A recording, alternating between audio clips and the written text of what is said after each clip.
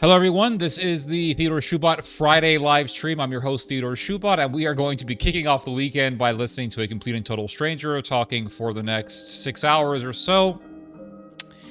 And we'll be talking about a whole bunch of things. Of course, Iran takes the center stage, and then we have Europe, the ripple effect that is going into Europe as a consequence of this very disastrous and reckless war that was launched by both the United States and Israel. And then, of course, we will be talking about the despotism of Israel. We'll be talking about also the rise of other powers outside of Israel and the United States. Turkey, Japan, Germany. We'll be talking about Sino-Japanese tensions. And I'll also be talking about whatever the hell it is that's in my mind. Because that's what this stream is about. It's all, at the end of the day, it really is just about a flow of consciousness streaming from my brain. That's why we call it streaming. That's why it's called streaming, because it's a stream of consciousness. Let me, real quick, guys, let me just change the title up on the stream here. Are you frustrated by Let's see real quick. I said I will be live. I think I should just automatically put it as I am live, and that just makes things a lot easier. Let's see here. I am alive. There we go. Of course, we have the Elder Scrolls music playing in the background, of course. And let's see here.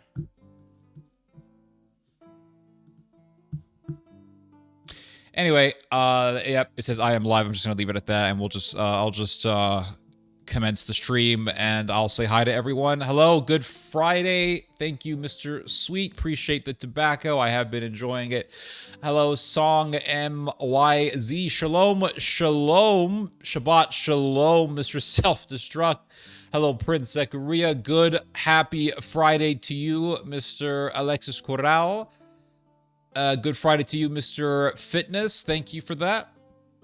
And I wish the same for you. Hope everyone is doing well. I wish the same for you, sir. Likewise. Hello, Brian West. Missed you last week. I did not stream last week, and I'll talk probably a little bit more about that later on in the latter part of the stream, when I am more settled in this whole talking sphere. Iran shot down second American jet. Yep. That's correct. American fighter jet got shot down. Good evening. Zdravo, Mr. Kozimich. Good morning, Mr. Guts, or rather good evening. Hope you're doing well over there in Indonesia, Mr. Guts.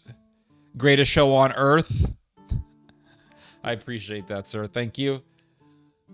It means a lot, really. Mr. Juan Isaac, pretty good for a country with no weapons.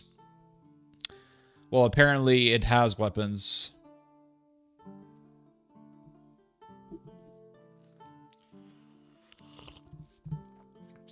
Let me see something here real quick, guys. I just want to change my thumbnail.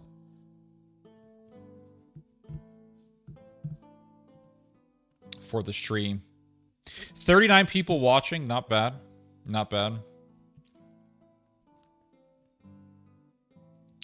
Let's see here.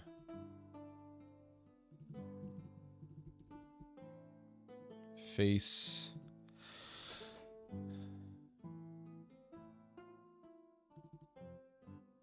I'll just put it like this. There we go.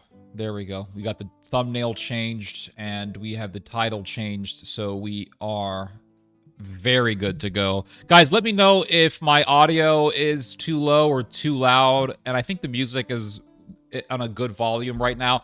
Sometimes people complain about the music. They'll say that the music is way too loud, but when I listen to it, it's fine. It's really not that bad. Now, there have been times when the music was a little bit too loud. I will agree. But there have been times when the music was just fine, and it was audible, and it was enjoyable, and it set the mood, it set the vibe for the stream. But people still complained, and I'm just going to ignore those types of complaints, really. I think music is great for the stream. I think music is sort of the spirit of the stream. It really sets the vibe for the whole stream, for the whole conversation, the whole dialogue. So I don't want the music to be too low. I've noticed that in my past streams, sometimes the music is so low that you really can't hear anything, and it just sounds like I'm talking in an empty room and there's no music. I don't like that. I do like for there to be energy, and I do like for there to be a mood and a tone for the stream. So I'm going to make sure that the music is audible for everyone. So it's not going to be too loud, but it's not going to be so low that you think that I'm just talking in an empty room. And in a way, I am speaking in an empty room right now, but there's music playing in my headphones, and that's what really makes the stream more lively. We appreciate your commentary. Appreciate that, Sebastian. You missed it last week. Yeah, I didn't stream last week. Pretty good for a country. Already read that. A-10 and F-15 were shot down. Yep.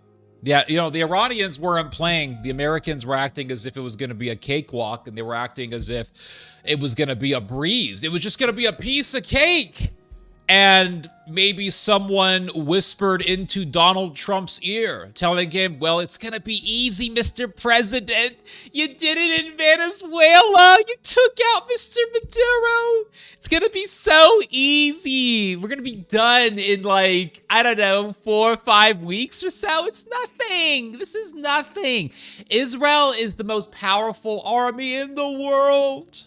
And America, well, not in the world, but they'll say things like, Israel is the most powerful military in the Middle East. It's one of the most powerful militaries on earth, and America being the most powerful military in the world, joining forces with Israel. That's double the power right there. Iran will not stand a chance. Iran will be defeated, no doubt.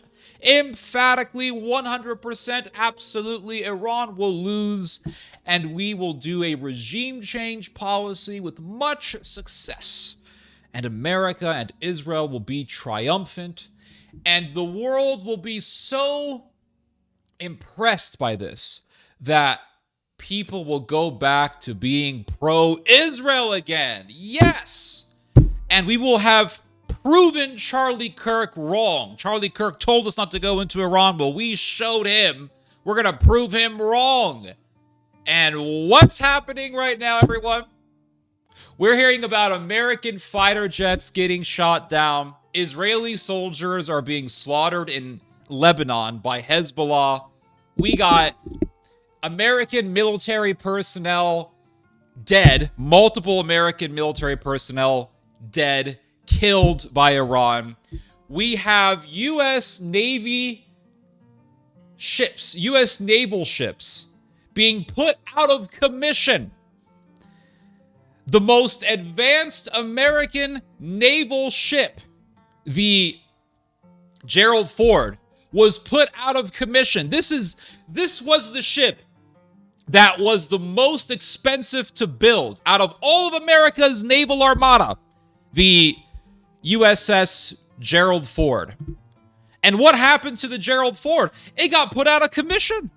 The laundry room was set on fire, supposedly. And the American government said, yeah, there was a fire. And, but it's not that much of a big deal, but there was a fire. Well, how did that fire start? Well, we're not going to tell you. But then it turns out that the ship was sent over to Greece. And now it has to be repaired. And it's going to take a very long time. It's going to take months to fix up the ship. Well, this is the most advanced ship that America has. And it's out of commission within weeks of America starting the war against Iran. America and Israel starting the war against Iran. Within weeks of the war, America's most advanced naval ship is put out of commission. How did that happen? Well, according to the Iranian government, there was a mutiny on the Gerald Ford ship. There was a mutiny. A bunch of soldiers, a bunch of sailors, American sailors, rose up and they basically said, we're not dying for these bastards, like in that scene in Braveheart. All right, lads, not dying for these bastards. Let's go home. And I'm pretty certain there was a bunch of sailors who said things like, listen, I got a wife and kid back home, or I just got married, or I want to be married. My term in the military is going to end in 1 month. I'm not going to die out here a month before my contract with the U.S. military ends. F that, to hell with this. And they had a mutiny. This is what the Iranian government has said. The U.S. government, which is the government that we pay taxes to. It's the government that's supposed to be giving us all the information as the taxpayers. They're not telling us a damn thing, but Iran is telling us there was a mutiny. And that's pretty believable. It's actually very believable that a mutiny occurred and a bunch of sailors rose up and started a fire and started so much destruction that now a lot of sailors don't have proper bunks and the ship is out of commission. Because these guys did not want to go. And be rest assured that the majority of Americans do not want this war. And that would include Americans in the U.S. military. They don't want this war. Listen, Che Guevara. All right, Che Guevara was an atheist, communist, Marxist, whatever. But the guy was pretty intelligent. Che Guevara was. You know, they put his face on T-shirts. Young people like to wear his face on T-shirts. They think he's cool and everything like that. But Che Guevara, as insidious as he was a smart guy. And years ago, back in the year 2015 or so, I read a book called Che. That's the title of the book, Che. And it is a very in-depth biography on the life of Che Guevara, from the time he was born all the way up until the time he was killed. And Che Guevara led a guerrilla war against the regime of Mr. Batista in Cuba. And so there was a civil war between communists and the Cuban government. And the civil war was led by Fidel Castro and Che Guevara. You guys all know this already. Che Guevara had a philosophy of war. There was nothing seriously original about it, but it was fascinating to read nonetheless. And what Che Guevara said was that you basically need a very simple formula to win a war. You need weapons, obviously. You need strategy, tactics, obviously. But there is an element to every successful war. And if you do not have this element, you will not win. And that is called spirit. And Che Guevara said, without spirit, you cannot win a battle. You might lose battles, but you cannot win a war. It's impossible. You can't do it. How can you win a war without spirit? How can you win a war without having some sort of belief in a cause to fight for? How can you win a war if you truly don't believe in the cause of that war? If you don't believe in whatever the war is being done for, if you don't believe in the cause of the war, and if you don't believe that it's worth fighting and dying for this cause in a war, you're not going to be a very good soldier. It's the same thing with martial arts. You know, when you get into wrestling or boxing, kickboxing, whatever, when you get into any combat sport, they always tell you, you have to believe in yourself. If you don't believe in yourself, you're not going to win. And it's 100% true. If you tell Americans, listen, there is an existential threat. It's right next door. It's in Mexico. We have a very, very evil thing called the Mexican drug cartel. They are flooding our country with horrendous drugs, fentanyl, whatever. These drugs have killed hundreds of thousands, if not millions of Americans, and they are ruining our country. They are flooding our country with illegals who are raising up the crime rate. They're raising up the murder rate, and Mexico is not complying with us. They're not working with us to stop the deluge of illegals flowing into our country. We have to put a stop to this, guys. We have to go to war against Mexico. I guarantee you, you will have way more people, way more American men interested in fighting in that war than you would fighting against Iran. Because with Mexico, it's right next door. So if you have a bunch of soldiers and you tell them, listen, we're going to invade Iran. What? Why? Yeah, we're going to invade Iran because they're a threat to Israel. Well, what does that have to do with America? I mean, if it's a threat to Israel, that sounds like an Israel problem. That doesn't sound like an America problem.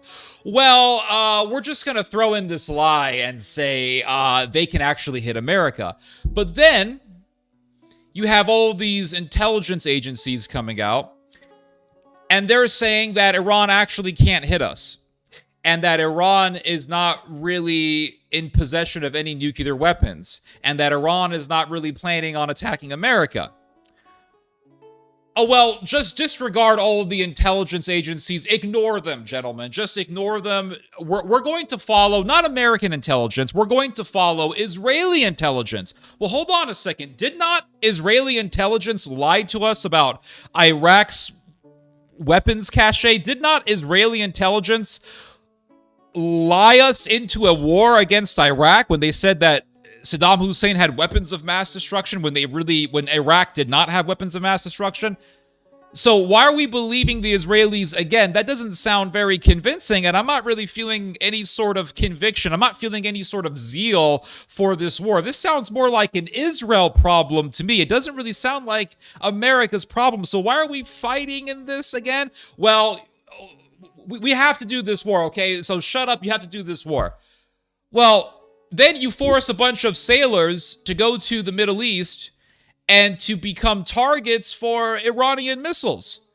And people are thinking, wait a second, we're on their turf, we're in their neighborhood, we attacked them, we initiated the hostility, we initiated the violence, we worked with Israel in initiating the violence, and to justify this war, we are referencing not American intelligence, but Israeli intelligence, and the American intelligence is contrary to the Israeli intelligence. Just like how before the Iraq war, you had the Mossad telling America, hey, we have to go to war against Iraq because of weapons of mass destruction. So we're doing the same thing again. It looks like we're repeating the same sort of recklessness of the Bush administration. Why are we doing this? So you have all this confusion, all of this, you have all of these unsettled feelings. You don't have conviction, and you're not fighting something that is blatantly evil, and it's not a blatant evil that is right next door. It's not a blatant evil that is obviously an immediate threat to your neighborhood and to your people and to your country. It's something that's far away in the Middle East, on the Arab Gulf, and it's near the Indian Ocean, and it's near Israel. And so why do we give a shit about this? Why do we care? So in this quagmire of confusion and feeling unsettled, the soldiers do not have any zeal nor conviction nor faith in the cause of this war. The Israelis do, because the Israelis are adjacent to Iran, because the Israelis are getting bombed by Iran. So they have and even though they're very convoluted, even though they are believing in this narrative that says Israel has done no wrong and Israel did not start this war, but that this war was started by Iran, so we're the victims and Iran is the villain. As convoluted as the Israelis are, they still believe in what they're doing. And what aids or what contributes into that faith and that zeal and that belief is the closeness. It's the proximity that Israel is in with Iran. And so that contributes to the zeal and the nationalism and the belief in this war. That's why 90% of Israelis believe in this war. So Israelis are easy to convince to do this, but not Americans. Without that spirit, you cannot have a war. You can't have a successful war. You can't. It's impossible. So what is America going to do? What is America going to do? Is America going to what? Storm the beaches of Iran? Is America going to storm the beaches of Kharg Island? Well, how many Marine divisions are we actually using here? Supposedly there is one Marine division that has been deployed to the Middle East for a possible battle for the Kharg Island or for some other islands on the Strait of Hormuz. That's not sufficient. That's not enough. If America sends ground troops against the Iranians, it will be political suicide for the Republicans, obviously. But you're talking about the end of the American empire. That's the bottom line. You're looking at the end of the American empire. You're going to have a bunch of dead Americans in coffins, draped with the American flag, returning back home, returning back to the U.S. You're going to have a bunch of pissed off Americans doing political commentary on YouTube and on mainstream media. They're going to be saying, why in the hell were our boys sent into this meat grinder, this illegal, unjust war? Why did this happen? And so that is just going to intensify and exasperate the already present rage against the establishment and against mainstream politics and against the American military-industrial complex. And that distrust will only increase to an even more dangerous level. So that will destabilize the whole political scene, the whole political landscape of the United States. It's going to make people even more incredulous towards the U.S. government. And there's already massive amounts of distrust towards the government amongst the American people, especially after the COVID disaster, the COVID situation, especially after the Iraq war. And so there's already a lot of distrust towards the U.S. government, but going into a full-scale conventional war against Iran will only increase that incredulity. It's only going to increase that rage and that distrust. And so it's going to make things a lot more difficult politically for the United States.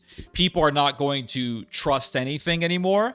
And they're going to be saying, well, why should we even vote? I mean, we voted for Trump because we're against wars. And now here we are watching our brave men and women in uniform being killed in a war of choice, in a war that doesn't need to happen. And not only will this create more and more distrust towards the U.S. government by the American people, but it's also going to increase tremendously, precipitously, the rage against Israel. And that rage will translate into politics, and that will eventually translate into policy. And eventually, and I've said this many times, but I'll continue to say this, eventually the U.S.-Israeli alliance is going to break. And it's going to break underneath the weight of all of the rage that has been mounting against Israel. That rage really began to mount during the Gaza slaughterhouse, but it's mounting even more. It's increasing and it's intensifying even more due to this war against Iran. If America decides to do a full-scale conventional war, it's going to tip the scales. The anti-Israel rage will increase to a point that we've never seen before. It's going to really put at risk America's alliance with Israel.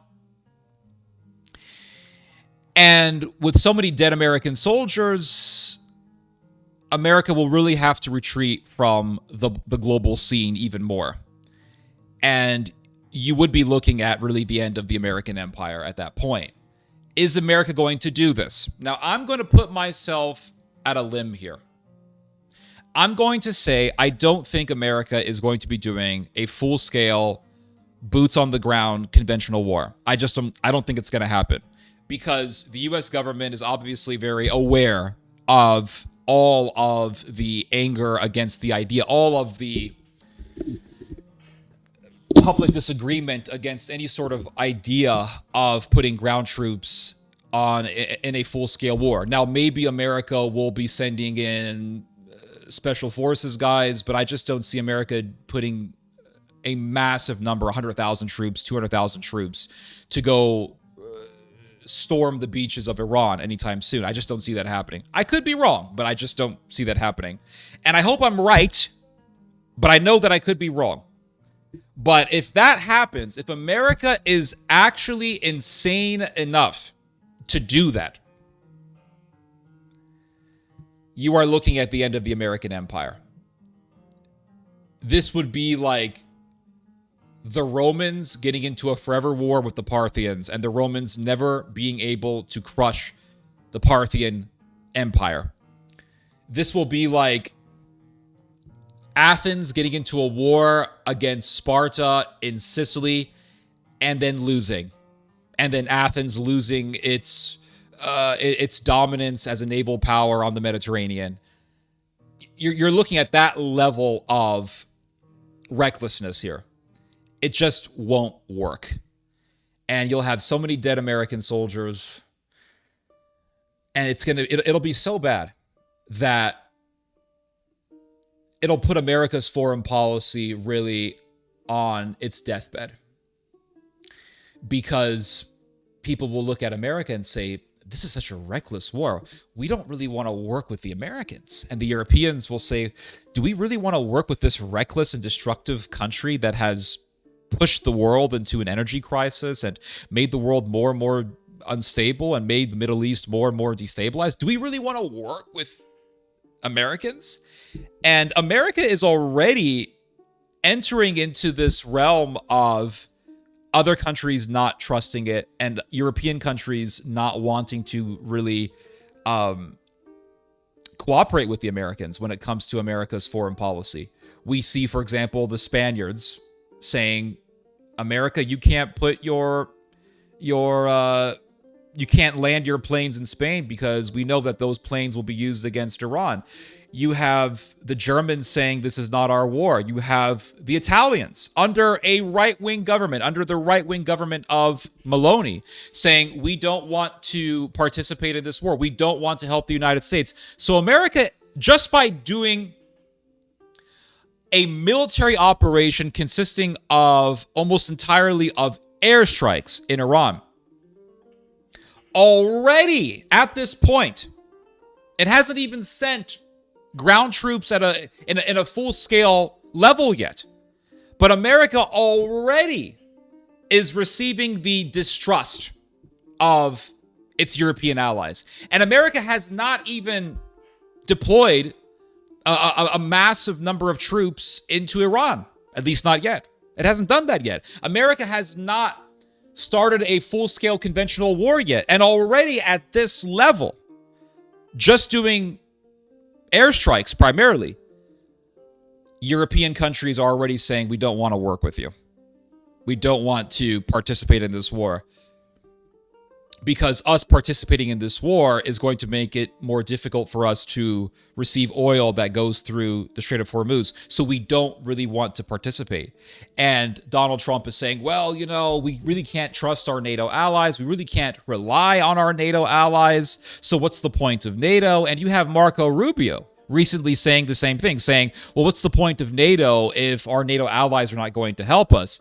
And really, this way of thinking is vacuous of this way of thinking. This argument has really no serious foundation, even in the sense of the purpose of NATO, because the purpose of NATO is on paper supposed to be a defensive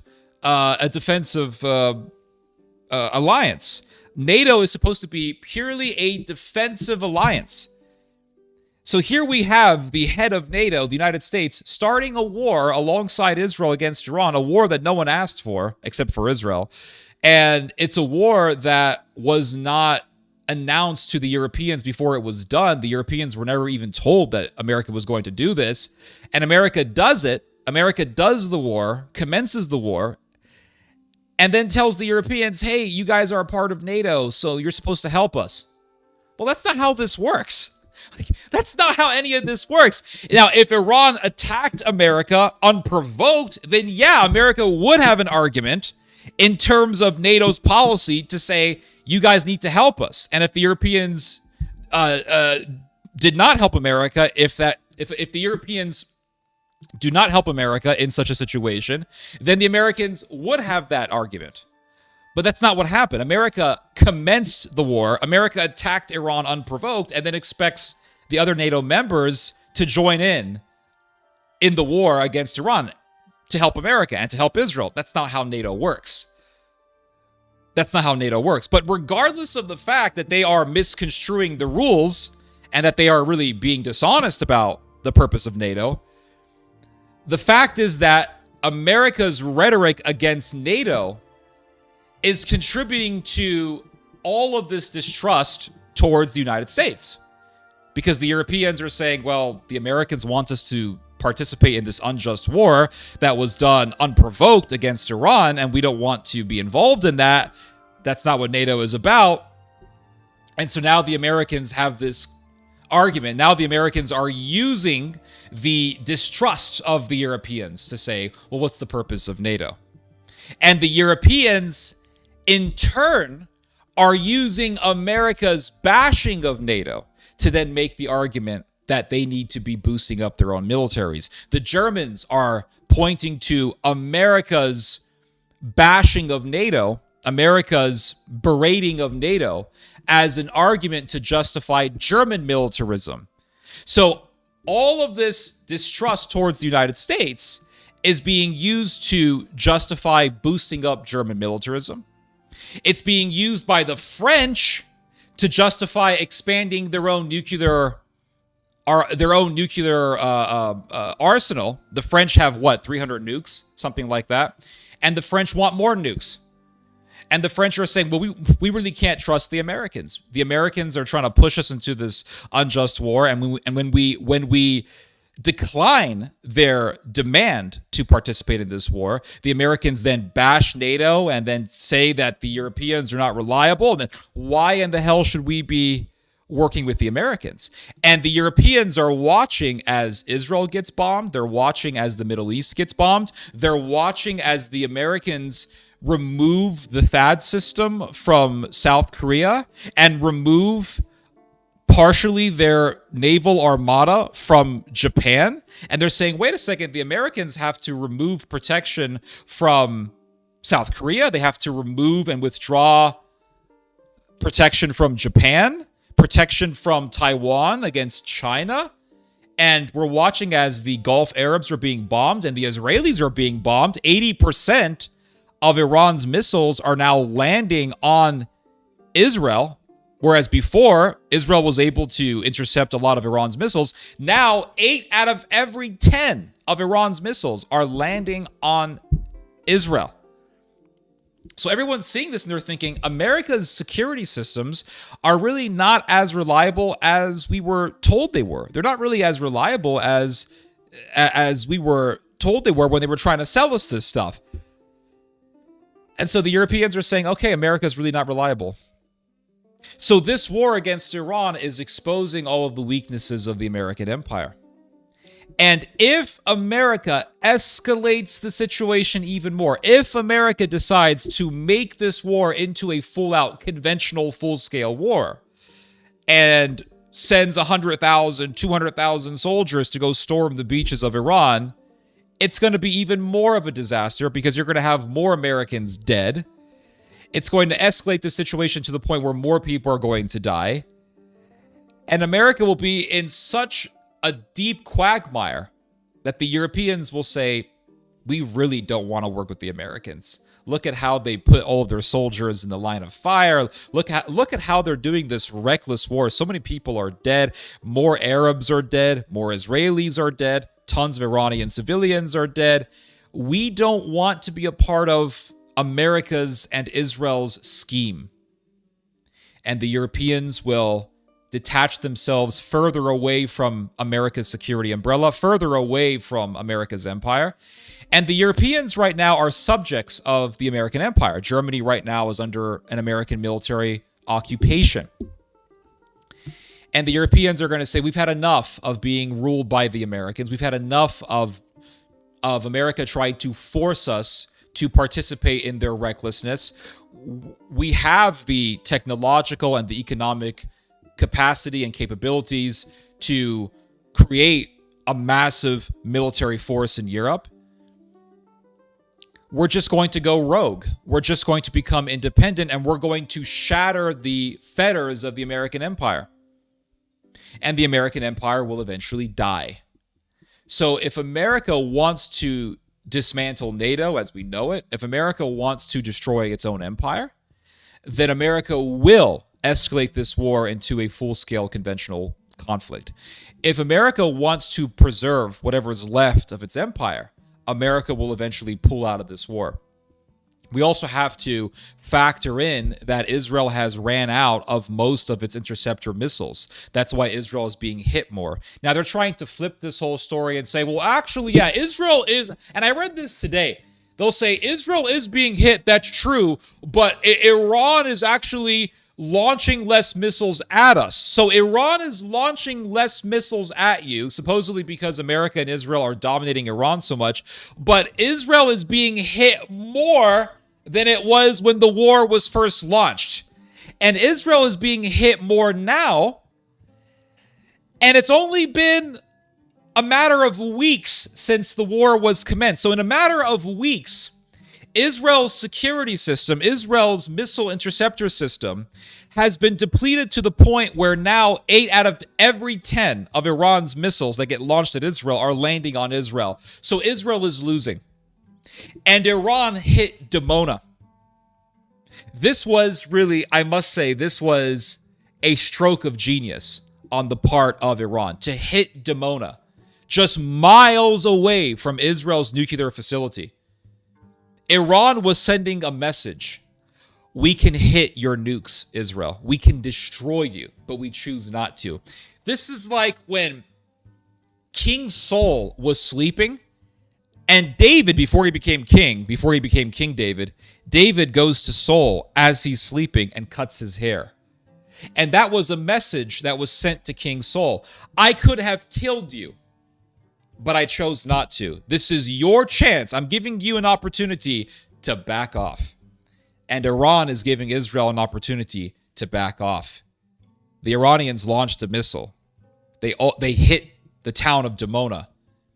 They struck an area just 8 miles or so from Israel's nuclear facility, sending Israel the message, we can hit your nuclear facility. We can destroy Israel. But we have chosen not to. So this is your chance, Israel, to back off. And 90% of Israelis, this really goes to show just how insane this society is. 90% of Israelis still support this war. That's how insane, that's how much Israel has been possessed by the spirit of madness. It's the very spirit that possessed Judea when it launched a war against the Roman Empire. Now, everyone with a brain knew that Judea was not going to win that war against the Roman Empire, but the Judeans did it anyway because they were possessed by the spirit of madness, hearkening back to the warning that Jesus expressed to them when he said that this generation is like a man possessed by one demon. The demon leaves the body and comes back with 7 more demons, and now the man is even more possessed. And so now Israel continues to become more and more possessed by the spirit of madness, even when Iran conveys a message to the Israelis, we can hit your nuclear facility, we can kill you, we can destroy you, but we have chosen not to. And the Israelis are saying, well, you see, it's not that bad. We have our bomb shelters. And the Iranians are looking at the Israelis and they're thinking, my God, you guys just don't really get it. And even though 8 out of every 10 of Iran's missiles that get launched at Israel are landing on Israel, the vast majority of Israelis still support this war. And even though Israel's missile interceptor stockpiles have been depleted to the point where now the Israeli military has to be very strategic as to which of Iran's missiles it strikes down, the vast majority of Israelis still support this war. And it really goes to show that Israel's madness, Israel's drunkenness, Israel being drunk off of nationalism and tribalism and militarism is paving the path towards Israel's own destruction. And if America decides to escalate this war into a full-scale conventional war, it will prove that America has also become mad. But the vast majority of Americans are against this war. The majority of U.S. soldiers are against this war. There was a mutiny on the Gerald Ford naval ship, America's most advanced naval ship.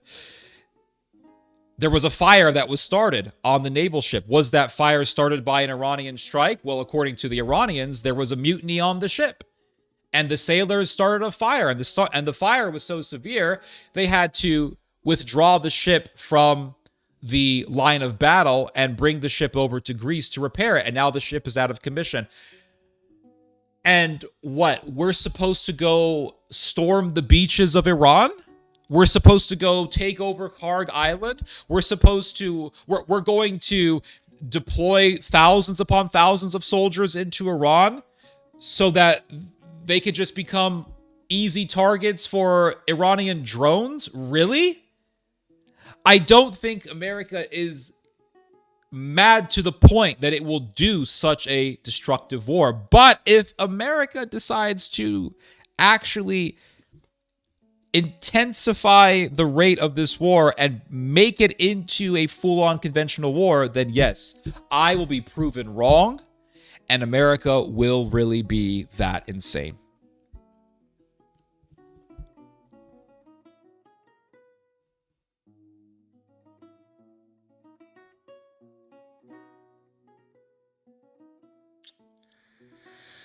Let's see here.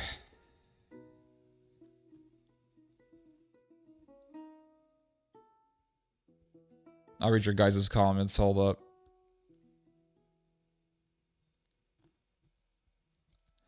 Hello from Turkey. Hello, hello. Salam alaikum, Bilal. Bilal Yirik. Are we the baddies? Absolutely we are, Mr. Kozimich. You know how you galvanize the army? Tell them that they are modern-day crusaders. You see, I was thinking about this. There's a reason why during the Pacific War, in the Second World War, in which the United States was fighting against the Japanese, that when they would send soldiers into the battlefield to fight the Japanese, before the soldiers were sent out into the line of battle, into the field of battle, they would have American soldiers watch footage showing the aftermath of Japanese war crimes in China. So they would show footage of dead Chinese civilians or civilians who were horrendously injured and wounded by Japanese imperial soldiers. And they would have the Americans watch the brutality of the Japanese. And they would tell the Americans about the evil and the brutality of the Japanese. And they would say, you see, boys, this is what we're up against. This is what we are up against, boys.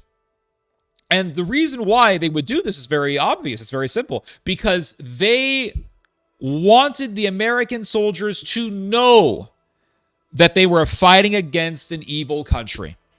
Because when you tell men, I think men have more of a propensity to fight evil than women do. Don't call me a sexist, or if you want to call me a sexist, fine, I don't care. But this is my belief, based on experience and perspective and things that I've heard. I think that men have much more of an inclination to fight evil than women do. When you tell men, lads, you're going to fight against evil, they have a much higher chance of actually wanting to fight. But if you tell men, listen, you're going to fight for Israel, and Israel is a very important ally, and you have to watch Lindsey Graham on the news saying things like, well, you know, it's important because we have the Strait of Hormuz, we got to get the oil, and there's all these resources that we need. That's what Lindsey Graham said about Ukraine, by the way. He said, there are countless resources in Ukraine that we can get our hands on. When you see that sort of thing, you're not thinking, well, we're fighting against evil.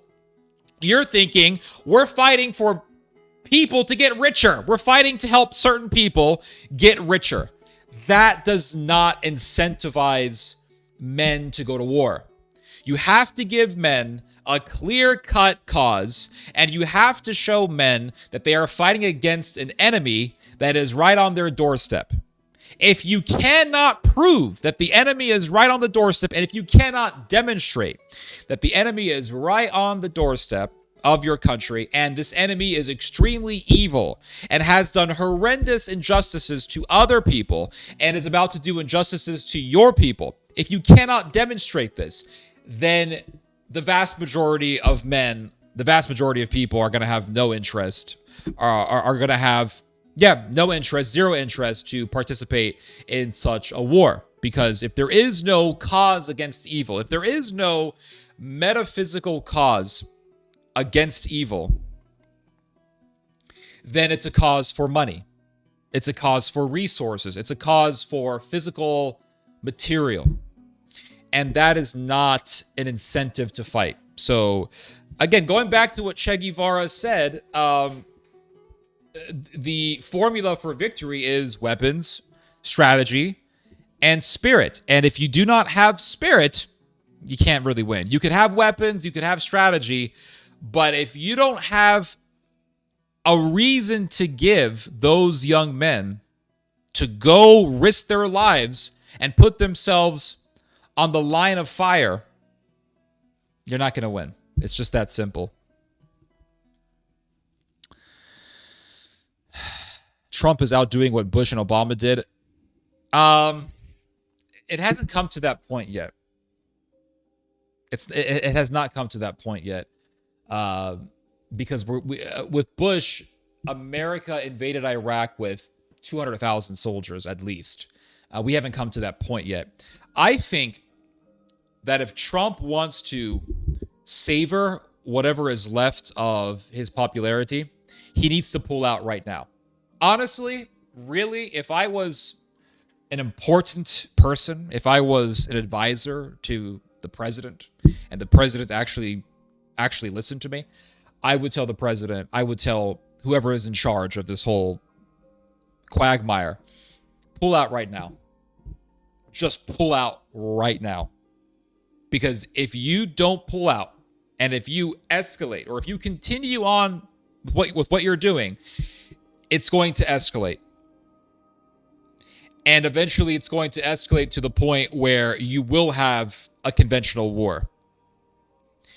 And you're only going to be destroying your political legacy. But not only that, a lot of people are going to be dead. And that means a lot of Americans are going to be pissed at you.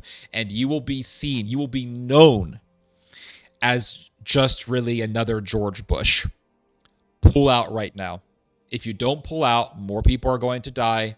More injustices are going to be done. And it will be really all for nothing. Because your goal is to what? To clear out the Strait of Hormuz. If you send a whole bunch of people to go fight for the Strait of Hormuz, for one thing, you're not going to win. The Americans will not win this war if America decides to do a conventional war with a huge deployment of troops. America will not win. It's going to be Afghanistan times 10. Thousands, at least thousands of Americans will die. And the Strait of Hormuz will not be open.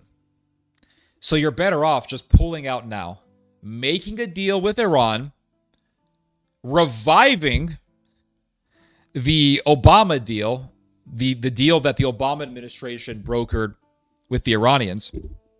Revive that deal, do commerce with the Iranians, and forget that this happened. End it. That's it. That's what I would like for America to do. Is America going to do that? I hope it does, but I don't know. I get the feeling, I don't know. I hope America pulls out. I'll just leave it at that.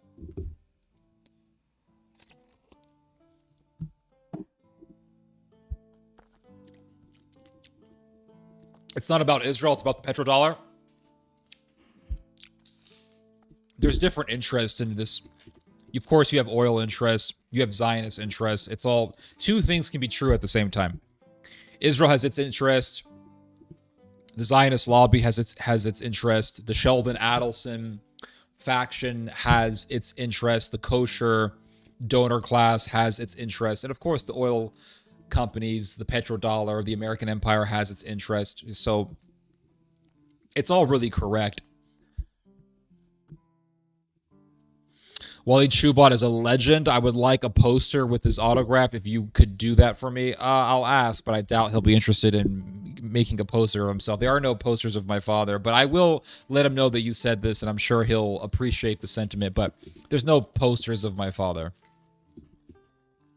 It's all about the kings holding their power and stakes. Let's see here. Hello, Susan. Yes, don't forget to hit that like button, guys. When you hit the like button, it definitely gets the algorithm to spread this stream to more people, and we can grow this channel. So yes, definitely hit the like button, guys. It helps the channel, helps the stream. APAC money is guaranteed to sink our campaign, your campaign, well, hopefully. If Iran catch the pilot, they should ask for a primetime address to tell all the public the truth about Israel's genocidal illegal war. Good idea. Yeah, that would be a very strategic thing to do on Iran's behalf. Let's see here. On the part of Iran. Maybe Trump is the last blah, blah, blah president. Maybe. We'll see. Let's see here.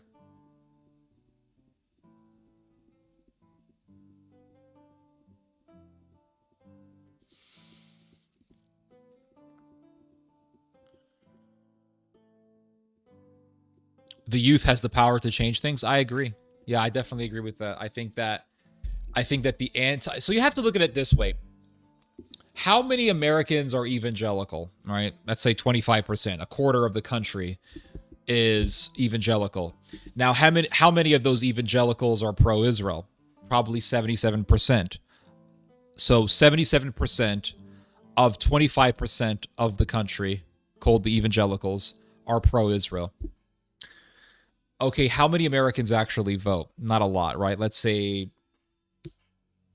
at least 50, let's just say it's at least 50% of Americans who vote. So out of that 50%, you have and now how many evangelicals vote, right? You have a lot of evangelicals who vote. The evangelicals are a massive voting demographic in this country. The evangelicals probably vote more than your average American. So because the majority of Americans really don't vote, or at least half of Americans don't vote, you have a very active voting minority in this country, the evangelicals, who have a very, very significant presence in the American political landscape. So you take 50% of the country, a massive amount of that population is going to be evangelical, and 77% of evangelicals are pro-Israel. So the pro-Israel vote is significant. But pro-Israel sentiment is declining amongst even evangelicals. And a lot of evangelicals are leaving evangelical Christianity and they're converting to Eastern Orthodoxy, or they're converting to Roman Catholicism. So the evangelical world is declining, it's eroding, which means that pro-Israel vote is also going to decline as the years transpire. So eventually the anti-Israel sentiment is going to grow to the point where we're actually going to be able to see concrete results against Israel in American elections. And I think we saw that quite clearly with the election of Mr. Zohran Mamdani. And I think we saw that quite clearly with J.D. Vance's last visit to Jerusalem. When J.D. Vance did his last trip to Jerusalem, he did not go to the Wailing Wall. Why do you think J.D. Vance did not go to the Wailing Wall? Because he knows damn well that if he goes to the Wailing Wall, there's going to be a picture of him bowing before the wall on X/Twitter, and there's going to be a flood of comments from people, from Republicans, from centrists, from Democrats, a flood of comments from these people saying, oh my God, this guy, he's blowing the wall again. Oh, this guy kissing the wall. Another one of these wall kissers running for president. Do we really want another wall kisser in the White House who's going to pull us into yet another reckless war for Israel? It's bad politically to go to the wall. And so what did J.D. Vance do? He went to the Church of the Holy Sepulchre. That's where he went. He went to the Church of the Holy Sepulchre because J.D. Vance is aware that Orthodox Christianity and Roman Catholicism are increasing in popularity and that Christian Zionism is dying. So he's very aware of this. Can you give us some history on the resilience of the Persians? I mean, the Persians have been around for thousands of years. The Iranians, you see, there's the Persians, but then there's the Iranians. Iranian does not necessarily mean Persian, regardless of the fact that you have Iranians today who say that they're Persians. If you look at the history of the Iranian race, it's quite fascinating. There were many different types of Iranians. You had Sassanids, you had Parthians, and then you had Persians. And the Persians were just one of many of the different Iranian peoples who lived in that land that we call Iran. There were many different types of Iranians. And so the Achaemenid Persians ended up becoming the dominating Iranian, the dominating type of Iranian. So they've been around for thousands of years. The Romans tried to crush the Parthians, who were another type of Iranian. And the Romans did a lot of devastating blows against the Parthians. The Romans even went so far as to invade their capital and to devastate the capital city of the Parthians. And that still did not stop. It still did not end Parthian power. So the Romans were never able to destroy Parthian power. That's the whole point. That is the point. And so America is saying, well, we're going to dismantle the power of Iran. The hell you're not. It's not going to happen. Oh my. It's not going to happen. You're not going to take down Iran. The fucking Americans couldn't even take down the Taliban. The freaking toilet heads, the turban wearers over there in Afghanistan. They're Taliban guys fighting in their pajamas. Were able to slaughter thousands of American soldiers. Why? Well, because of the geography of Afghanistan. You want to know why the Taliban had such an advantage over U.S. soldiers?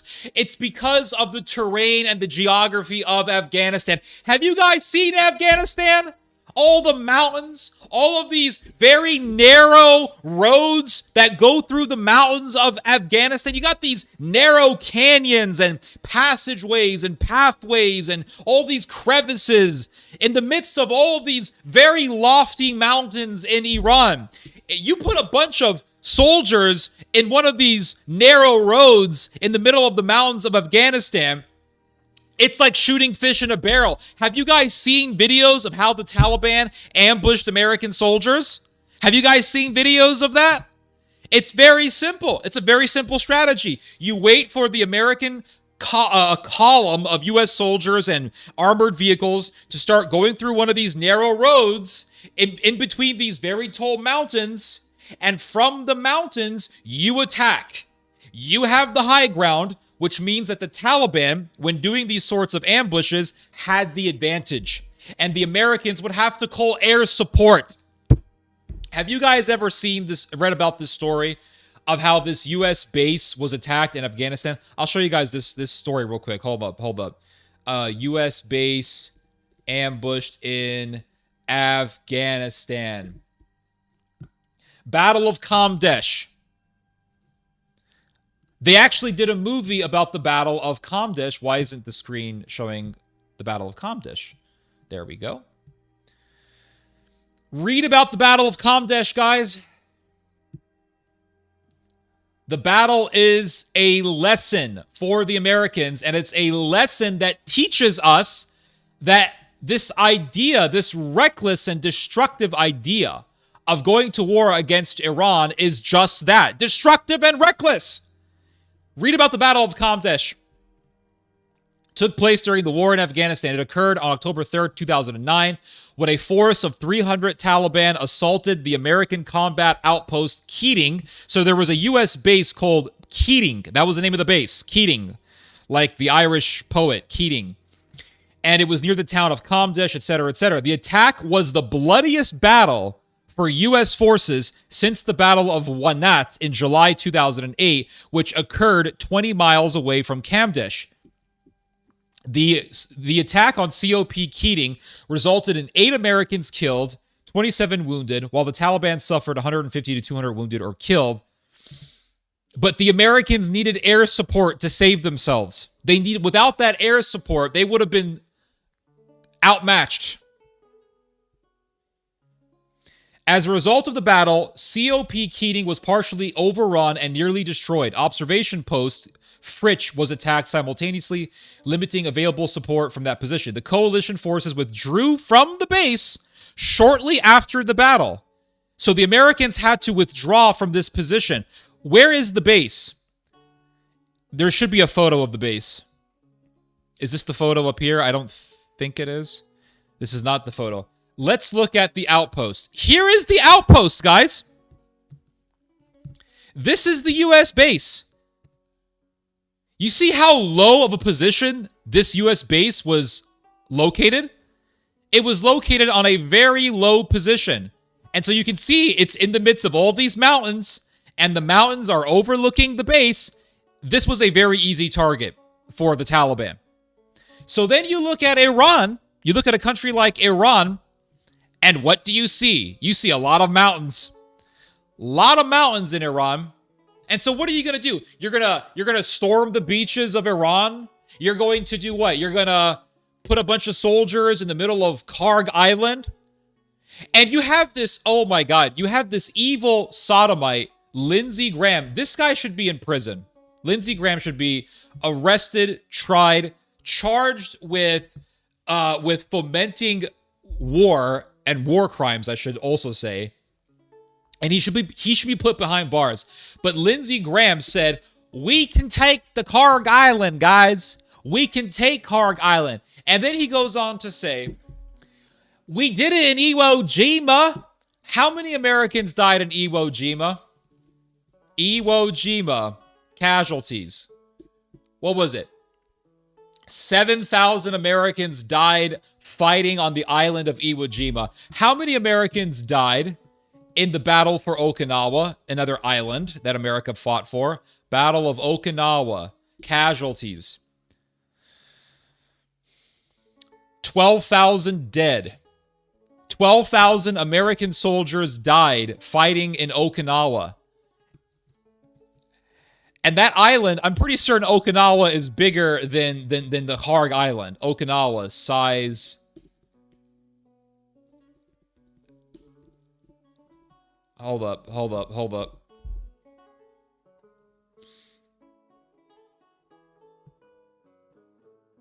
Okay, so Karg Island is definitely smaller than Okinawa. So you're saying that, so really, 12,000 American soldiers were slaughtered fighting in the island of Okinawa. And Okinawa was was a much bigger space. It was a much bigger space to operate in, to move in. You look at the Karg Island. Karg Island is the size of Manhattan. So you want to put thousands of soldiers in an island that's the size of Manhattan. And you know damn well that those soldiers are going to be an open target for Iranian drones, Iranian strikes, Iranian missiles. You know damn well they're going to be launching the Fatah 3s at these American soldiers. You know damn well that a lot of American soldiers will be killed fighting for the Karg Island. That's if you actually commence this operation. And so you read about the state and the condition of the U.S. military. America's most advanced naval ship, the Gerald S. Ford naval ship, is out of commission already. And this is within weeks of starting the war. Not within months, not within years. This has already happened within weeks of America and Israel launching this unprovoked war. And what, we're expected to go storm the beaches of Iran? We're supposed to expect that America is going to have this full-scale, easy victory, easily obtained victory? It's not going to happen. So either America is not mad enough to do this war, and America is going to pull out, just like America pulled out of Lebanon after the Shiites killed 200 U.S. Marines, or America really is that crazy, and America will do something absolutely reckless, and tons of Americans will die, and the American people will hate the U.S. government so much that it will destabilize our trust in the U.S. government, and the anti-Israel sentiment will intensify so much to the point where it will further erode the American-Israeli alliance, and it will further lead to the Israeli-American alliance just ending eventually. And the rest of the world will watch America ruin itself and say, we don't want ties with this insane, reckless country. And it will be the end of the American empire. Simple as that. Simple as that. Let's see here.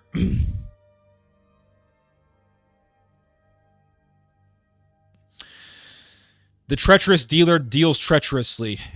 The art of the deal. There you go. But Donald Trump is he's not very convincing. So I don't really know how treacherous he really is. He's treacherous, there's no doubt, but is he really as cunning as people think he is? I don't know. I don't think so. Listen, I'll be real with you guys. I've been real with you this whole time, but that's just a form of expression. I don't think Donald Trump really wanted this war. That's my suspicion. I don't think Donald Trump wanted this war. I could be wrong, but I don't think he wanted this war. He ran as an anti-war candidate. Things were going really great for him before this war was launched. The price of gas was low. The employment rate was good. Donald Trump's approval rating was high. And then all of a sudden this war gets started. I don't think Trump wanted this. I think the powers that be wanted this. I think Israel wanted this. And I think what Marco Rubio said was true. That Israel was going to hit the Iranians. America knew that Israel was going to hit the Iranians. And America knew that as a response, Iran was going to hit U.S. bases. And so America got pulled into this war. That is my suspicion about this situation. I could be wrong, but that is my suspicion. I think Joe Kent is correct when he says that America was pulled into this war. Because you look at Donald Trump, he doesn't look very happy. He doesn't look very excited. He doesn't. I mean, look at him. He looks demoralized. He doesn't look confident. He has lost a lot of his gusto. He's lost a lot of his oomph. You see him in these press conferences. He looks deflated. And I think he looks deflated because he has realized that he's not in charge. He's realized, wow, even though I'm the president of the most powerful country in the world, I'm not in charge. Other people have more power than I do. So I don't know. I just looking at Donald Trump talking, I get the feeling, I get the impression that he is deflated and demoralized.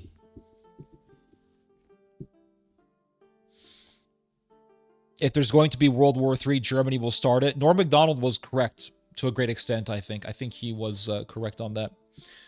Let's see here. These events remind me of the times with the Cathars. Who are the Cathars in this case?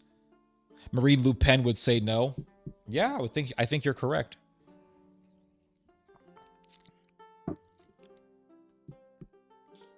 Yeah, the Romans could never conquer Persia.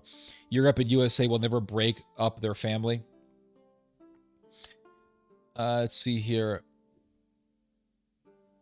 We started exposing it on TikTok, and it's taken this long to hit the masses. Well, what woke people up initially was the Gaza genocide and people realizing the power of the Israel lobby. And now even more people have awakened to the reality of the power of the synagogue because of this joint American-Israeli war on the Iranians. So people see America is helping Israel in this war. Obviously, the Israel lobby really is that powerful. And so it's making the anti-Israel rage get even stronger and more intense. Europe isn't getting any oil either way.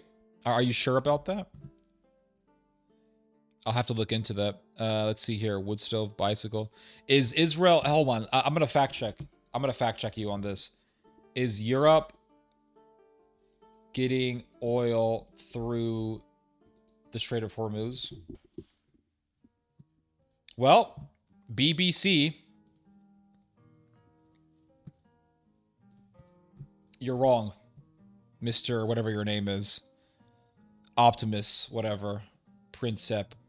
French-owned ship passes through Strait of Hormuz, and this came out just 5 hours ago, so you're wrong. You're wrong. And the reason why the Europeans have been able to get their stuff through the Strait of Hormuz is because the Europeans have not really been participating in this war, at least for the most part, not directly. Of course, most of the Iranians loathe their Ayatollah regime.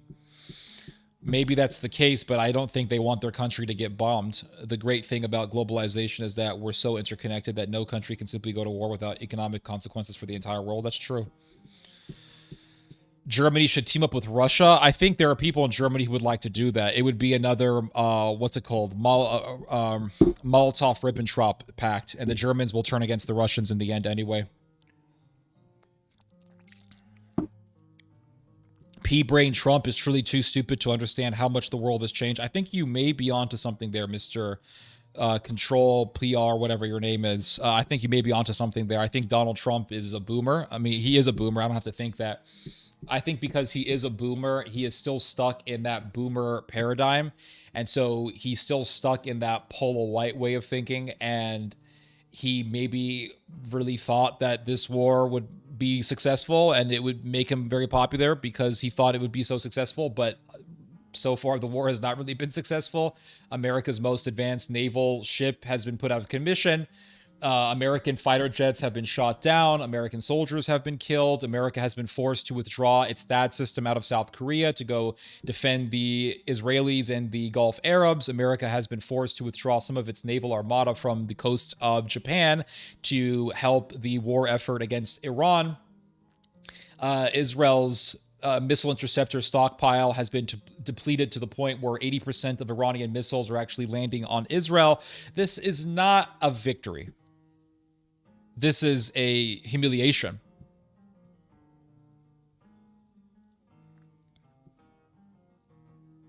Iran made Europe an offer. Their oil tankers can pass the Strait of Hormuz, but for free, but they have to pay for the oil in euros or yuan. Well, yeah, and this goes back to the end of the petrodollar. Trump and JD Vance showing they're out of their depth. I think JD Vance never wanted this war. From what I have read, from what I understand, JD Vance was always against this war. Now he's acting like he's okay with it because he doesn't want to expose any divisions within the Trump cabinet. But JD Vance was always an opponent of going into a war in the Middle East. And so I don't believe JD Vance wanted this war. And really, in my heart of hearts, I don't really believe that Trump wanted this war either. Again, I could be wrong. Maybe Trump was manipulated by the synagogue. But regardless, I don't think JD Vance wants this war. I don't think he wanted this war.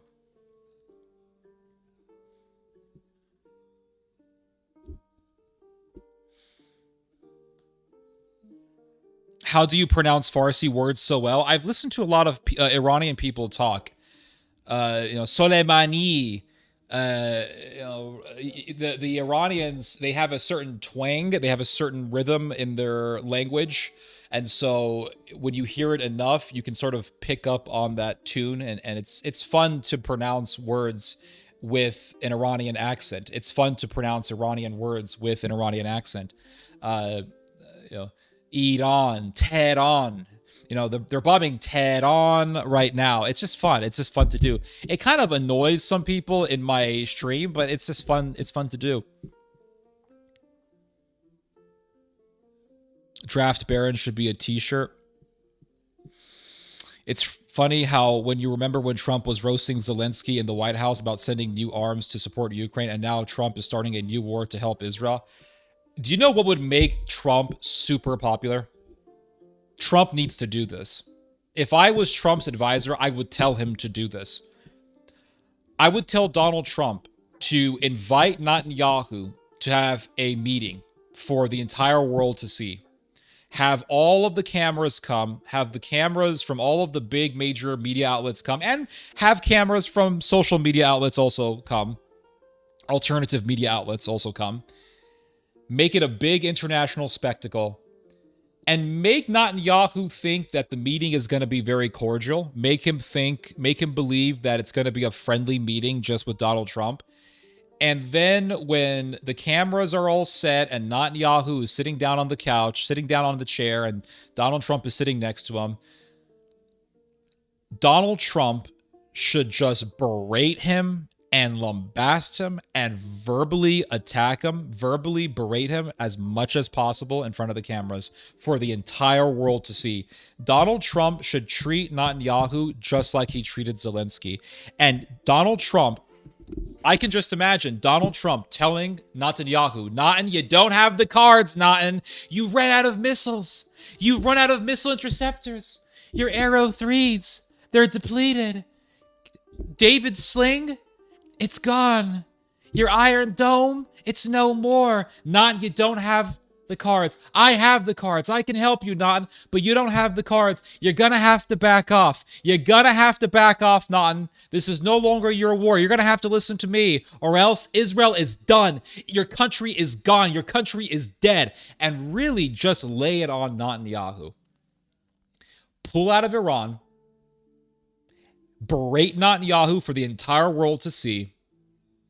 And Donald Trump will save his legacy. Donald Trump will save and preserve whatever is left of his legacy at that point. If I was Donald Trump, that's what I would do. If I was an advisor to the president, I would tell him to do just what I just told you guys. Let's see here. Here is a ray of hope. Don't you think it's possible that enough of the world will step back and be like, whoa, we do not want to fight? Yup. I think that's exactly that's exactly what's going to happen.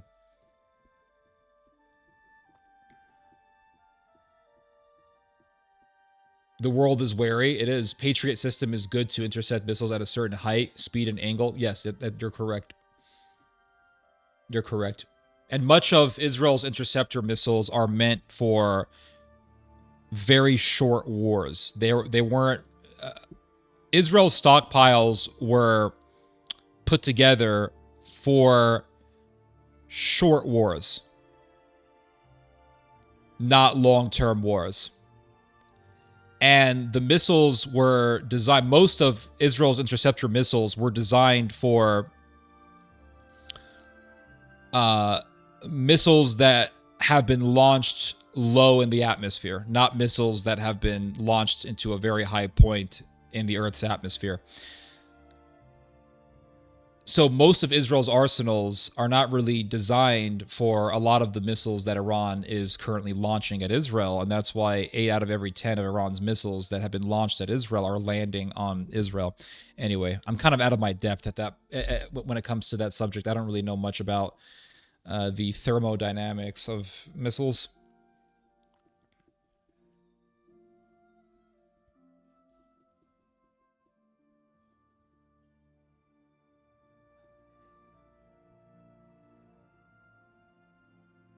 He cut a piece of his cloak. Was it his cloak or was it his hair? I thought it was his hair.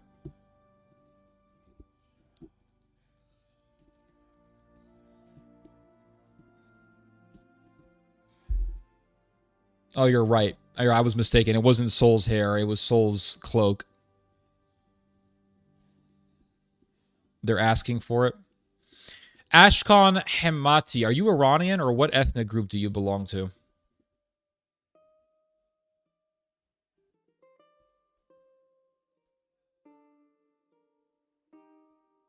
Great advice, Ted. Hope there's a someone close to Trump watching this and giving him your advice.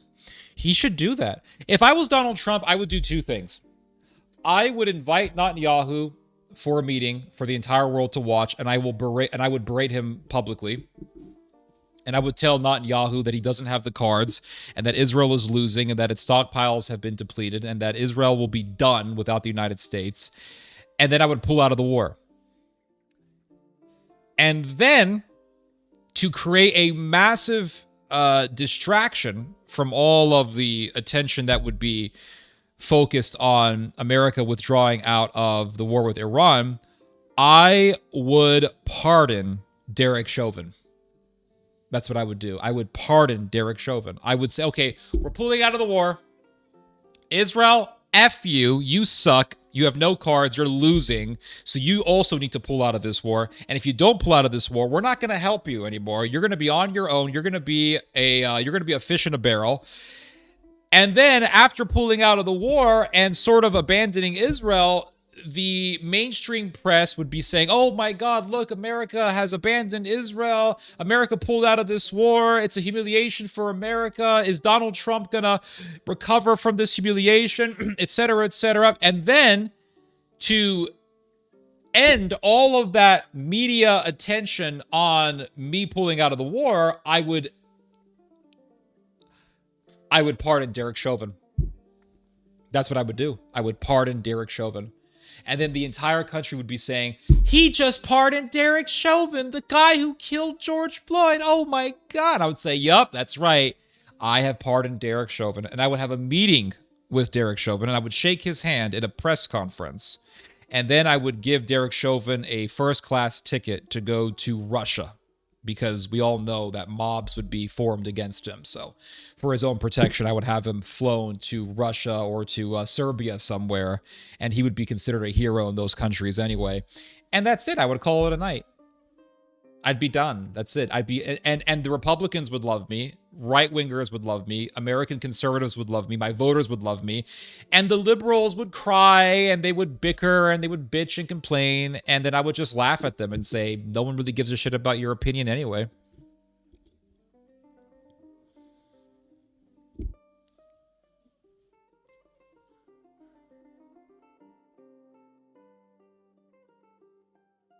USA getting its ass kicked. What a day. Yup. Netanyahu's keeping a very low profile.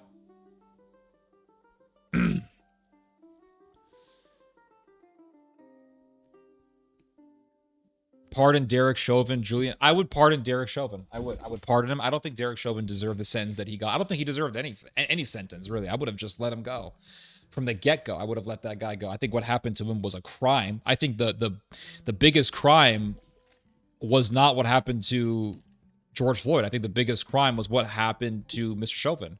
He was doing his job as a police officer, and George Floyd was a drug addict who was high on fentanyl, and he died from heart failure, because that's what fentanyl does to you eventually. It kills you. Fentanyl is poison. It kills you. And so he was killed by the very drugs that he was consuming, and then, Derek Chauvin gets the blame for his death, and I think that was really an abortion of justice. I think it was terrible. So I would pull out of the war, berate Israel, make myself look good, make myself look like the anti-Israel president, based anti-Israel president, and then I would pardon Derek Chauvin. That would get all the media attention away from Iran and then on to Derek Chauvin. I would then have a meeting with Derek Chauvin, shake his hand, call him a hero. Then I would get him a first-class ticket to go to Serbia. He would go by himself because his wife left him. So he's a single man. I would give him a ticket to Serbia. The Serbs would embrace him as a hero. And I would just say, that's it. It's over. I would call Chauvin a hero. Not a hero, but I would say, he's a free man now. And then all of the media would be attacking me. The mainstream media would be attacking me, and then the social media profiles, the alternative media personalities would be saying, look at the mainstream media focusing on Derek Chauvin. Who cares? The woke mainstream media truly is dying. Nobody would give a shit about me pardoning Derek Chauvin. I would be seen as a based president, and the media would be mocked and laughed at for paying so much attention to Derek Chauvin getting pardoned. That's it. Problem solved. Done. The Strait of Hormuz would be open. I would revive the Iran deal that was done by the Obama administration. I would do trade deals with Iran. I would be making money with the Iranians. I'd be selling stuff to the Iranians. I would be buying Iranian products. I would allow Iran to have access to the international markets. The economy would go back up. Oil prices would go back down. And I would allow the Europeans to have commerce with Iran. And Iran would be able to grow and thrive as a country. And the Israelis would complain, and I would tell the Israelis to shut the F up. And that's that. And then I would get assassinated by the Mossad. So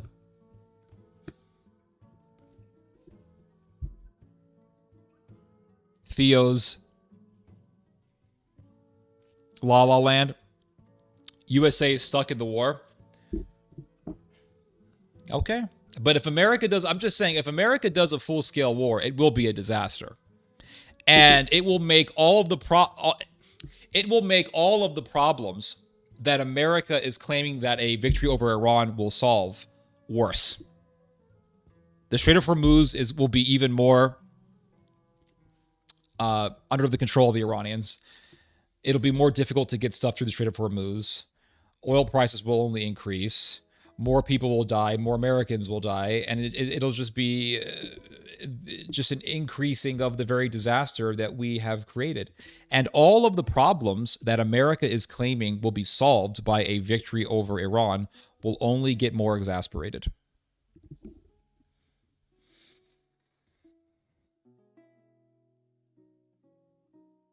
Another reason to pardon Derek Chauvin is because him getting a fair trial was impossible. Agreed. Yeah. Will someone answer my question? No one will. Why is it? But not Iran. The reason why they don't want Iran to have nukes is very simple. It's because when you have a nuclear bomb, you have to be taken seriously. And it's a lot more difficult to mess with you. Kim Jong-un has nukes. North Korea has nukes. Pakistan has nukes. France has nukes. Great Britain has nukes. America has nukes. China has nukes. And so because these countries all have nuclear weapons, they are all members of the nuclear armed club. And they have to be taken seriously. Look at Pakistan. Pakistan is a third world country. It's an impoverished third world country that no one really wants to live in. No one wants to live in Pakistan. That's why all these Pakistanis are trying to go into Europe. They're trying to get houses in the United Kingdom. They want to get residency in the UK. They don't want to live in Pakistan. Pakistan is a shithole. Now, it's not as bad as India. It's not as big of a shithole as India is, but it's still not really an ideal country to live in. But the world still takes Pakistan seriously because Pakistan has nuclear weapons. So if Iran gets nuclear weapons, that would mean Israel losing its military edge over Iran. That's what that would mean. Israel wants to have a military advantage over all of its neighbors. All. Saudi Arabia, Qatar, UAE, Egypt. Israel wants to have a military advantage over all of these countries. Israel wants to dominate the Middle East. If Iran gets nuclear weapons, that would mean Israel not having the freedom to willy-nilly, nonchalantly fly into Iran and just bomb people all the time. That would mean Israel having to think twice before going to war against the Iranians. And thus, Israel would lose power and it would lose confidence. So if Iran gets nukes, that means Israel and America both having to take Iran seriously. Oh, Iran has nukes? Well, we really can't mess with them as easily as we would like to. Oh, Iran has nukes? Well, we really can't mess with Iran as much as we really can't mess with Iran like we used to because they have nuclear weapons and they could use those nuclear weapons against us.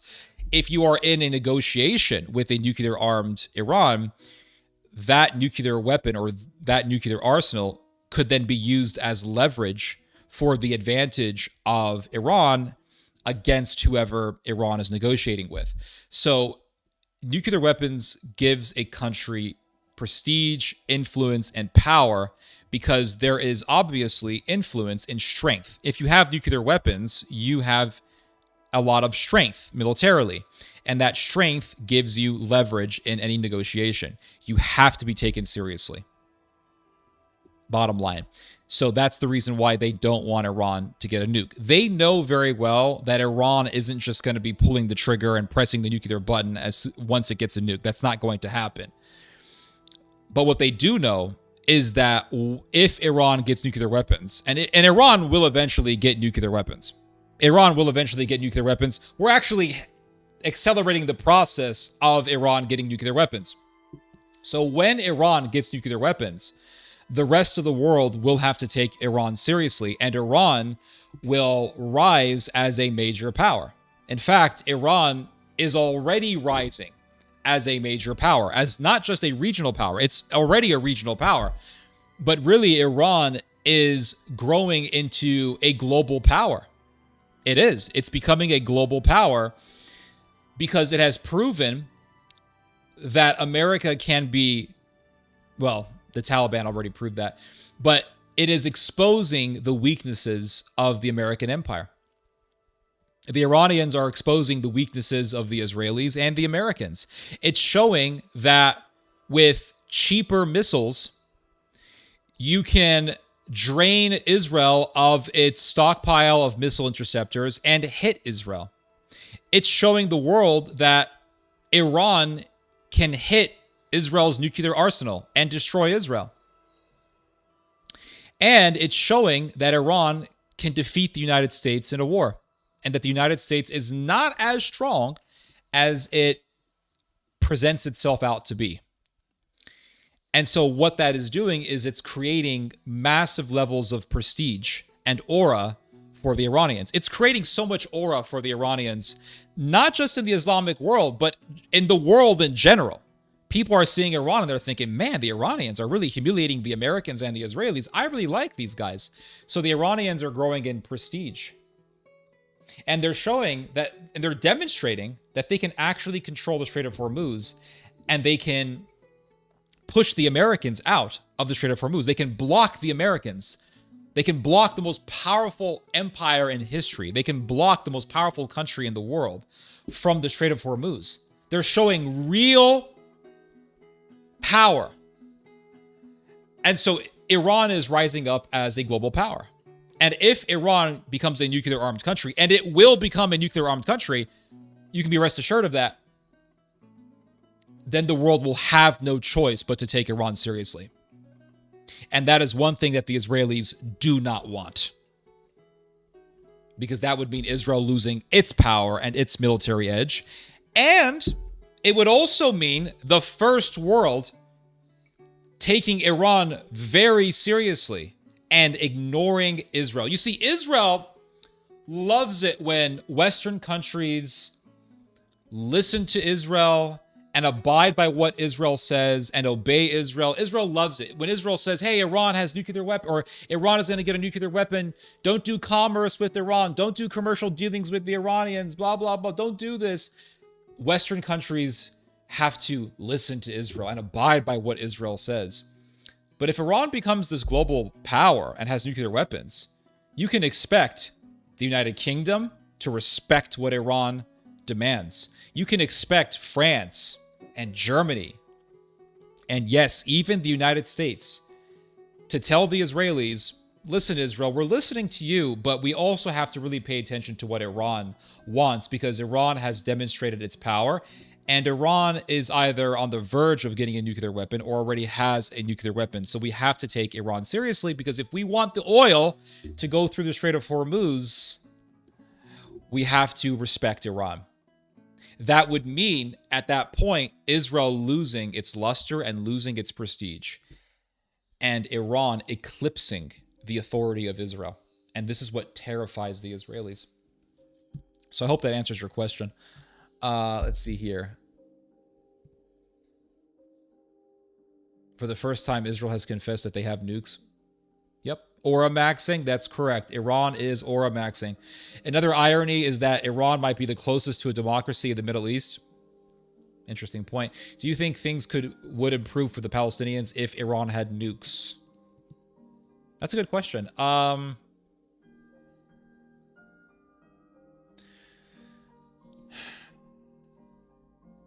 Would it improve for the Palestinians? Possibly, because the Iranians could tell the Israelis to stop doing what they're doing, and the Israelis may have to take that seriously if that was the case. That's one part of me saying it, but really, if I had to make an assumption about how Israel would treat the Palestinians in the midst of a nuclear-armed Iran, I think the Israelis would still go and persecute the Palestinians, because the Israelis are just mad and evil and don't really give a damn. Because America is a nuclear-armed country, and America tells Israel to treat the Palestinians nicely, and the Israelis don't listen. But again, the Americans are not hostile towards the Israelis, at least not yet. But the Iranians are. So maybe the Israelis would better the conditions of the Palestinians at the behest of Iranian demands if Iran had nuclear weapons. It's hard for me to answer that question, but it is a good question nonetheless. If I had to guess, because I don't want to just I don't want to be lukewarm towards your question. If I had to really make a guess, if there was a gun on my head, a gun on my head, and I had to really make a guess, I would say that Israel would still continue to persecute the Palestinians, regardless of a nuclear-armed Iran, because you have to understand Israeli culture. Israeli culture is one that says, I will do whatever it is that I want until someone stops me. There's actually a term for this in Israeli culture. I forgot what that term is, but the Israelis have this aspect in their culture that says, I am going to do whatever it is that I want until someone stops me. And so even if Iran had nuclear weapons, the Israelis would still persecute the Palestinians regardless, and they would still persecute the Palestinians until something actually happened to the Israelis. Right now, and I think we have deduced a proper answer to your question. Right now, Iran is bombing Israel. And the persecution of the Palestinians is actually getting worse.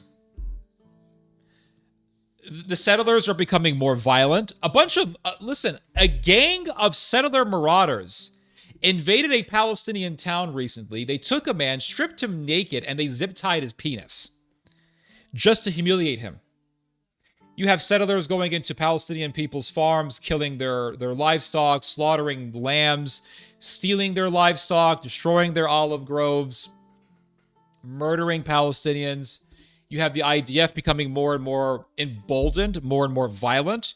Now the Israeli government is saying, we're going to impose the death penalty on Palestinians, but we're not going to impose the death penalty on Israelis. So, for example, if a Palestinian murders an Israeli, that Palestinian will be given the death penalty. But if an Israeli murders an Israeli, that Israeli will not be given the death penalty. So there is a double standard, which means that this death penalty law is not being done for the sake of justice, but it's being done for the sake of bloodlust, which means that what we are witnessing is an incremental step towards Israel just doing mass executions of all Palestinian civilians in the West Bank, regardless if they've done crimes or not. So we are seeing really a presaging sign of Israel just doing mass executions of Palestinian civilians, Nazi style.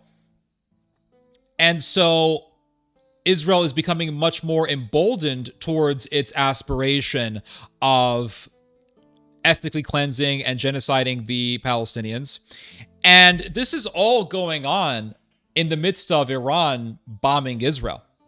So no, even if Iran, I had to really think about your question before deducing a proper answer.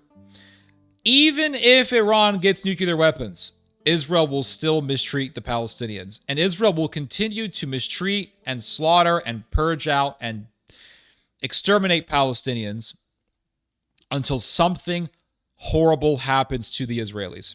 Something horrible is going to happen to the Israelis. And when that happens, the persecution of the Palestinians will stop. And what will happen eventually, I believe, is external powers like Iran, like Turkey, are going to say, we have to save the Palestinians, or else the Palestinians will continue to be killed. The Israelis will continue to grow in power.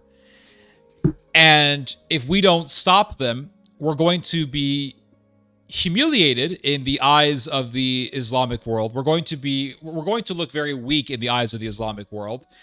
And the Israelis will eventually turn against Turkey. And the Israelis will continue to expand their power in the Islamic world, in the Middle East, really. And so we have to do something. If we are going to be the heroes of the Islamic world, and if we're going to flex our muscles and demonstrate our true power, if we're going to demonstrate that we are truly Islamic superpowers, we have to end the biggest threat to the Muslim world in the Middle East, and that is Israel. And so they will end the Israelis to prove their power and to prove their ability to have an empire. The Iranians and the Turks will put an end to Israel. And they will say these Israelis will not stop persecuting and exterminating the Palestinians until something bad happens to them. And so something very bad will eventually happen to the Israelis, and that will be the end of Israel. So Israel's fanaticism knows no bounds unless something is done to stop them. And eventually something will be done. And Israel will be put to an end.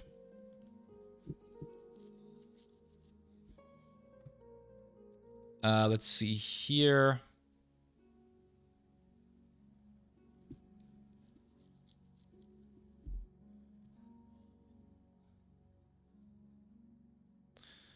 Let's see here. Shalvin translates to famous in Serbian. Oh my! I didn't know. I did not know. But really, I mean, look at that. That may just be a sign that Chauvin's destination, or Chauvin's destiny, is going to be living in Serbia. He's going to go to Serbia. They're going to say, Chauvin, you're famous. Your name literally means famous. Oh, they would love him in Serbia. They would love him in Serbia. Let's see here. I find the Iranian representatives on TV very respectful. Yeah, I agree. Like Mr. Marandi. I think Mr. Marandi is a very eloquent speaker. I think he's a good debater. And I think he represents his country pretty well.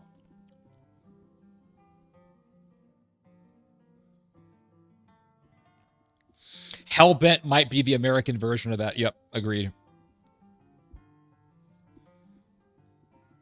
Right is right and wrong is wrong, even if it's my own country and we are in the wrong, correct. Why are the Israelis so delusional about the position in the world? It's narcissism. Israel is a very narcissistic country. It's a very narcissistic society. So when you have that level of national narcissism, you're going to have a lot of recklessness and madness. And all narcissists are reckless because they believe that the world is their footstool. And so as long as you believe that the world is your footstool, you're going to be doing very reckless things against the world. And narcissists refuse to understand that because of their behavior, eventually they're going to lose. Eventually the world will turn against them. Eventually the people around them will turn against them and or abandon them. And so the fate of the narcissist will be the fate of Israel. I mean, if you look at all narcissists, eventually they get abandoned. Narcissistic parents eventually get abandoned. If you have a narcissistic mother, the kids want nothing to do with her. If you have a narcissistic father, the same thing happens to him. That's why you see a lot of old people alone in these elderly care centers. Their kids don't want to visit them. And I'm not going to say that that's right, but what I will say is that usually when you see elderly people abandoned in elderly care centers, it's because they were bad parents. And I'm not going to say that this is the case all the time, but it's definitely the case a lot of the times.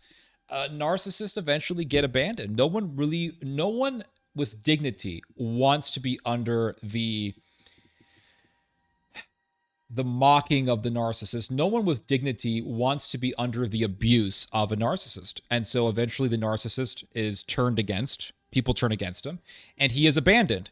And so Israel, being a narcissistic country, will eventually be abandoned and will eventually be dealt with in a very severe manner. That's my very summed up explanation for Israel's self-destructive behavior.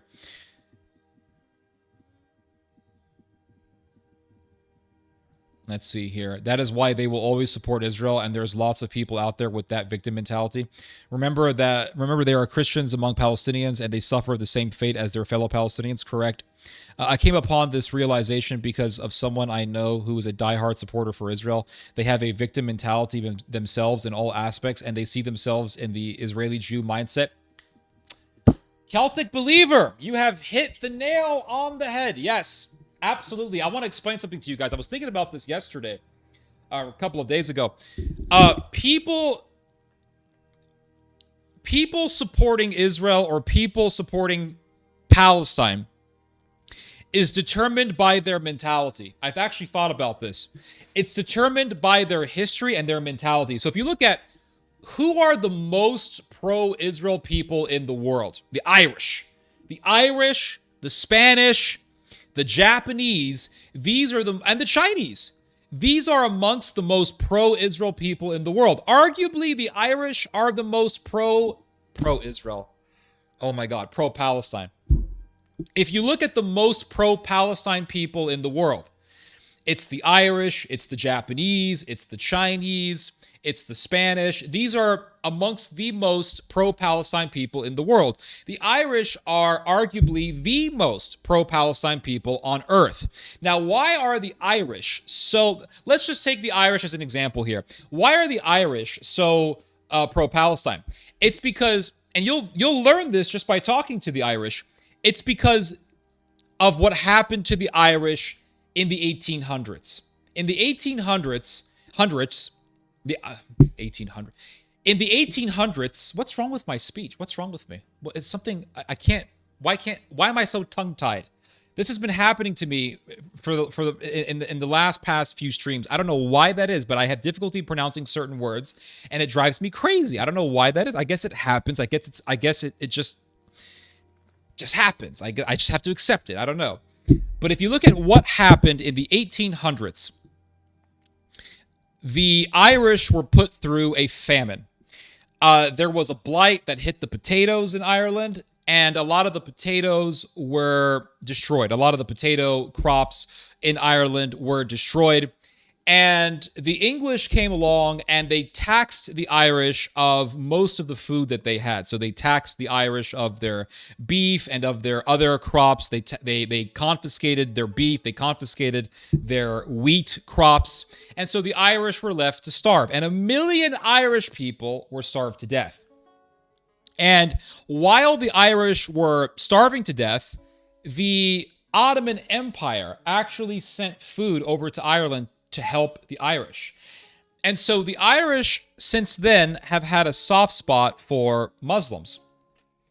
And while the Irish potato famine, or really the genocide of the Irish, was taking place, the English said, we really don't give a shit about the Irish, because the Irish are an inferior race of people. And yes, we stole the food from them. Yes, we confiscated all of their potatoes and their cows. We confiscated their livestock. We confiscated their wheat. But that is our right, because in the Darwinian hierarchy of humanity, we are a superior people to the Irish. The Anglo-Saxon, the English, are superior to the Irish. And according to Malthusianism, because at that time there was this ideology known as Malthusianism, it was founded by a guy by the name of Thomas Malthus. Thomas Malthus was an Anglican minister, I know, shocking, right? Who wrote a book on population. And what Thomas Malthus said was basically that superior people have the right to take the food and the resources, even if that means other people starving to death, because those people starving to death is a demonstration of the inferiority of those people. And the people who are taking the food are the superior ones, and they are demonstrating their superiority because of the fact that they have the means and the ability to confiscate the food from the so-called inferiors.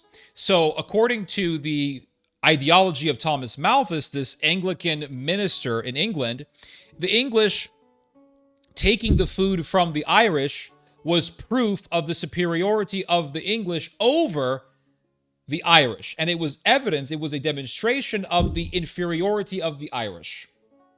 So therefore, the English had the right, by their very might, to take the food.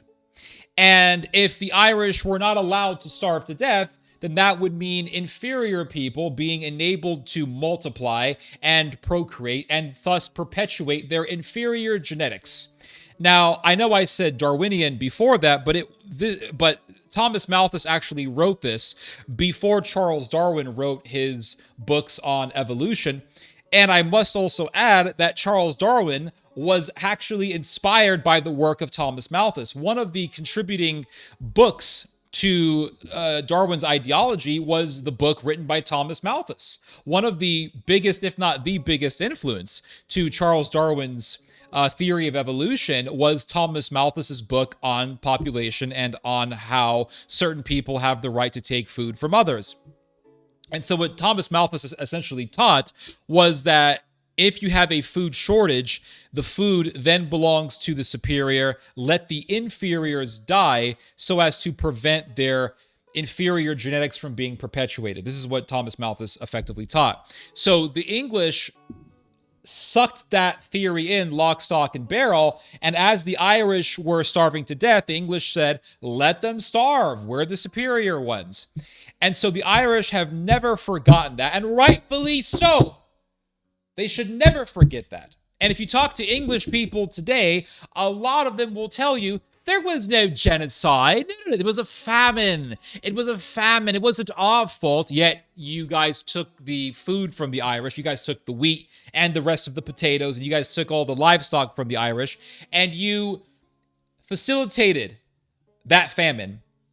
You exasperated, you worsened that famine, and thus you murdered those people. And so the Irish, remembering their history of being starved to death, of being genocided by the English, look to the Palestinians and they say, the Palestinians are suffering a famine in Gaza just as our people suffered a famine in the 1800s. And this is the primary reason as to why the Irish are pro-Palestine. If you look at the Japanese, 90% of the Japanese support Palestine, and they are against Israel. Japan is one of the most, if not the most, anti-Israel country in the world. And if you talk to the Japanese, I haven't done this, but I'm pretty certain this is what will happen. If you talk to the Japanese, I'm pretty certain they will tell you, we got nuked, and the Gazans got nuked by the Israelis. Because if you look at the bombing of Gaza, if you look at all of the bombs that the Israelis dropped on Gaza, it's the equivalent of Hiroshima. Israel effectively nuked Gaza.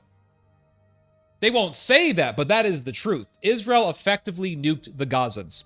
And so the Japanese see Gaza and they say, Gaza got nuked just like we got nuked. And so they familiarize themselves with the suffering of the Palestinians. Empathy is what determines which side we support. It's either empathy or the lack thereof that determines the side that we support. And so when the English see the Israelis, you have a lot of Zionist English people, the English familiarize themselves with the Israelis. The Israelis are imperialistic. We were imperialistic. If you look at the Indians are the most pro-Israel people on earth. There is no population as pro-Israel as India's population. You won't find one. You will not find a population as pro-Israel as the Indian population. The Indians are fanatically pro-Israel. They are obnoxiously pro-Israel. They are pro-Israel to the point where Israelis don't even give a damn. They find them so obnoxious, the Israelis don't even want to be around them. That's how obnoxious they are. Why are the Indians so pro-Israel? And there's different reasons for this, I think. I've actually analyzed this for quite some time. I've really looked into this for quite some time. My belief is that the Indians are very pro-Israel for several reasons. One is because they familiarize themselves with the Israelis. They say, well, we are in a war with Pakistan. We are in a war with Pakistan. Pakistan is Muslim. Palestinians are Muslim. So we are like the Israelis, and the Palestinians, they are like the Pakistanis.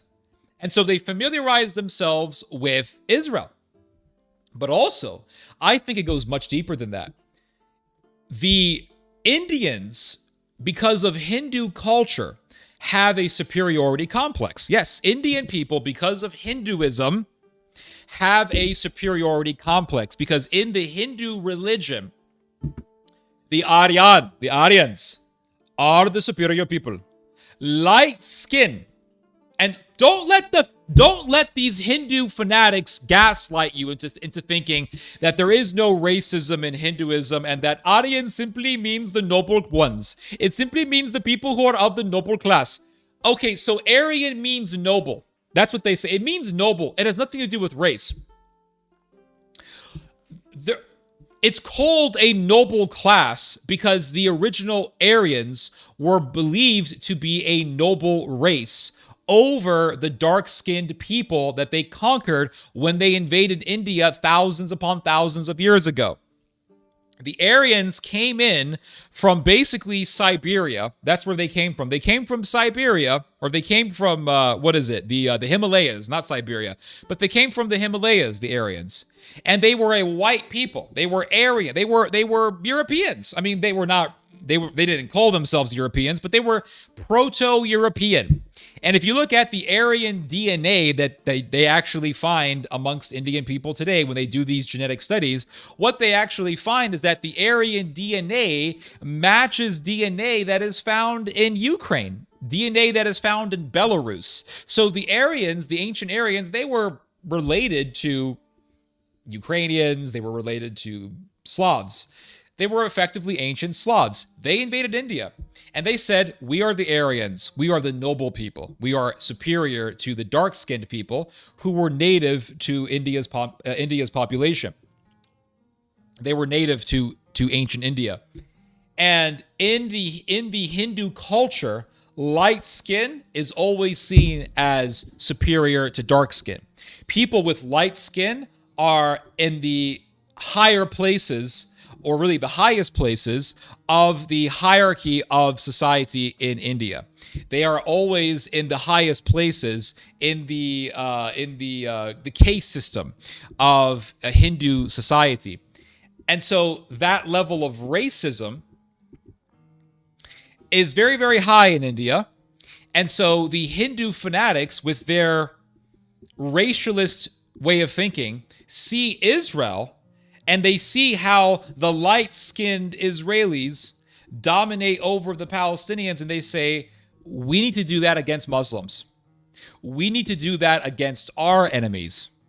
We need to treat the Muslims in India just like the Israelis treat the Palestinians. And so in that case, the Hindus familiarize themselves with the Israelis. All right, so there's other factors, I'm sure.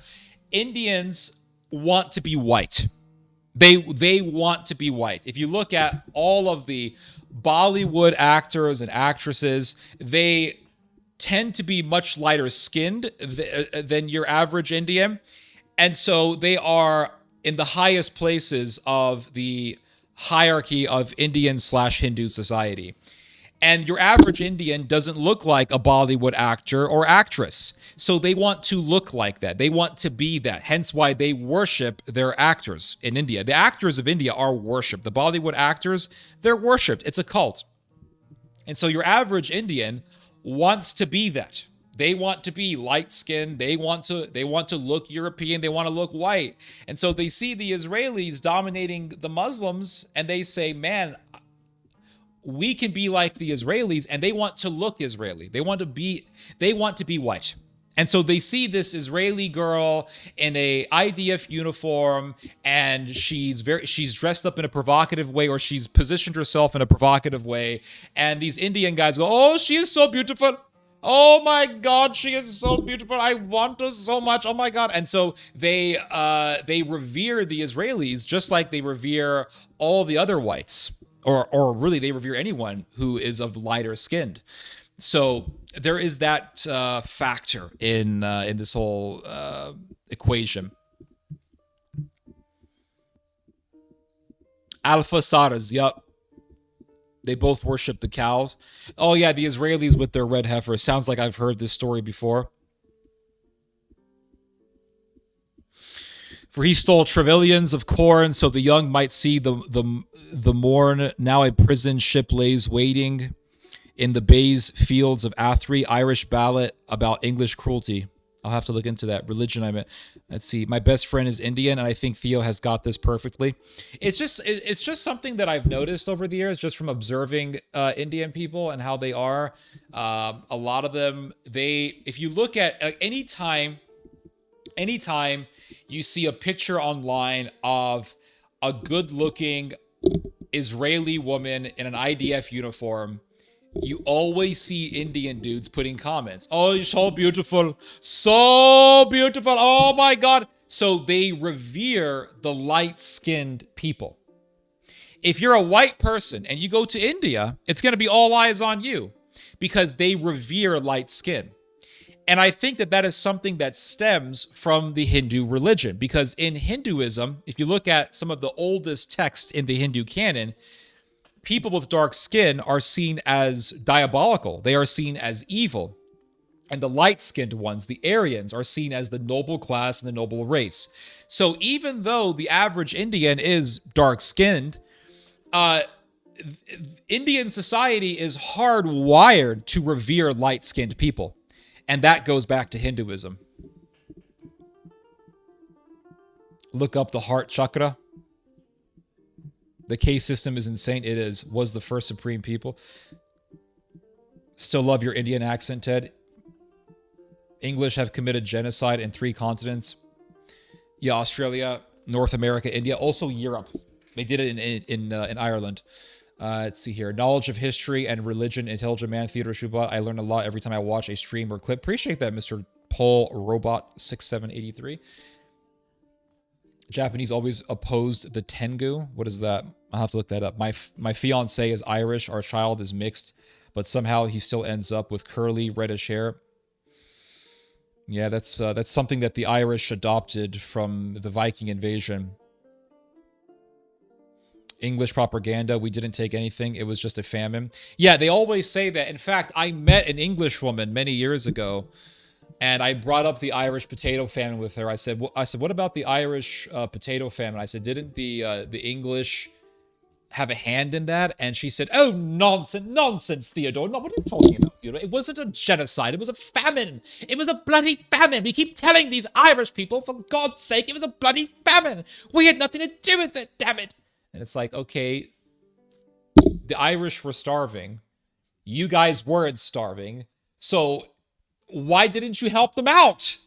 That's the thing. It's like, this is why the Irish people are so pro-Palestine to the point where other people look at the Irish and they say, these Irish people, they're very liberal over there in Ireland, you know? They're so liberal over there. And the reason why they have this perception is because when the Irish were starving, the Ottomans helped the Irish. It is a fact. Yes, the Ottomans did genocide the Armenians later on. That is true. But when the Irish were starving, the Ottomans helped the Irish. They sent food over to the Irish. So then the question is, why couldn't the English do that? If the English truly had no hand in the famine, starvation of the Irish, if they truly had nothing to do with it, why didn't the English help the Irish out? They're right next door to them. Why didn't they help them out? And so this is what has led the Irish to say, we are pro-Palestine. Because yes, those Palestinians are Muslims, but Muslims helped us out. And the English were the ones who created the state of Israel. Israel was a creation of the British. Yes, the Rothschild was involved, absolutely. Lord Rothschild wanted the state of Israel to be formed. That is a fact, absolutely. Americans were involved in that, absolutely. The U.S. government was involved in that, absolutely. But the British were the ones, after World War I, who said that Palestine will be carved out for the Jews. And so Israel was created as a result of the British Empire. So the Irish see this and they say, oh, so the creation of the British, the state of Israel, is genociding Muslim people. And Muslims helped us out when we were being genocided. So that is the reason why the Irish are so pro-Palestine. That is it. And so if you go, like, for example, my dad went to North Ireland, whatever you call it, Northern Ireland. He went to Northern Ireland back in the early 2000s. And I remember when my father told me that he was going to Northern Ireland, I said, don't go, you'll be killed in a car bomb. I mean, that was the first thing that came to my mind. I was a freshman in high school. I didn't know much of anything, but I did know that there were car bombs in Northern Ireland. And so my dad said, my dad told me, oh, I'm going to Northern Ireland. And the first thing that came to my mind was, don't go, car bombs.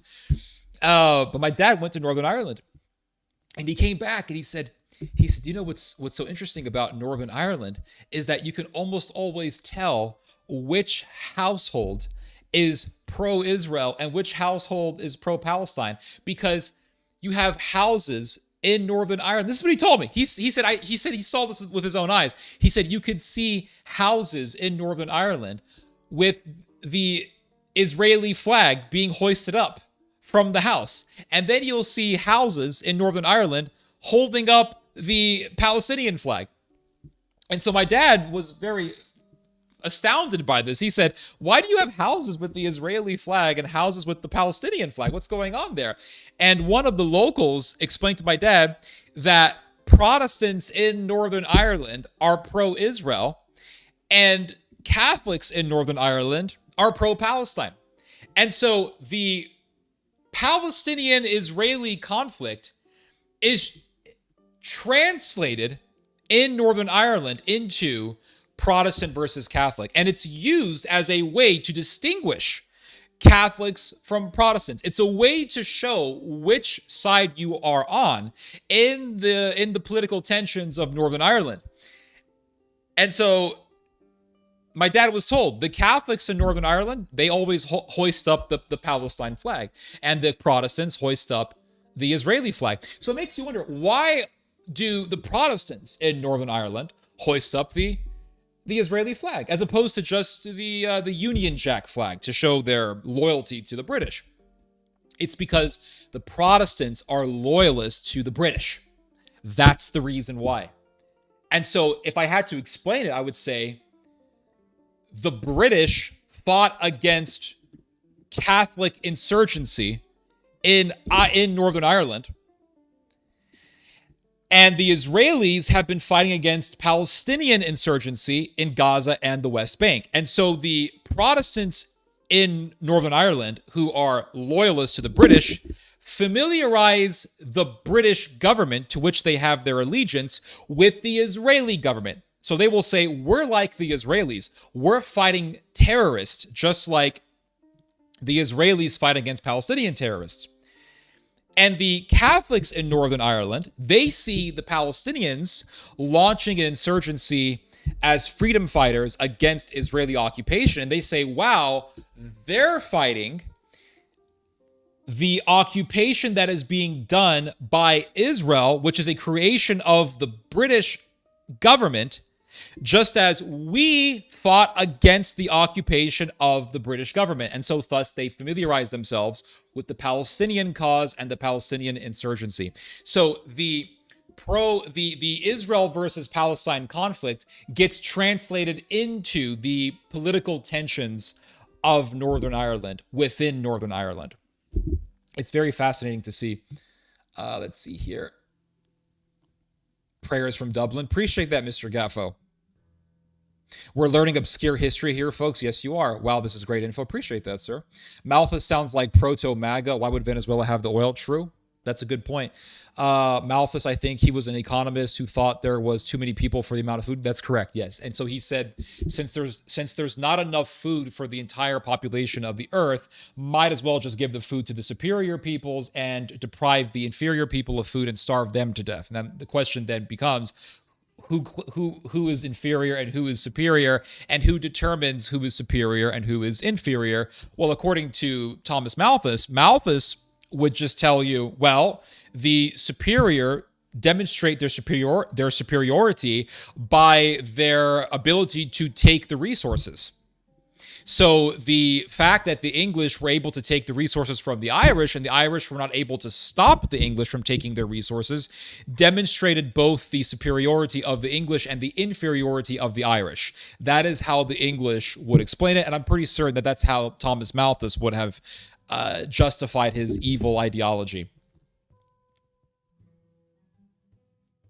That's what Malthus's idea is. Malthusianism was another version of Darwinism. Well, it was proto-Darwinism because, as I said, Charles Darwin was heavily influenced by Thomas Malthus, and when Darwin returned back from the Galapagos Island, he read, I think it was after his trip in the Galapagos, he read Thomas Malthus's book on population, and then he was further inspired.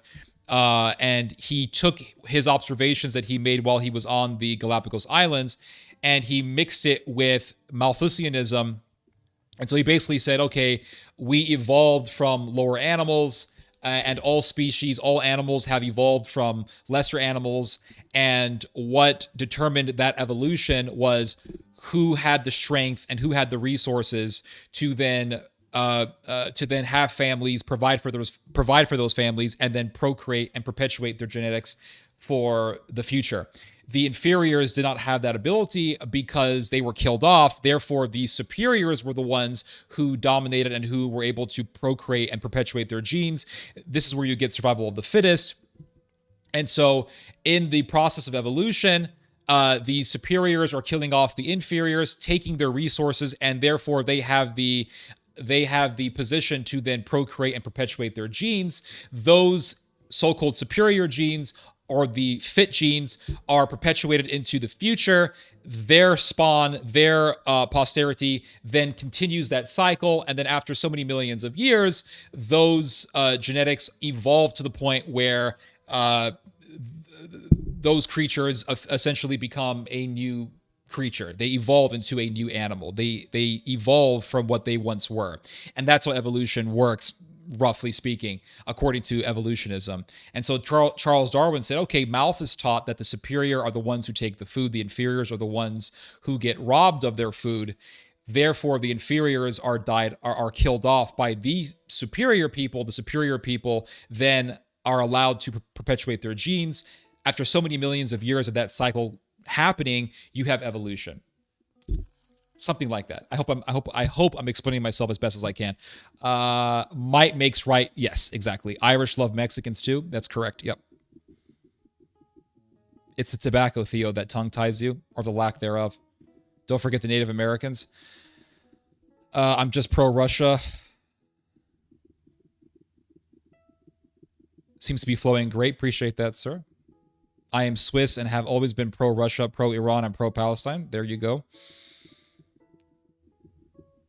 Irish were underdog fighters. That's correct. Yep. Just like the Palestinians. Always the victim. I have to keep my dignity and protect my soul. Exactly. Think you just thought you lost your marbles. I don't know what you're talking about.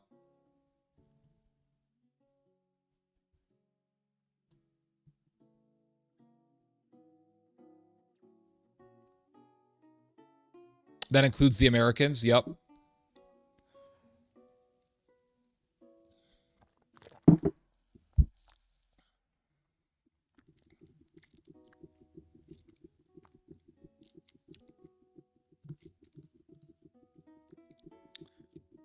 He thought mass murderers were the superior people. Yep.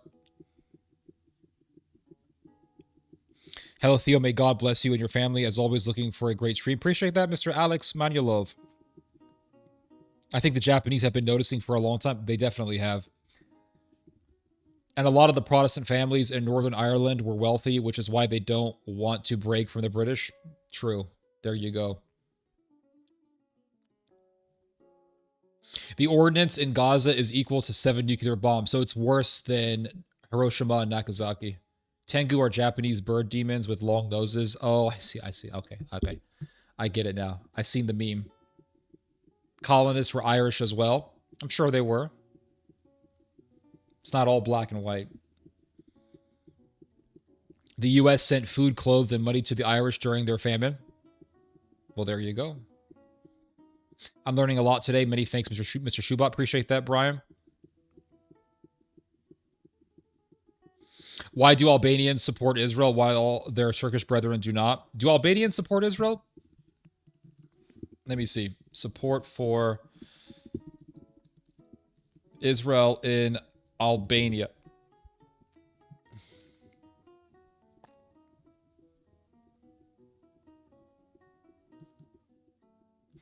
Interesting. That is very weird. I did not know that. I didn't know Albanians were pro-Israel. Let's see here. Amongst Albanians. Remarkably high support for Israel amongst Albanians. That's insane. I didn't know that. My science teacher in high school said I have to teach evolution, but I don't believe it. Don't teach it. I was brought up Irish Catholic, but I accepted Luther's doctrine, but I'm still strongly pro-Palestine, I guess because I'm human. Well, I'm not saying that all Protestants are pro-Palestine, but I'm just saying in Northern Ireland's case, Protestants tend to be pro-Israel.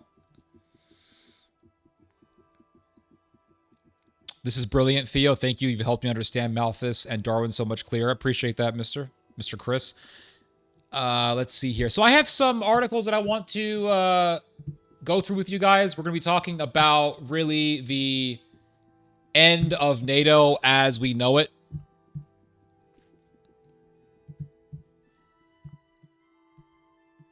So I want to show you guys this article here. The great illusion of NATO is fading fast. I'll make this article larger for you guys. I'll magnify it for you guys so you guys can see better. And I can also see better as well. There we go. So it says here, one of the more idealistic ambitions of the last Soviet leadership was the simultaneous dissolution of both Cold War blocs, NATO and the Warsaw Pact. Only half of that vision came to pass because the Soviet Union fell and became non-existent, and the American empire continued on, and NATO continued on, and is still here today. But NATO is weakening. It is weakening greatly due to the reckless war against Iran that has been launched by the Americans and the Israelis. America launched this unjust, unprovoked war against Iran. The Americans and the Iranians were in the midst of negotiations. And what did Joe Kent say? What did Joe Kent, this former director of counterintelligence, say?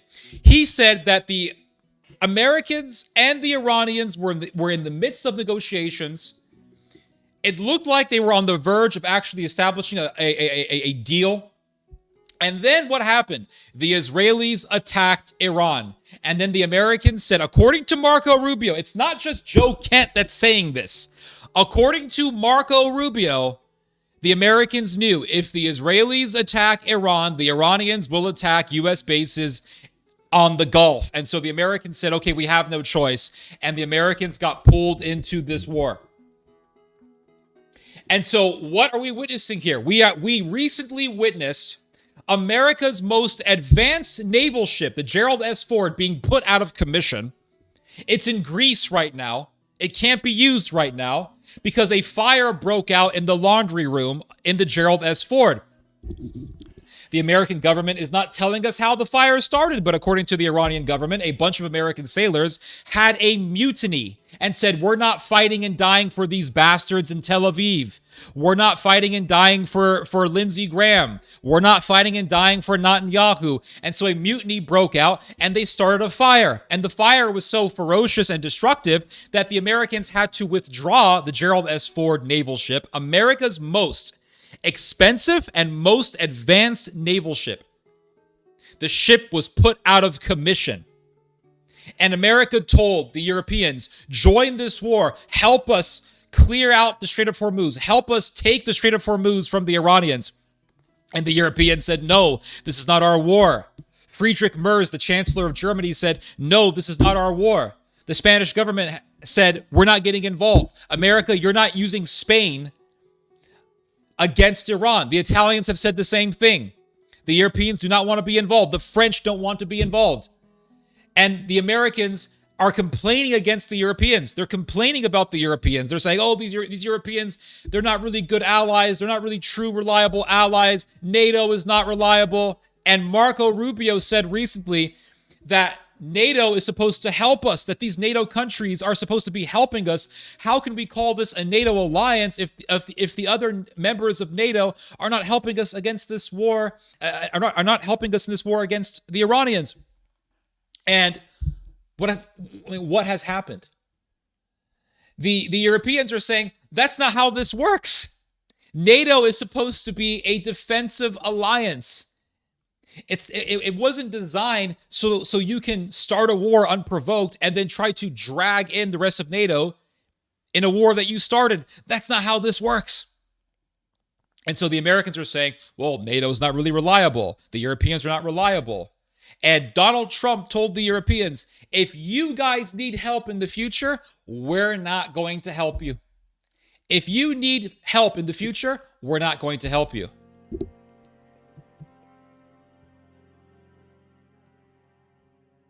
And so the Europeans are saying, this country called America wants to force us to partake in an unjust, destructive, reckless war that would be to our economic detriment, because it would mean our oil being blocked in the Strait of Hormuz. It would mean oil prices going up for Europeans.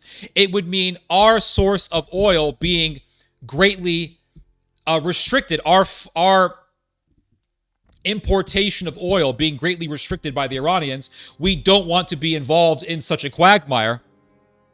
So the Europeans are saying the Americans are trying to drag us into this war. And when we refuse to partake in a war that America started, America then says that it's not going to help us if we need help. So then, in this way of thinking, in this perspective of Donald Trump, if you apply it to its logical conclusion, NATO has no purpose. NATO gets dismantled. And so what we are seeing is the further chasm, the further divide, the further rift between the Americans and the Europeans. What we are seeing is the rift between the Americans and the Europeans getting deepened.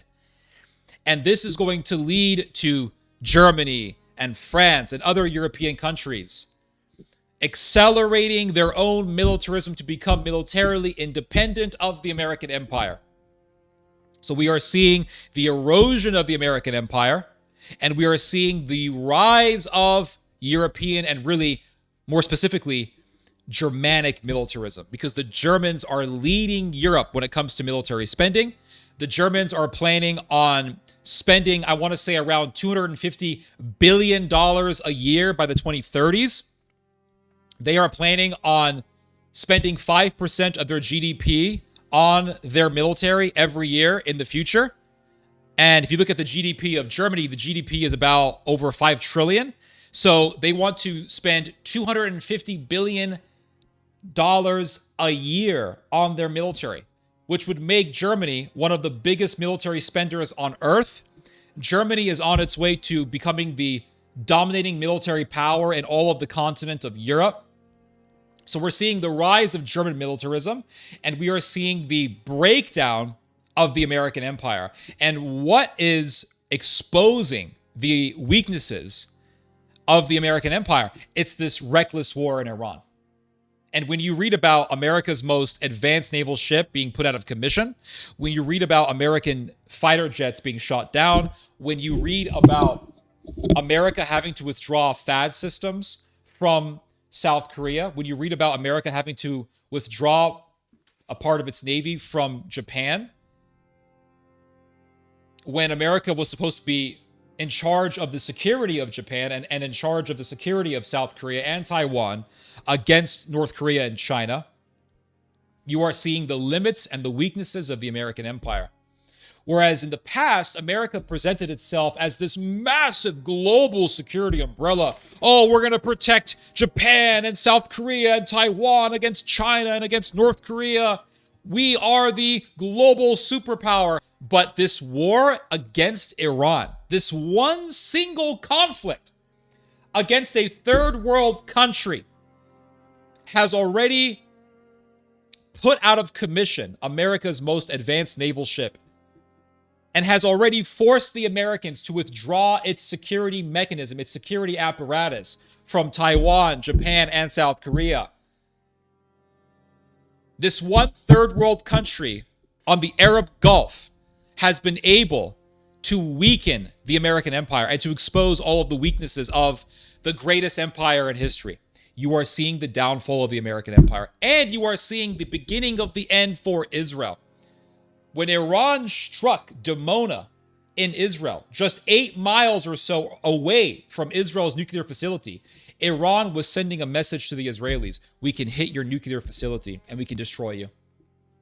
And when you see that 8 out of 10 of all of Iran's missiles that are launched to Israel are landing on Israel, that means that Israel's stockpile of missile interceptors have been depleted to a very dangerous level.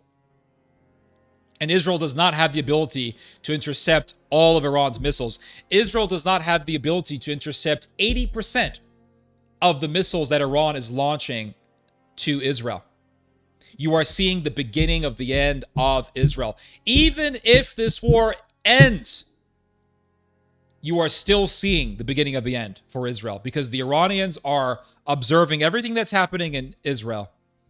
The Iranians are a lot smarter than these American politicians thought.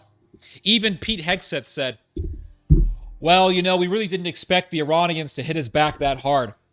They underestimate the Iranians. And the reason why they underestimated the Iranians is because there is this mentality in the West that says Middle Eastern people are backwards and Westerners are progressive and advanced and innovative. And therefore, these Easterners, these Iranians, these Elamites, these people from the Middle East will never be able to defeat us. They will be a cakewalk. They will be easy to defeat. It'll be a breeze to defeat these people. That is the mentality of the United States. Well, that mentality is quickly going away. It's quickly going away. And, well, the Iranians have proven their intelligence. And the Iranians, being the very intelligent people that they are watching everything. They are looking at everything. They're reading all about American politics. They're reading all about all of the American political tensions that are taking place within American society. They're watching Tucker Carlson. Yes, the Iranians, they're watching Tucker Carlson. They're watching Dave Smith. They're watching Joe Kent. They're watching Megyn Kelly. They're watching all of these people. They're looking at all of the alternative media outlets that we have in America. And they're noticing the American people don't want a war. The overwhelming majority of the American people don't want a war, which means we can push the Americans. That's what that means. The Iranians know this. You see, we look at the Iranians and we think, oh my God, look, they're speaking this language that sounds so strange. It sounds kind of weird. It sounds just alien to us. You know, the way that the Farsi language sounds. That's how Farsi sounds like to us. Khomeini, Soleimani, Tehran, that's how it sounds like to us. We see these nerds, these nerdy looking Iranians with their strange foreign language. It doesn't sound like one of these eminent and prestigious European languages like English and German or Swedish or French. It doesn't sound like these fancy European languages. It sounds rugged. It sounds very strange to us. We look at these Iranian people and we just underestimate them. We do what Americans have been doing for a very long time, and that is underestimating foreigners. We always do this. We underestimate them. And we're thinking, because I was talking to someone about this a few days ago, and I said, 90% of Japanese people hate Israel. And this person said, I'm shocked. This is what this person told me. He said, I'm shocked that the Japanese even know about what's happening in the Middle East. And I read that because we were chatting with each other. I read that and I thought to myself, this is it. This is the mentality of the Western world.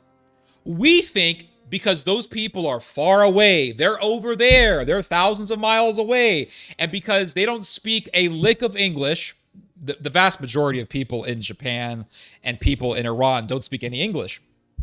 We think because the vast majority of them don't speak any English, we think because they speak a different language from the one that we speak, that they are not in touch with current events, that they are not in touch with American culture and society and how America works.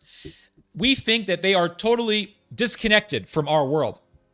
So we're shocked when we hear about how Japanese people dislike Israel. We're shocked when we hear about how people in Iran are watching Tucker Carlson and they are paying attention. They're keeping track of American political discourse. I find this subject so immensely fascinating that you have people in Iran who are reading about how, the vast majority of Americans are against war.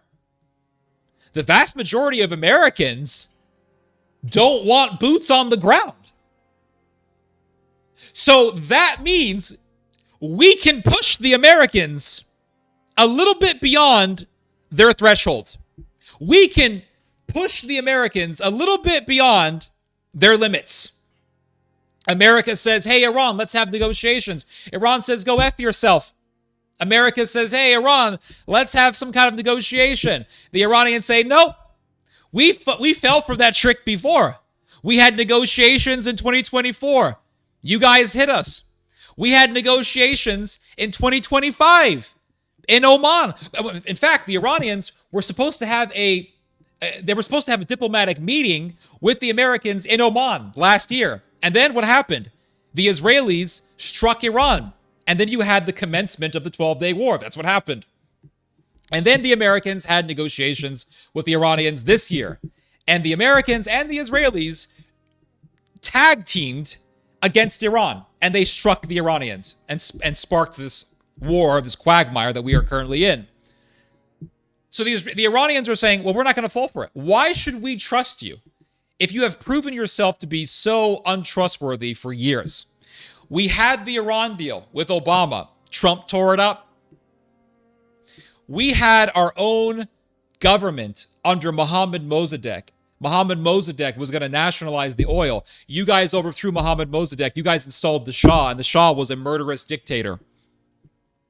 So then what happened? You guys also betrayed the Shah. Yeah, America betrayed the Shah, threw the Shah under the bus.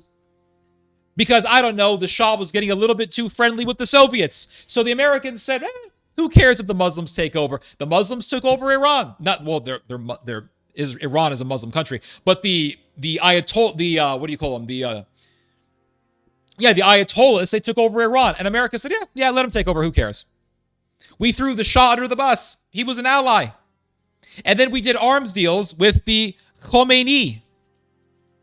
We did arms deals with the Ayatollah government.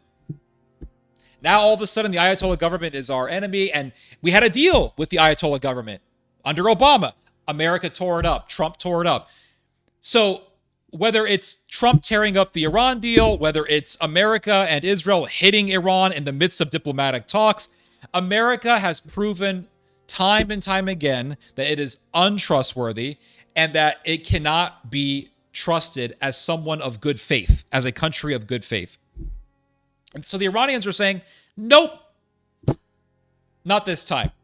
The Americans have been talking for weeks about sending troops into the Kharg Island or other territories, other parts of Iran. And what did the Iranians tell the Americans? They said, bring it on. They said, we welcome the Americans to invade Iran. Come to Iran. Why are the Iranians so confident? It's because they're watching American alternative media.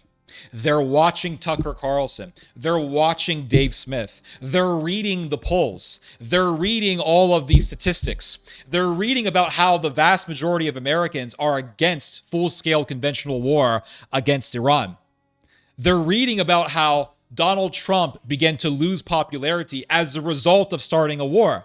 They're reading about how the gas prices have gone up in America as a result of this war against Iran. The Iranians are saying, politically speaking, we have the high ground. We have the damn high ground.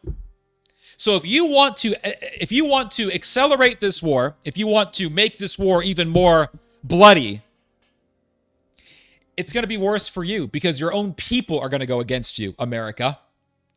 And how can you have a stable political landscape in your country if the vast majority of the people are against you? If you want to invade us, go right ahead. You're only going to have more American soldiers dead in coffins draped with the American flag returning back on ships to the United States. And you're only going to have more videos of weeping parents crying as they lay themselves on top of the coffin wherein the corpse of their son lies. You want more videos like that? You want people to see more videos of crying American parents weeping over the corpses of their sons? You want more videos like that? You want to have more political suicide? You want to have more people, more of your own people go against you? Then keep doing what you're doing, America. Keep fucking doing what you're doing. So the Iranians are very aware of what's happening in America politically. And they know this, and they're capitalizing on it. That's what's happening. They're capitalizing on it. So we underestimate these people. We think, oh, they're dumb, they're backwards, they're primitive, they're this. No. They're very intelligent. And when the Iranians struck Israel's nuclear town, Dimona, that, my friends, was a stroke of genius. I have to give credit to the Iranians for this. This was like when David, before he became King David, was being hunted down by King Saul. And Saul one night was sleeping. And David came to Saul and he cut just a little bit of Saul's garment. And when Saul woke up, he saw that a piece of his garment was cut. David was sending a message to King Saul. I could have taken your life. I could have killed you, but I decided not to. I'm giving you the chance to back off. And Iran hit Dimona, just some miles away from Israel's nuclear facility. And Iran is telling the Israelis, Iran is sending a message to the Israelis, we can destroy you. We can destroy you. This is your opportunity to back off and prevent this situation from becoming a much worse situation than it already is. I'll read to you guys more of this article here. Hold up. Oh man, it's too big. Let me make it smaller. There we go. No, still not big enough. Or small enough. A little bit more. So it says here, the return of Donald Trump to the White House marked a shift not in America's commitment to NATO, but in how that commitment was defined. Trump has abandoned the familiar model of the U.S. as a paternal, often indulgent leader of the alliance. In its place, he presented America as a demanding hegemon, insisting that its allies bear a far greater share of the burden. You guys need to go fight in Iran. Why? Because we're NATO and Iran attacked us. So according to the rules of NATO, you guys need to defend us and fight for us because we're all a part of NATO, and the rule of NATO is one for all and all for one sort of thing. Like the Three Musketeers, and the Europeans were saying, you started this war, buddy. This is like you being in a bar and then punching someone in the face, and then the guy that you punched attacks you and punches you back, and then all of a sudden you tell your friends, hey, why aren't you guys defending me? And your friends are going to say, what are you talking about? You started that fight. We told you not to start it, but you punched that guy in the face. So of course he's going to punch you back. Why do you expect us to defend you for? It's not like he punched you unprovoked. So this is what America is doing. And so the Americans are now using the Europeans' unwillingness to join this war as an excuse to bash NATO, as an excuse to bash the Europeans, and to tell the Europeans, well, when you guys need help, whenever you guys need help, we're not going to help you. If you guys ever need help in a war against the Russians, we're not going to help you. And the Europeans, in turn, use that rhetoric to then justify their own militarism. The Germans are saying, well, we can't rely on the Americans. Donald Trump has told us several times that he will not save us. He will not help us in the case of a war with the Russians. So why should we be so reliant on the Americans when they're obviously so unreliable and untrustworthy And it goes back to what Angela Merkel said back in 2017 and 2018. She said, the days of America being seen as a reliable ally are over. That's what Angela Merkel said. And her words still ring true right now. Her words still resound in our own political time, in our own time. And what she said is becoming more and more emphatic and becoming more and more obvious, more and more clear. The days of the Europeans seeing the Americans as a reliable ally are over. And so the Europeans are becoming more and more independent, and they are working harder towards their own military independence. And this is what the Germans are working for. They're working to become the most powerful military in all of Europe. And they are using the rhetoric of Donald Trump to justify reviving German militarism. So it says here, the latest U.S. national defense strategy made the logic explicit. Western Europe, with its combined economic and demographic weight, was capable of managing the Russian challenge on its own. So here's the thing is that while this is what leads me to at least speculate that what the Americans are doing is really just a conspiracy. That perhaps the Americans are saying the things that they are saying against NATO and against the Europeans as a way really to provoke the Europeans to pursue militarism. The Americans have made it very clear that they want the Germans to return to militarism. The Americans have made it very obvious that they want the Germans to revive their military strength. And like I've said many times, they want to bring back the Reich. They want to create the Fourth Reich. So how do you do that? How do you do that? Well, you have to really, at the end of the day, you have to really dismantle the structure of NATO as we know it right now. I'm not saying that they're going to completely get rid of NATO. I'm not saying that they're going to completely dismantle NATO. But what I will say is that they want to restructure NATO in a way where America isn't in charge of everything. And the European part of NATO has its own block of power.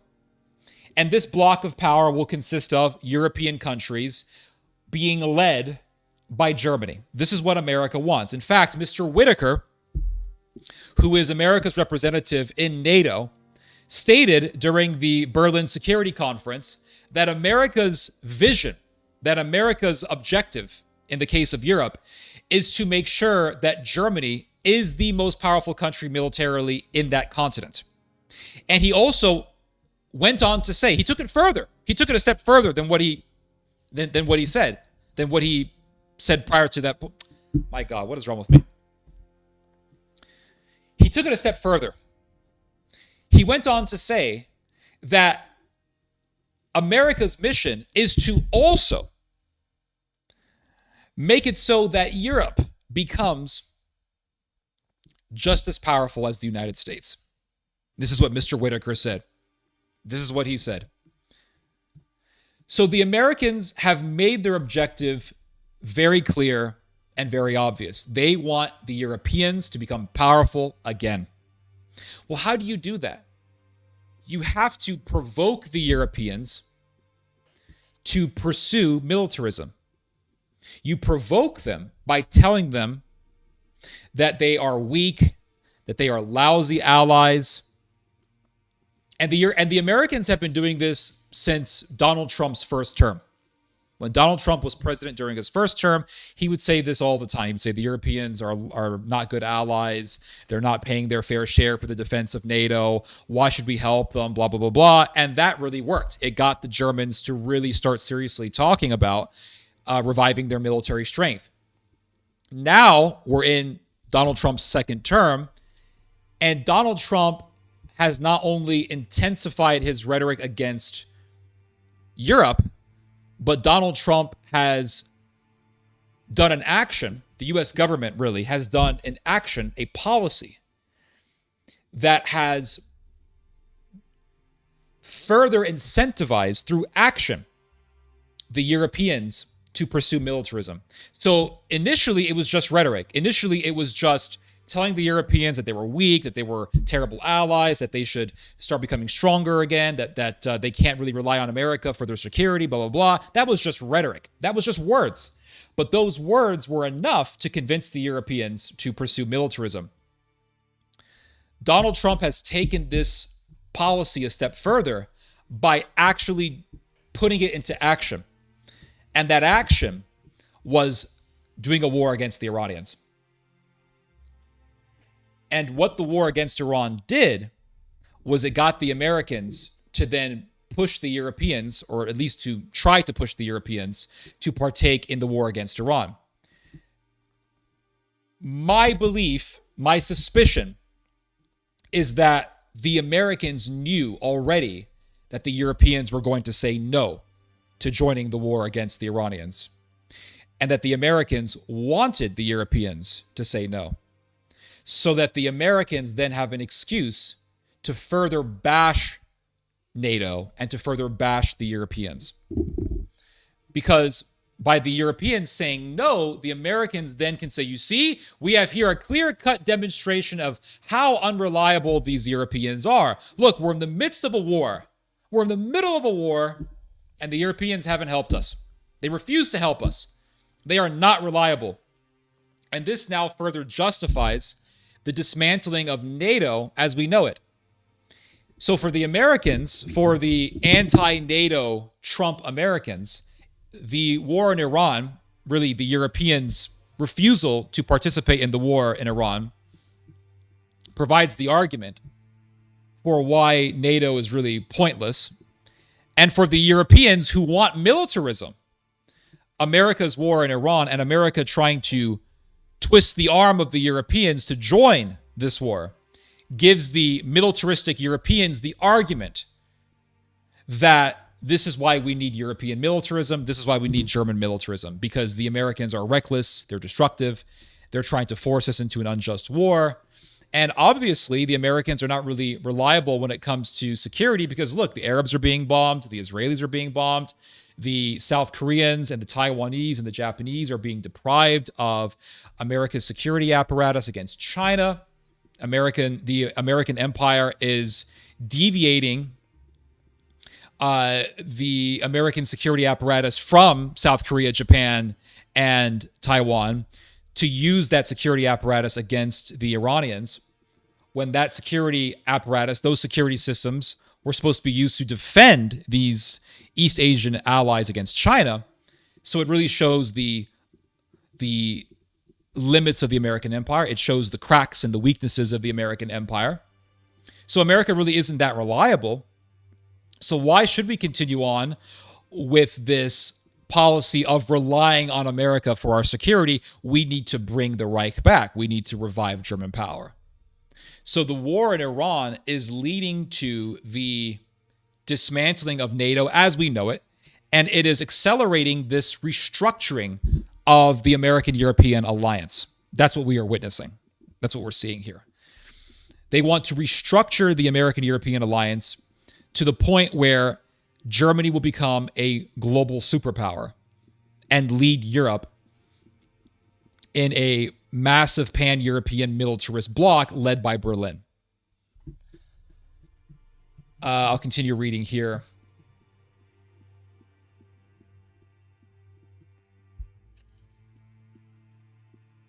So it says here, Trump, wary of escalation and unconvinced of Ukraine's strategic value, reduced U.S. involvement without ending support altogether. He shifted the financial and military burden increasingly onto Europe.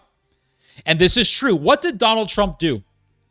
What Donald Trump did was he told the Europeans, I want you guys to buy American weapons and then give those weapons to the Ukrainians. Because Trump said, I'm tired of giving weapons to the Ukrainians. I'm tired of America just donating weapons to the Ukrainians.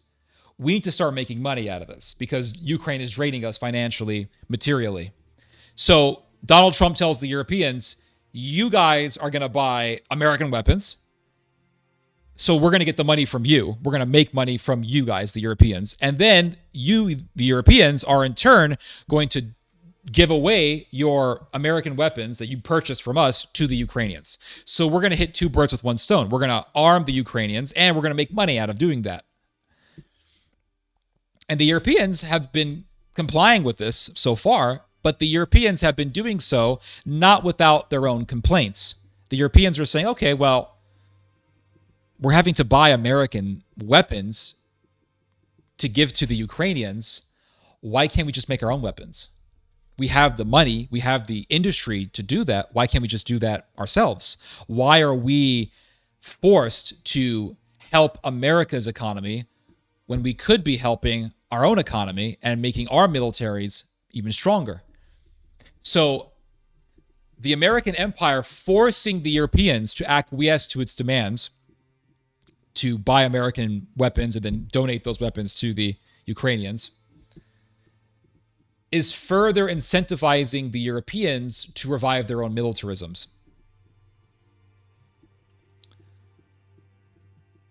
So Donald Trump has shifted the burden of Ukraine onto the Europeans, but the Europeans are saying, okay, you're shifting the burden on us. If you're going to shift the burden on us, then expect us to get stronger. We're going to have to revive our former glory. And the Americans have said, that's exactly what we want. If you look at the most recent foreign policy paper from the Trump administration, it makes it very explicitly clear. Our goal is to work with countries that desire to revive their former glory, their former power. That's what the foreign policy document of the Trump administration says very clearly. And the document says this in light of Germany. It says this in the context of Germany going back to militarism. So America wants this. So whether America knew this or not, the war in Iran is accelerating this very agenda. Perhaps that was the entire reason behind starting this war. I mean, it's quite obvious. Everyone knew what this war was going to lead to. As I've said, every analyst, every think tank, every journalist, every geopolitical observer knew that if you invade Iran, if you bomb Iran and go to war against the Iranians are going to block the Strait of Hormuz. Everyone knew this. Everyone, the people in the Pentagon knew this. Joe Kent knew this. Charlie Kirk knew this. Everyone knew this. You don't think Donald Trump knew this? You don't think Pete Hegseth knew this? You don't think any of these people knew this? I think it's obvious that they all knew what was going to happen. Or maybe they really are that dumb. I don't know. Maybe they really are that oblivious. I don't know. But it's quite obvious that the vast majority of the U.S. government, people in the Pentagon, people in the White House, people in the think tanks, people in the military-industrial complex, they all knew what was going to happen. The Europeans definitely knew. Hell, I knew. Everyone knew this. It's quite obvious. So then what was the point? If the point was to weaken the Iranians, we have gotten the opposite effect. Iran is becoming more famous. Iran is growing in prestige. Yes, Iran has been weakened physically, but it is growing morale-wise. It's growing tremendously. Prestige-wise, it's freaking aura maxing to the point where you have Sunni Muslims praising Iran, to the point where you have like white boys in the Midwest praising Iran and dancing to Shiite ritual songs.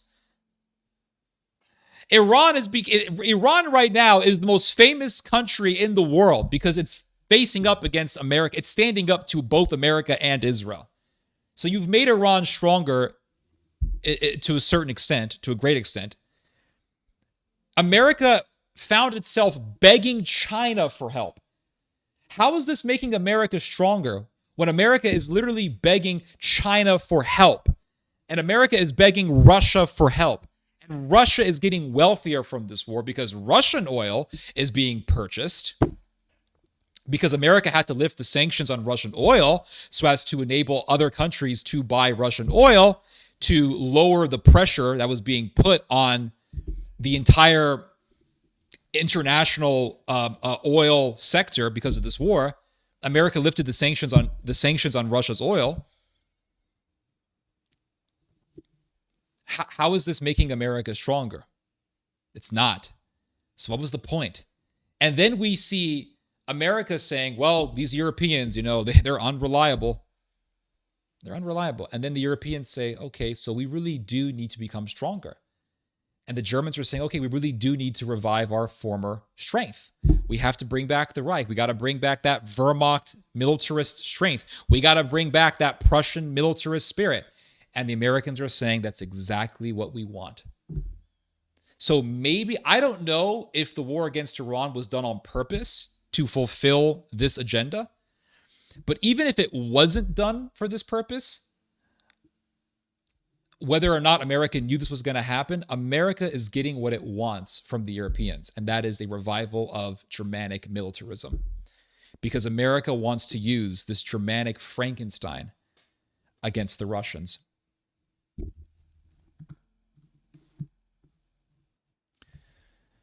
So it says here,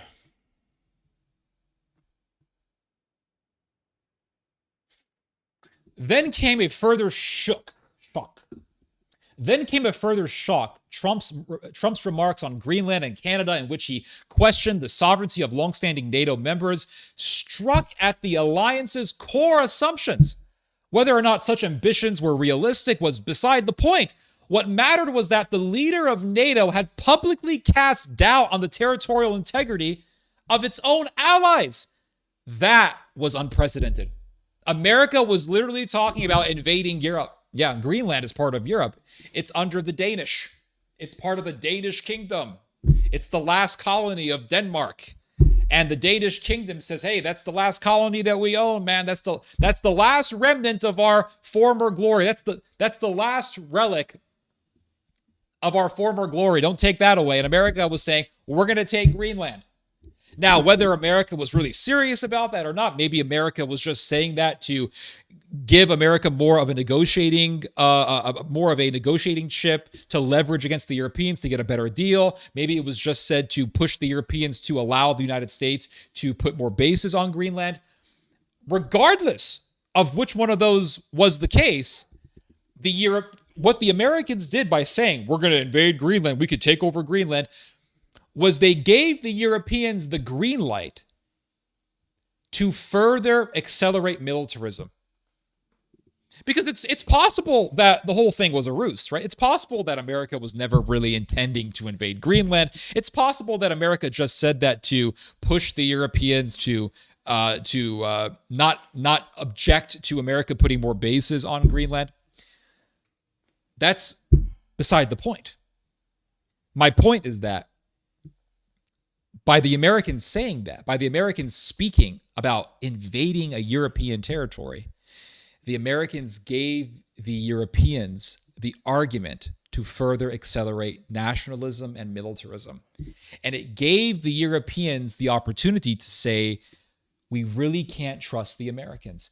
And it widened the chasm that has been forming between the Americans and the Germans, probably since Brexit.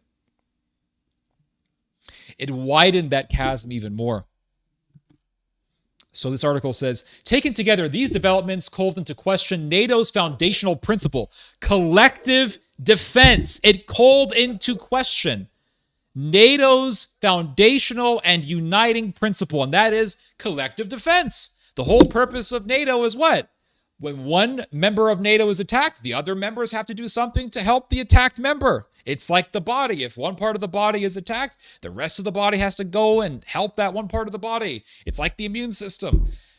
And so America and Israel start this war, and then Iran attacks the United States. Not the country, but Iran attacks America's military bases.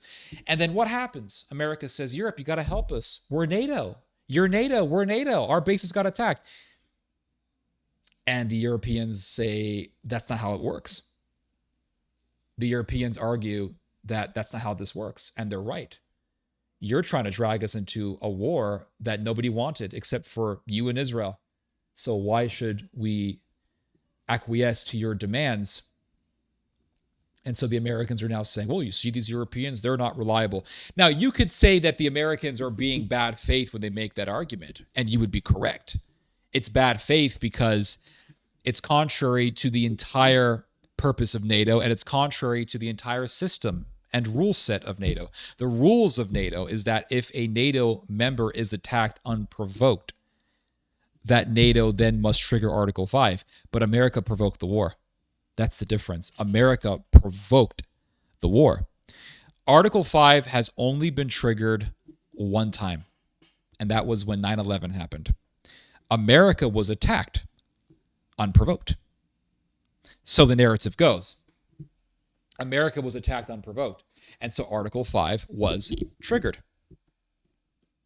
That's not what happened in this case. America initiated a war and then expected all of the other members of NATO to help it in the war that it started. So for America to make this argument that, well, NATO is not really reliable, and what's the point of NATO if these NATO members are not going to help us in this war against Iran? This way of thinking, this argument is bad faith because it goes against the very rule set of NATO. But regardless of the fact that America is being bad faith, the point is that America is bashing NATO, and America is talking about how unreliable NATO is. And the result of that rhetoric is the Europeans saying, well, we need to accelerate our militarism even more now because you guys don't see us as reliable. You guys are bashing NATO. You guys are telling us that you Americans are telling us that you're not going to help us in case we really need help in the future. So we really need to make Deutschland strong again. That's what's happening. That's what's happening. So we are seeing history.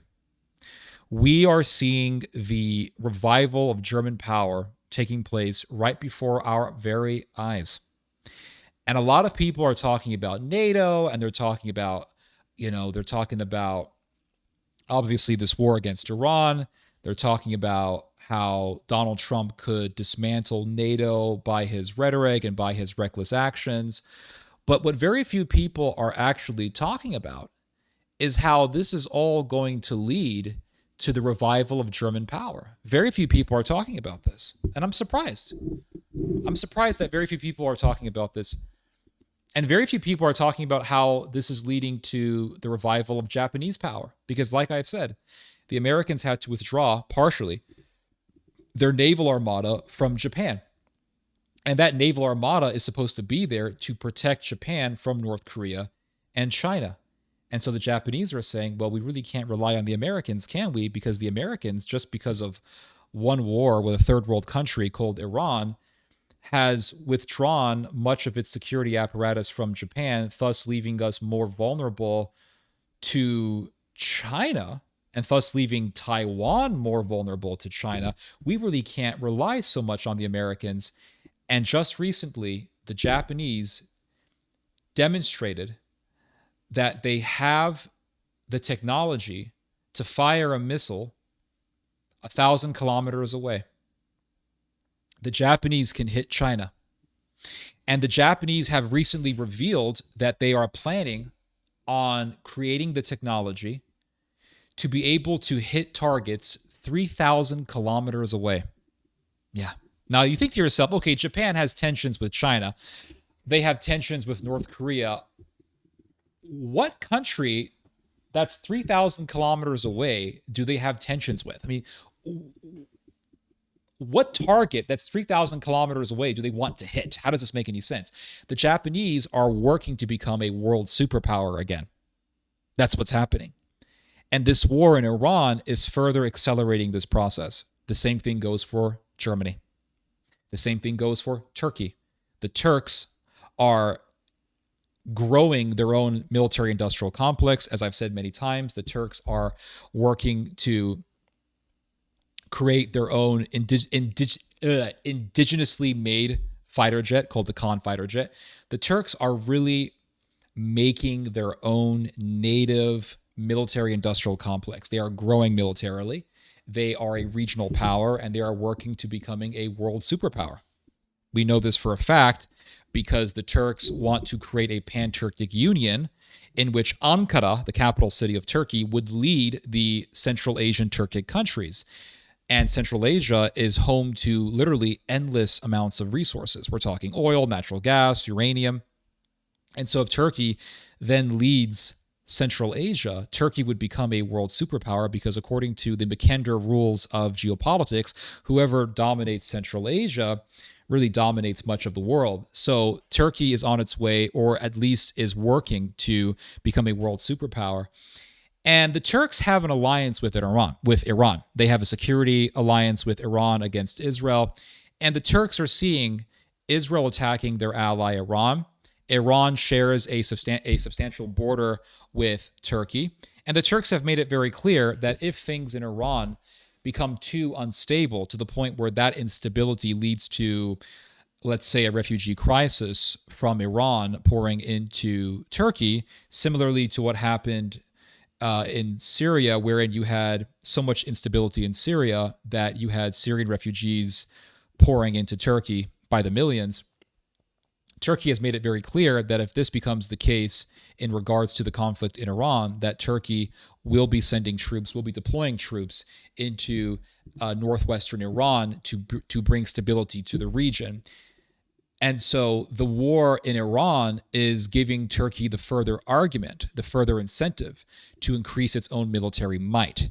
And as Iran gets pounded by the Americans and the Israelis, the Turks are using it as an opportunity to increase their own power and to boost their own military capabilities, which means Turkey is actually getting powerful or more powerful, I should say, as a response to this war commenced by Israel and the United States. And Turkey has made it very clear that they are actually willing to go to war against Israel if Israel seriously presents itself as a security threat to Turkey. So we are going to be seeing a Turco-Israeli war, and Turkey is a country that's much more powerful than Iran, technologically, militarily wise. So Israel and America, by doing this war, are only empowering the Turks, and they're only further paving the path towards Israel's destruction. Because, as I've said many times, Turkey and Iran are deepening their security ties. And as Iran grows in prestige as being the only country standing up to both the Americans and the Israelis, and as Turkey grows in its own military capabilities, the Turco-Iranian axis is only going to get deeper and it's only going to get stronger, and eventually Israel will have to face a Turco-Iranian axis. Is America going to go to war against Turkey to save Israel? The answer is an emphatic no. Is America going to be storming the beaches of the Dardanelles to save little old Israel? The answer is no. And so Israel will be facing its final boss, just like when you play Elden Ring, you eventually have to face the Elden Beast. And that's a pretty difficult boss to face, albeit I would say that the Godskin Apostle is by far the most difficult boss in Elden Ring in my experience. But Israel facing a Turco-Iranian axis would be like me playing Resident Evil 9 on insanity mode. It ain't going to happen. I'm not going to succeed unless I have infinite ammo. And Israel definitely does not have infinite ammo, as the entire world has witnessed. Israel doesn't have infinite ammo. Iran makes cheap-ass missiles. Fatah 3, Kamanshar missiles. Iran makes all these missiles very cheaply. They make plastic drones. They make a drone, $25,000. They make a missile, $35,000 missile. Israel makes a missile, $3 million. Well, how much are all these missiles going to cost? Israel, what's the total price for all these missiles? Let's say you got a set of some Arrow 3s and Arrow 2s. You got some David Sling stuff. How much is all this going to cost? Billions of dollars. And this war has been costing Israel literally at least $1 billion a day. And Iran is saying, we make a missile for $35,000. Make a drone, $25,000. And so we're just going to send in these swarms of missiles and drones. And yeah, you're going to take out a lot of our stuff. Yeah, you guys have more advanced missiles than we do. Sure. Yeah, you guys have very advanced missile interceptors. David Sling, Arrow 3, Arrow 2, Iron Dome. You guys have all this stuff. That's true. That's true.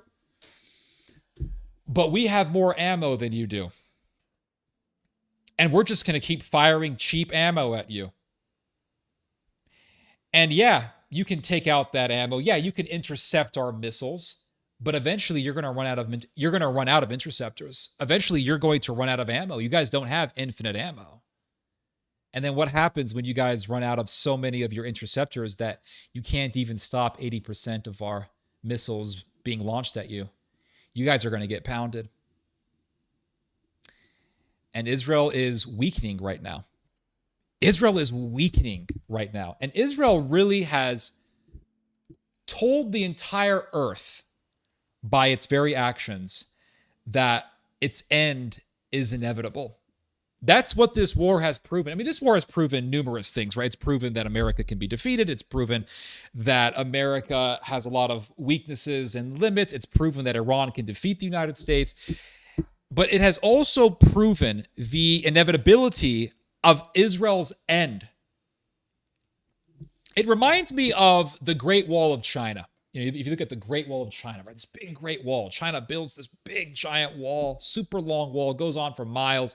They freaking buried people alive to build the damn wall. I mean, it's barbaric what the Chinese did. If you fell asleep on the job site building this wall, they buried you alive as punishment. I mean, it was barbaric, absolutely barbaric. And so they built this big Great Wall of China to block the Huns, the Turkic Huns, from entering China.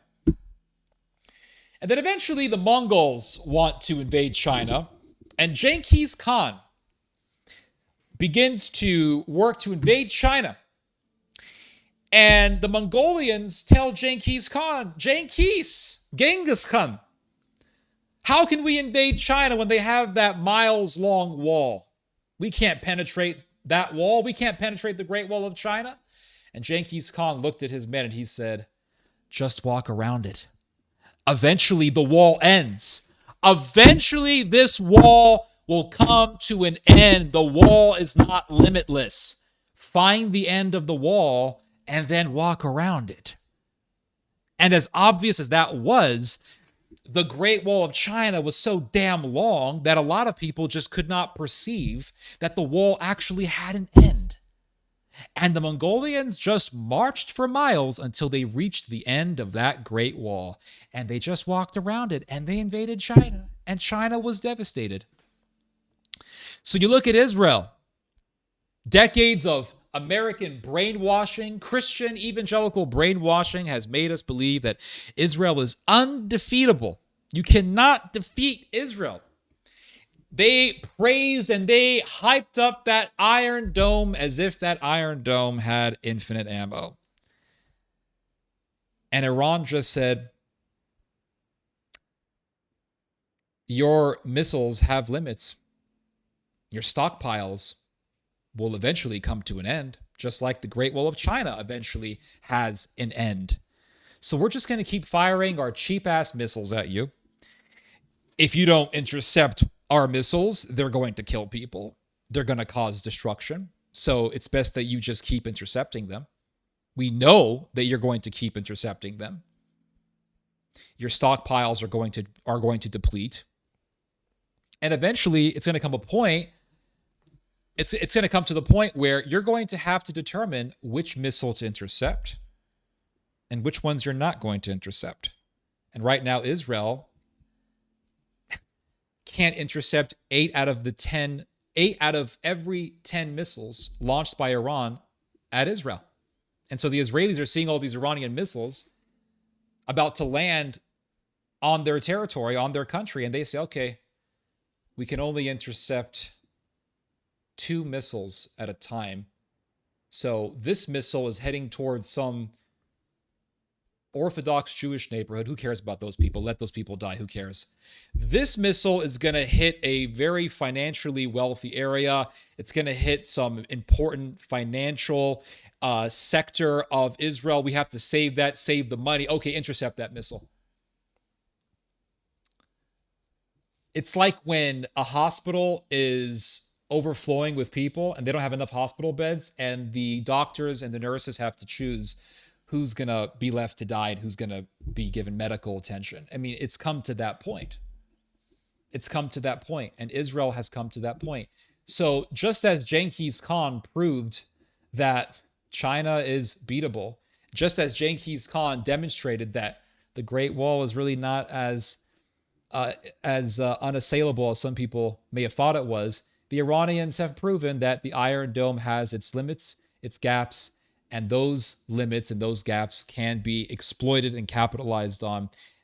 And Israel has exposed that its end is inevitable, because eventually Israel will come to an end. And eventually Israel will be facing a Turco-Iranian axis. And those very limits that we are seeing right now will still be there. And those limits will be exploited. And America will not be there to save Israel, because at that point, America will have been so exhausted by the American-Israeli alliance that America will say, sorry, politically, it's just pointless for me to defend Israel. And Israel really is a hated country to the point where it doesn't look good for us on the global scene to be helping you. And Israel will be left to its own demise.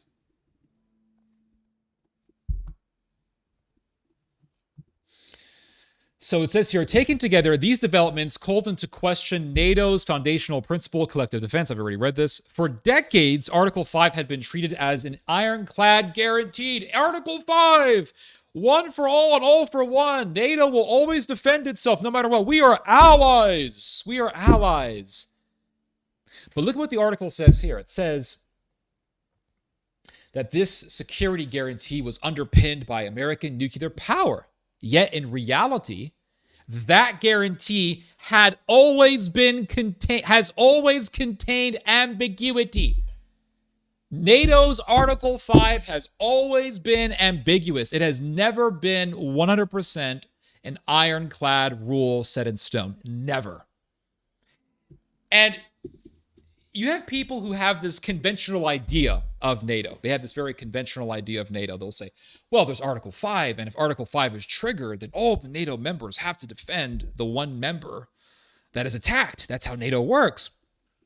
If you actually take the time to read Article 5, and I have, it makes it very clear that countries can choose how they defend the attacked party.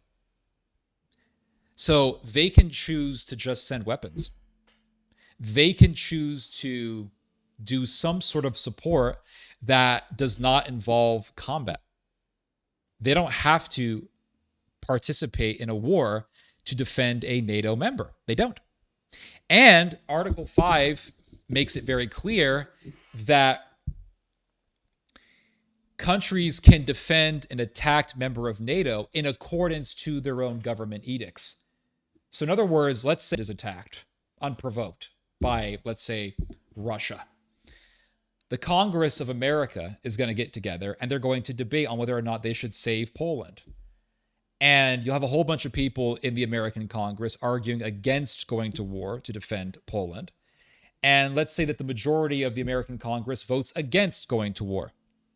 Well, sorry, America will not be going to war in that case, because NATO makes it very clear that countries can decide to go to war in accordance to their own governments. So that means the U.S. government, if a NATO member is attacked, the U.S. government can just pull back and say, we're not going to get involved. So NATO has never been reliable. Never. NATO has never been reliable. NATO has never been reliable as a security guarantee. Never. The same thing goes for America's treaty with Japan. America's treaty with Japan to defend Japan was never ironclad, because it even says in America's security agreement with Japan that if Japan needs to be defended, America can choose to defend Japan based on what the Congress decides. So that means that if Japan is attacked by, let's say, China, and the American Congress says, no, we're not going to go to war, America can pull back and say, sorry, Japan, you're on your own. And this is one of the reasons as to why the Japanese have been investing so much on their own military and working so much to boost up their own military capabilities. It's because they know that America is not 100% reliable. So really, the entire NATO scheme is just that. It's a scheme. It's a scam. It's a money laundering scheme to get countries to buy American weapons so that American defense contractors can make billions of dollars. This is why Lockheed Martin has been such a major supporter for NATO expansionism. This is why years ago, Bruce Jackson, who was a major high-ranking employee for Lockheed Martin, was lobbying for Poland to join NATO years ago. It's because Lockheed Martin knows that anytime you have a new member of NATO, that new NATO member is going to be buying American weapons, and that means that American weapons factories, American weapons corporations like Lockheed Martin, like Raytheon, like Boeing, are going to make bank. It's a big money laundering scheme. Even if you look at, let's say, the supposed aid that we give to Israel, we give supposedly $4 billion to Israel every year. Well, Israel just takes that money and uses it to buy American weapons. That's how Israel uses that aid. So it's just a big money laundering scheme in which the American taxpayer gives the money to Israel by force, and that money is then returned to the pockets of the big American defense corporations. It's a money laundering scheme. That's what it is. And the attacks by Iran on the Arab Gulf states has been really the clearest demonstration as to how much of a money laundering scam NATO is. They just showed, okay, even with all of these defense systems that America sells to these Arab countries still are not 100% safe. Their security is still not 100% guaranteed. And if you look at Israel with its use of American missile interceptors and with its own missile interceptors, Israel has shown that there are many limits to this system of intercepting missiles. So it's not 100% reliable. It's not reliable. And America just forces these countries to buy its military technology to make money.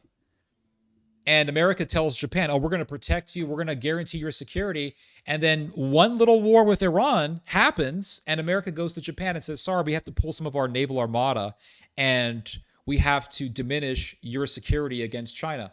And they did the same thing to the South Koreans. They pulled out their THAAD system from South Korea. And South Korea said, hey, what are you doing, America? That's the THAAD system that's supposed to protect us from North Korea. Sorry, we have to use it to protect Israel and the Gulf states. So America's security umbrella is a ruse. It's a scam just for certain people to get richer off of war. So it says here,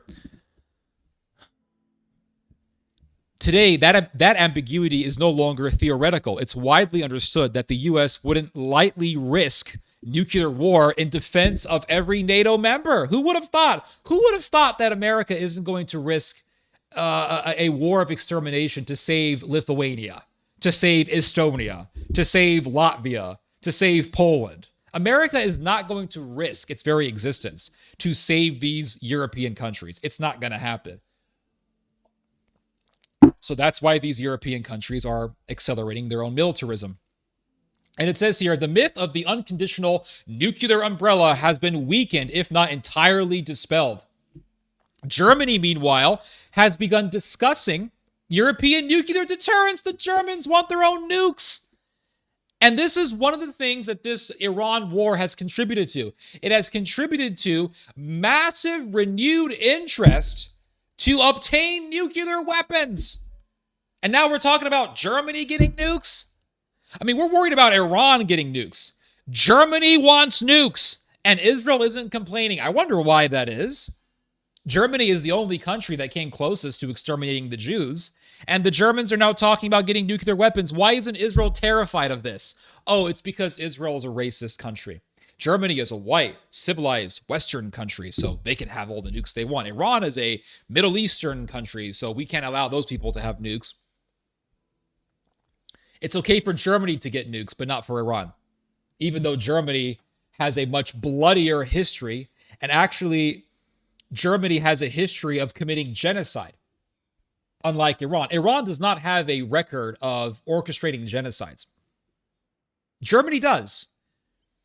And this country that committed one of the greatest genocides in history, the Holocaust, wants nuclear weapons. And no one, very few people are talking about this. Almost no one really is talking about this. This is not a major story. It should be. So you have nationalism increasing in Germany, and then you have this renewed interest in Germany to make Germany into a nuclear armed country. Truly, the world is sinking into madness if we consider this to be okay. And Germany will get nukes. Rest assured, Germany will get nukes. And now the Russians are terrified of this revived German power. They are. The Russians are very worried about this revival in German power because they know once Germany revives as a power, Germany will become a nuclear armed country.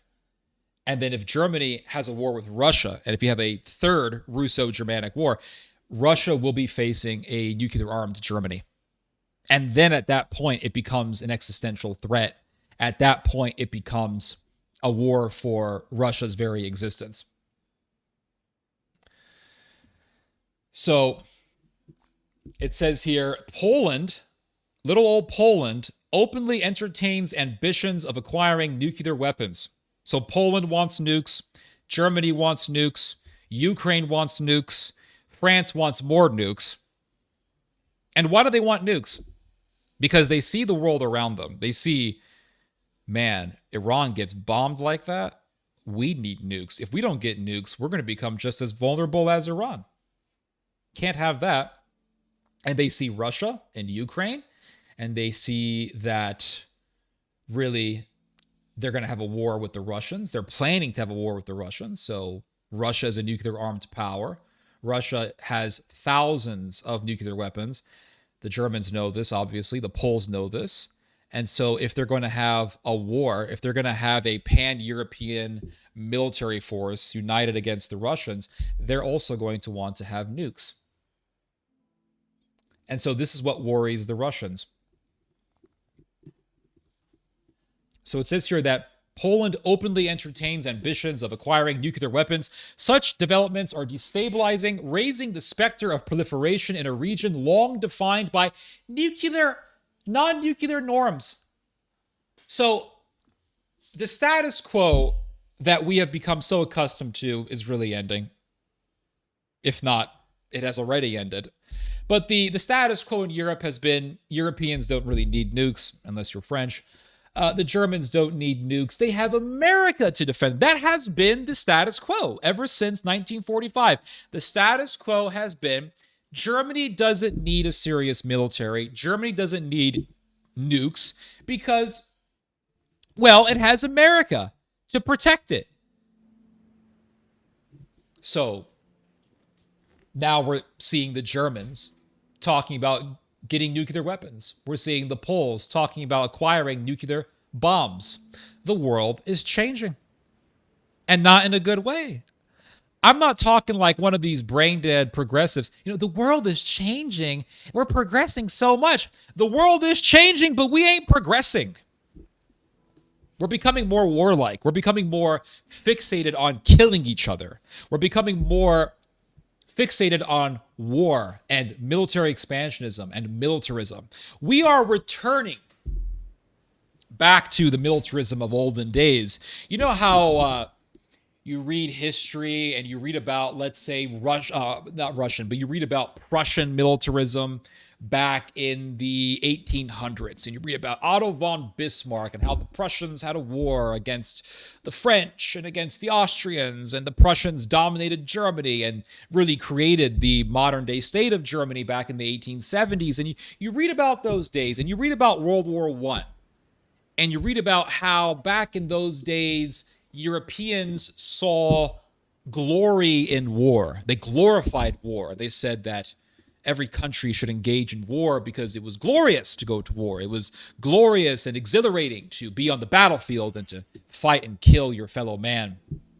And it was a part of a social Darwinian struggle for the domination of the superior race against the inferior race, and countries needed to demonstrate their superiority in this Darwinian struggle by proving their prowess and their martial dexterity on the battlefield, right? I mean, Europe was inundated with these sorts of ideas, very destructive ideas. And we will read about that and we will tell ourselves, those days, man, people were so barbaric back in the day.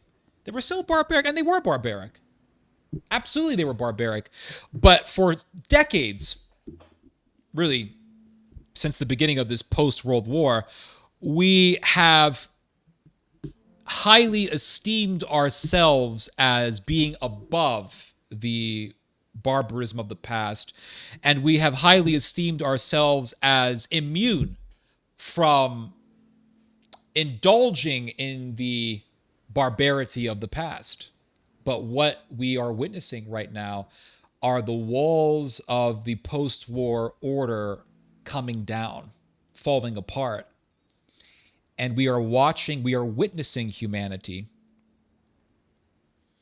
pave a path not forward, but back to the barbarity of the past. And so the militarism of Europe is coming back, and the social Darwinian mentality that came with is also coming back. We've seen this with our own modern day industrialist, our own modern day eugenist industrialist. For example, we have Mark Andreessen, one of America's biggest industrialists, who recently stated that mankind must demonstrate his own ferociousness and his own martial prowess and his toughness by going beyond our own humanness. He said something to the likes of this very recently. And we have Elon Musk talking about transcending humanity through technology. This is about social Darwinism. He's talking about accelerating the process of human evolution by amalgamating humanity with machine, thus creating a new humanity, just as the Nazis believed in creating a new humanity. You have Peter Thiel talking about merging man with machine in order to create a new humanity and to create a new, more evolved human. Well, back in the day, back in the 20th century, they talked about this sort of stuff. They talked about how superior societies needed to become the natural selectors and use biological engineering in order to create a new human.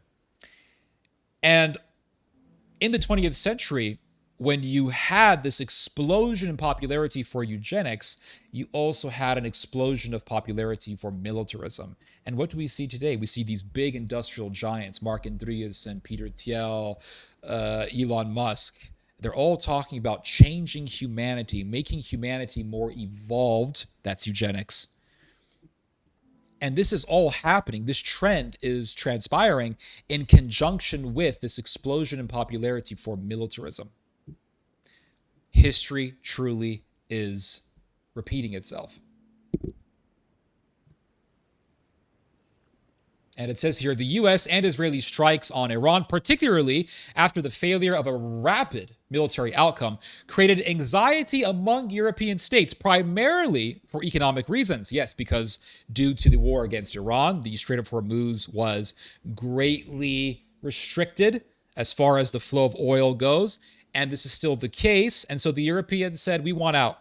We're not getting involved in this. And that's the reason why the French have been able to get oil that has been shipped through the Strait of Hormuz, because the French are saying, we're not involved. This is America's problem. This is Israel's problem. So the Europeans have had much anxiety because of this war.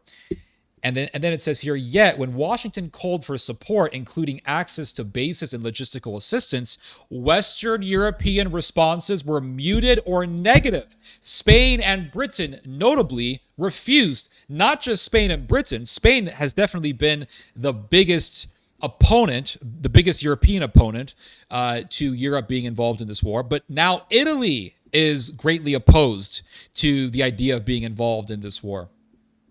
And it says here, NATO is unlikely to collapse. The United States has no intention of abandoning Europe entirely. The alliance remains a useful instrument for maintaining American influence and for managing relations with both Russia and European partners. At the same time, Washington views the European Union as an economic competitor. This is true. The biggest competitor, the biggest rival to America's currency is the euro, because the second biggest currency is not the yuan, it's the euro. The euro has more worth than the dollar does.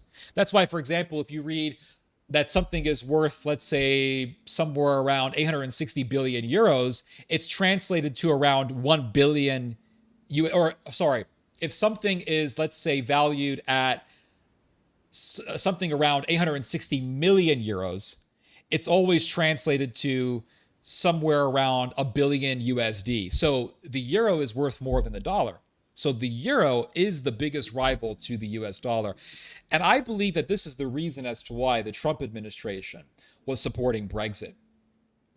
Because Brexit set a precedent that the European Union can be dismantled, and that other European countries can leave the European Union, can withdraw and exit the European Union. And so if other countries leave the EU, it'll spell the dismantling of the European Union, and thus the dismantling of the biggest currency rival to the US dollar. And that because it would mean the end of the euro. So perhaps this is the reason as to why the Trump administration supported Brexit, because America wanted to set a precedent to end the EU. And maybe, just maybe, this is the reason why the American government is promoting German nationalism, to dismantle the euro by having German nationalism become so powerful that the Germans will dominate the EU so much so that the Germans will say, okay, let's just end the euro and bring back the Deutschmark. Let's bring back the mark. The thing is that if the mark ends up becoming the most dominating currency in Europe, the mark is just going to dominate Europe and will become basically the replacement for the euro. And the US dollar will then have to compete with the German currency. So I'm not sure exactly how much it'll change America's situation as far as rivaling European currency goes. But it says here, NATO, by contrast, is a political and military framework through which the U.S. can retain leverage. And then it says here, therefore, the most probable outcome is a modified NATO, one in which the U.S. remains at the top, but with reduced direct engagement, while European members take on greater operational responsibility. The alliance will persist, but its internal cohesion will weaken. The traditional ethos of one for all and all for one will give way to a more conditional, interest-driven form of cooperation. But wait a second. This guy says, well, NATO will still be intact, but it's just going to change in its structure. It'll change in the sense that America will still be at the top, but these NATO countries will have more autonomy and they will have more power to make decisions as to whether or not they want to participate in a war. But if that's the case, and it really already is, if you look at it effectively, that means NATO is just going to end. Because NATO is the American empire. NATO is America.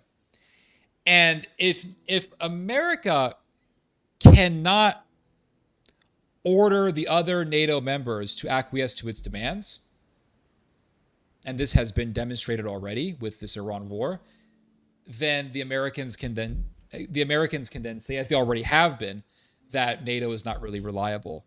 And then the Europeans are saying what? They're saying, well, we want to make our own decisions and we want to determine our own destiny and we want to be autonomous. We want to be in charge of our own decision making and we want to determine what we do. And we want those decisions to be determined not by America, but by us, by Germany, by Sweden, by France. So these European countries are saying, we want autonomy. And if this escalates to the point where Germany doesn't care about what America demands, then even if NATO is still existent on paper, NATO effectively, as we know it, will be dismantled. And we're just going to have a whole bunch of individual blocks of power led by regional superpowers, not super, but led by regional powers. So you'll have a European block of power led by Germany. You'll have a Middle Eastern block of power, an Islamic Turkic block of power led by Turkey. You will have an Asian block of power led by Japan. And China and Japan will be competing over who's going to dominate Asia. I think that's really what the future holds more than anything.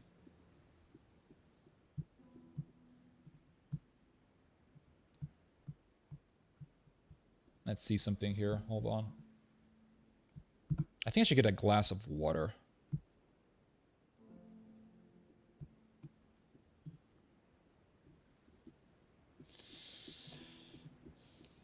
But I want to read to you guys some more articles here. But this has more to do with the insane Trump factor, right? To a certain extent, yes. For clarification, NATO ain't the same as EU. It's not. Some of EU countries refuse to use euro because it will devalue their own weak currency. Well, that's why in Spain they have the peseta. Let's see here. Germany, Argentina, and Trump in this BS. Euro and pound are more valuable than dollar. That's true, but it's not widely traded, unlike the yuan and the dollar. That's true. Even before the euro was introduced, the Americans hated it and saw it as a competitor. Yeah, and the even before the euro existed, the Deutschmark was the determining factor for the value of all the rest of the European currencies. So, for example, like the French franc, the value of the French franc was underpinned by the value of the German mark. And the same thing went for all the rest of the European currencies. So even if you get rid of the euro, the German currency is still going to dominate. And even if you look at European finance today, I mean, European finance is still dominated by the German banks. So Germany, being the economic powerhouse of Europe, still determines the economics of Europe. There was definitely more respect, I think. Yeah, I quite like civilized society. I don't want all this militarism. You and I both. People did not take lightly to insult back then. Maybe they just want the new fascists taking good old-fashioned steroids. True. Barbarism of the past. Come on, Ted. The entire Cold War was full of American and Soviet intervention, even after the dissolution of the Soviet balkanization of Yugo. Yeah, you're correct. But the thing is that we didn't have German militarism during the Cold War. We didn't have Japanese militarism. We didn't have those aspects of 20th century militarism existing in those days, and now we do. That's the difference. But you're correct. There were wars. I'm not saying there were no wars during the Cold War, but what I will say is that the amount of peace that we did have in the 70 plus years since the end of the Second World War have been quite unprecedented.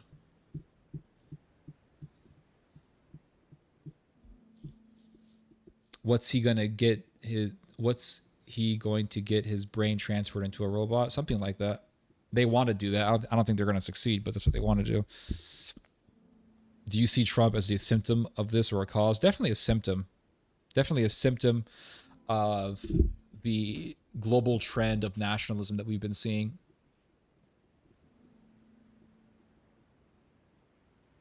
The Dark Age, yeah.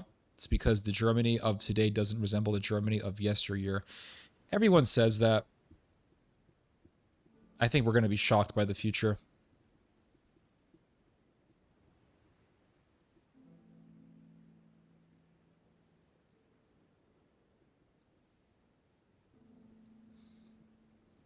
Yeah.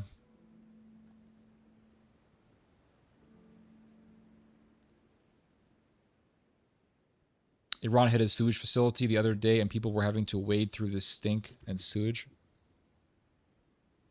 During the end of Song Dynasty, many parts of the Great Wall are in disrepair and many of their military forts are empty, and Genghis Khan attacked these parts while walking around it. I planted some West Indian cucumbers. That's cool.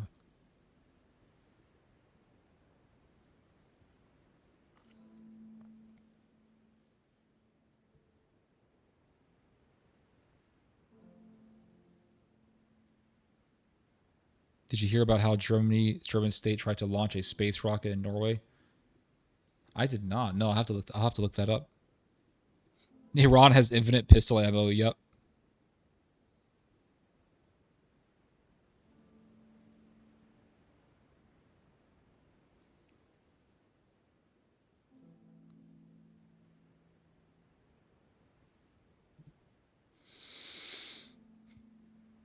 Isn't Japan a weak country now? It's one of the biggest economies on Earth.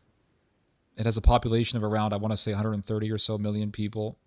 It has a pretty substantial navy. It's one of the biggest military spenders in the world. I think that Japan will be able to definitely pack a punch in a war. I'm not saying that Japan is going to dominate Asia or invade all of Asia or anything like that. I'm not saying that Japan is going to defeat China in a war, but what I will say is that Japan definitely has the military capacity to be a serious threat to its neighbors.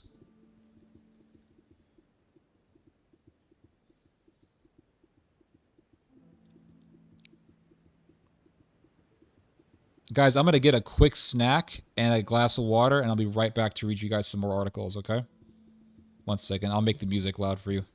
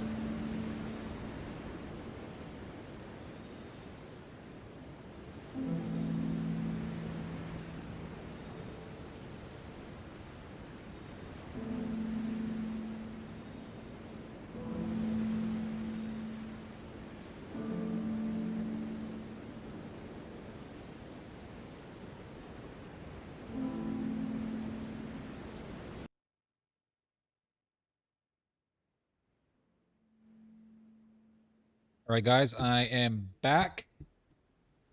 And we're going to be looking at more articles. Sorry about the wait. I was just getting some carbs in my system. My brain was kind of fried. Let's see here.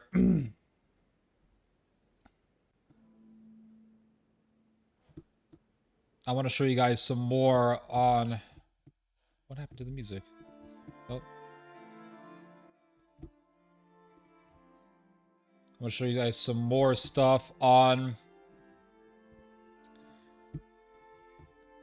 the divide between the Americans and the Europeans that is taking place as really a result of America's and Israel's reckless war against Iran. And so it says here, Trump slams allies as Europeans show reluctance to aid U.S. in Iran war. So America and Israel start the war, and then they expect the Europeans to help the Americans and the Israelis get out of the mess that they caused.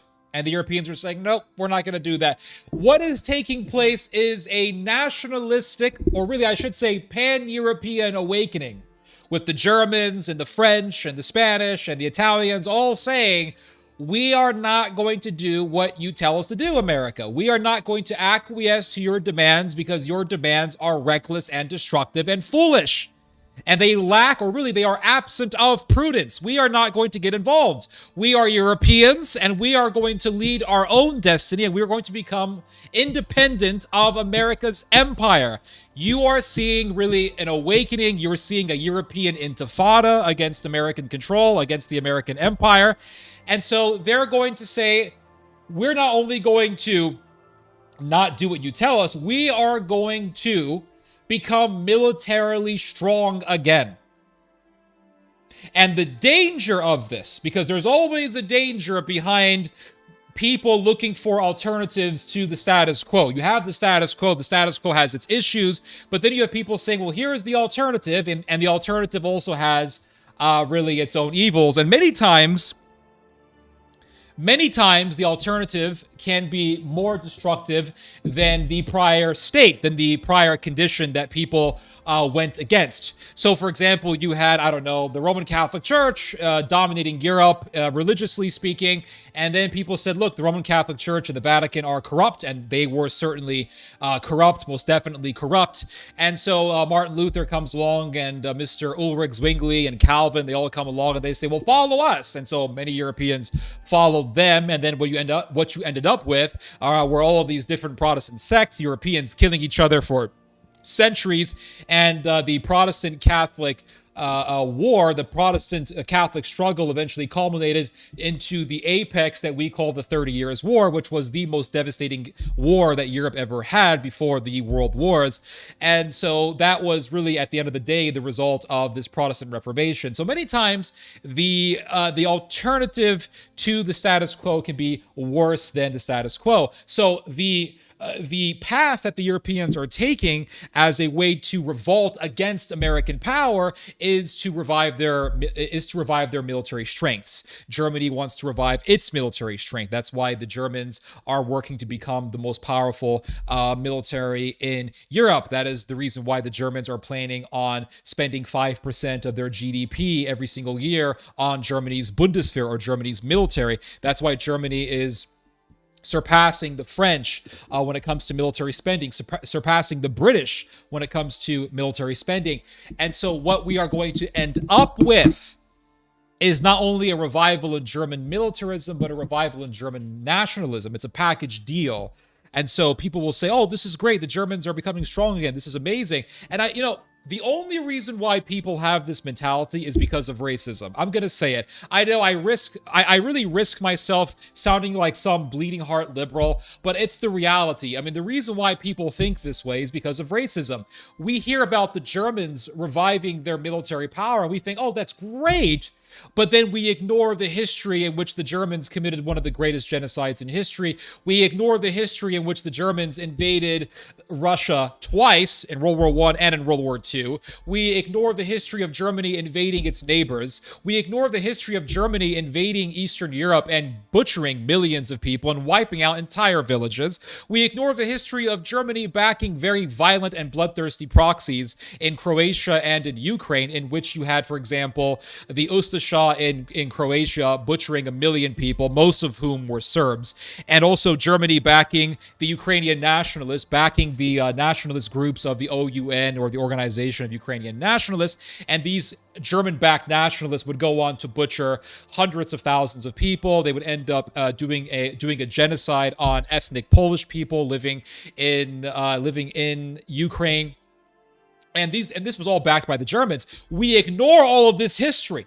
We don't care. Why? Because in our conception, in our way of thinking, in our mentality, oh, the Germans, they're part of Western civilization, white, clean-cut, polished, innovative, technologically advanced Western civilization.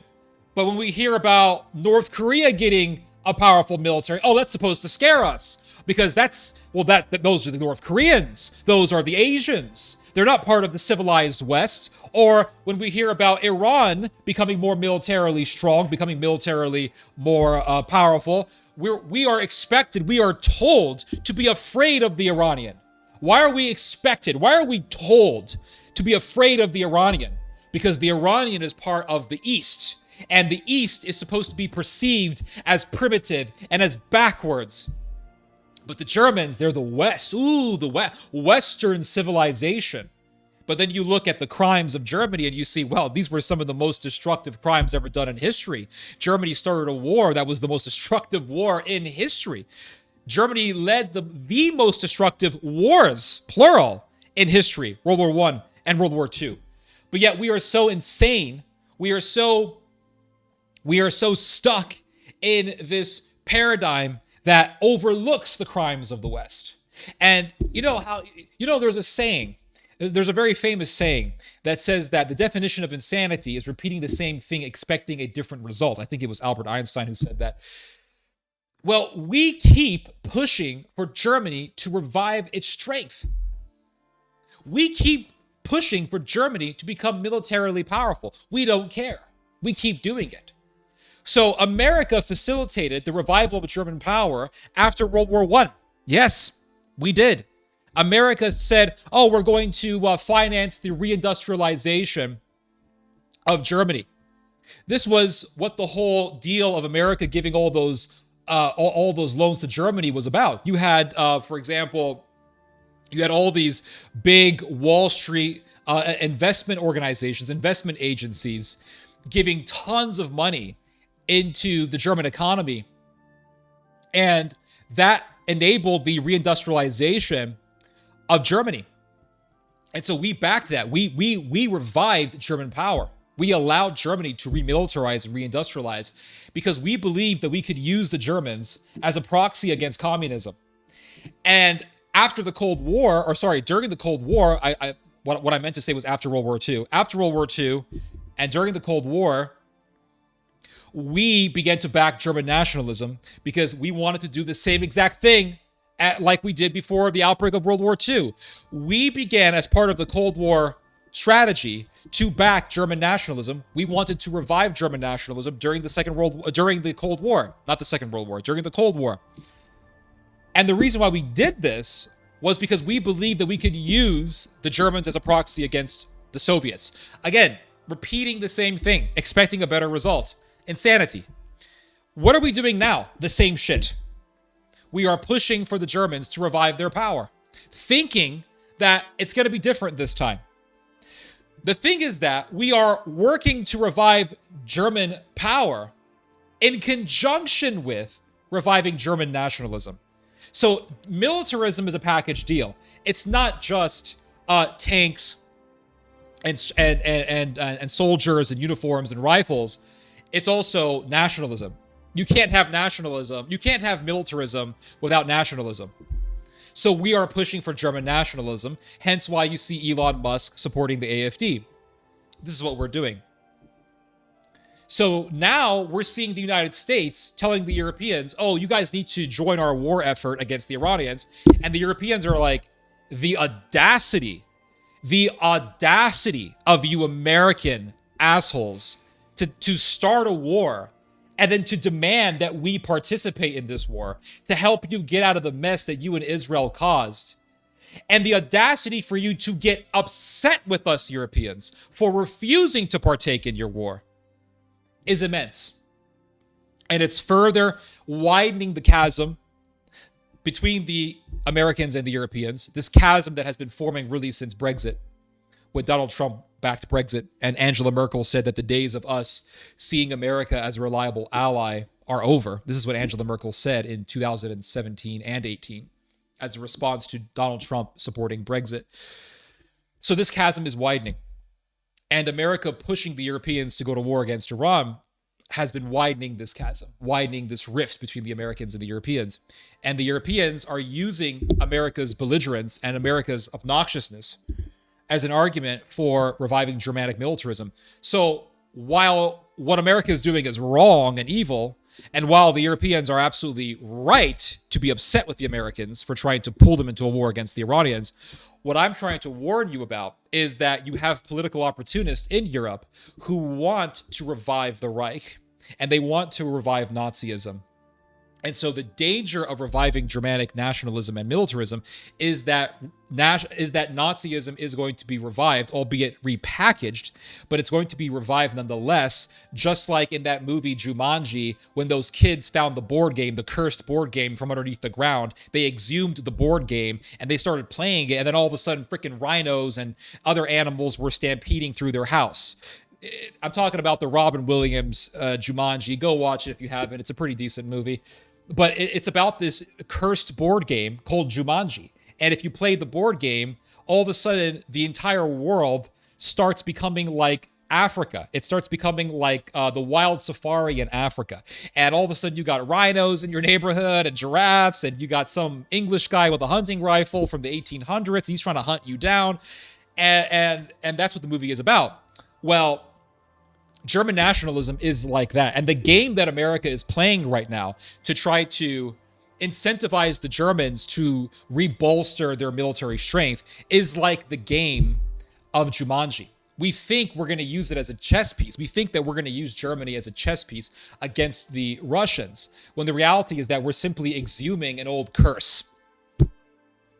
That's what we're doing, guys. So it says here, Trump slams allies as Europeans show reluctance to aid U.S. in Iran war, blah, blah, blah. Now, it says here that Italy blocked U.S. use of an airbase, the latest instance of European nations refusing deeper involvement in the conflict despite U.S. threats of backing away from NATO. So the Italians tell the Americans, fuck off out of our airbase. You ain't using an airbase. Nope. Because if you use that airbase, that makes us a belligerent in this war. That makes us a participator in this war. Iran can hit Europe. Iran demonstrated to the world when it hit that Garcia Island, where you have a joint American-British base. It hit that island that's on the Indian Ocean. And by doing that, the Diego Garcia base, that's what the Diego Garcia Island, that's what it's called. By hitting that island, Iran was sending a message. We can fire 2,000 kilometers away. We can hit Europe. So the Italians are saying, nope, not for us. We're not going to be a part of this. Plus, the Italians want to be able to import oil through the Strait of Hormuz. So it doesn't want to be under this immense oil pressure that comes as a result of starting a war with the Iranians. Simple as that. They have their own energy interests. So what the Italians and the other Europeans, like the Spaniards and the Germans, are saying is, we are not going to acquiesce to American demands. We are not going to submit to the American empire just to please the Americans and the Israelis. We're not going to do that. We're going to pursue our own interest. So we are seeing the beginning of this revival in European consciousness. And this revival of Europeans being aware of their Europeanness. And so you're going to see nationalisms, plural, in various parts of Europe. You already have Polish nationalism, and that nationalism is in Poland is accelerating to the point where the Poles now want nuclear weapons. You have German nationalism, and that is accelerating to the point where Germany is on its way to becoming the most powerful military force in all of Europe. And it's accelerating to the point where the Germans are talking about obtaining their own nuclear weapons. So, and they're all doing this as a way to say, we're not going to acquiesce to American demands. As a way to say, we are independent of America's global empire. It's an intifada. It's a European intifada. It's a global uprising against American power.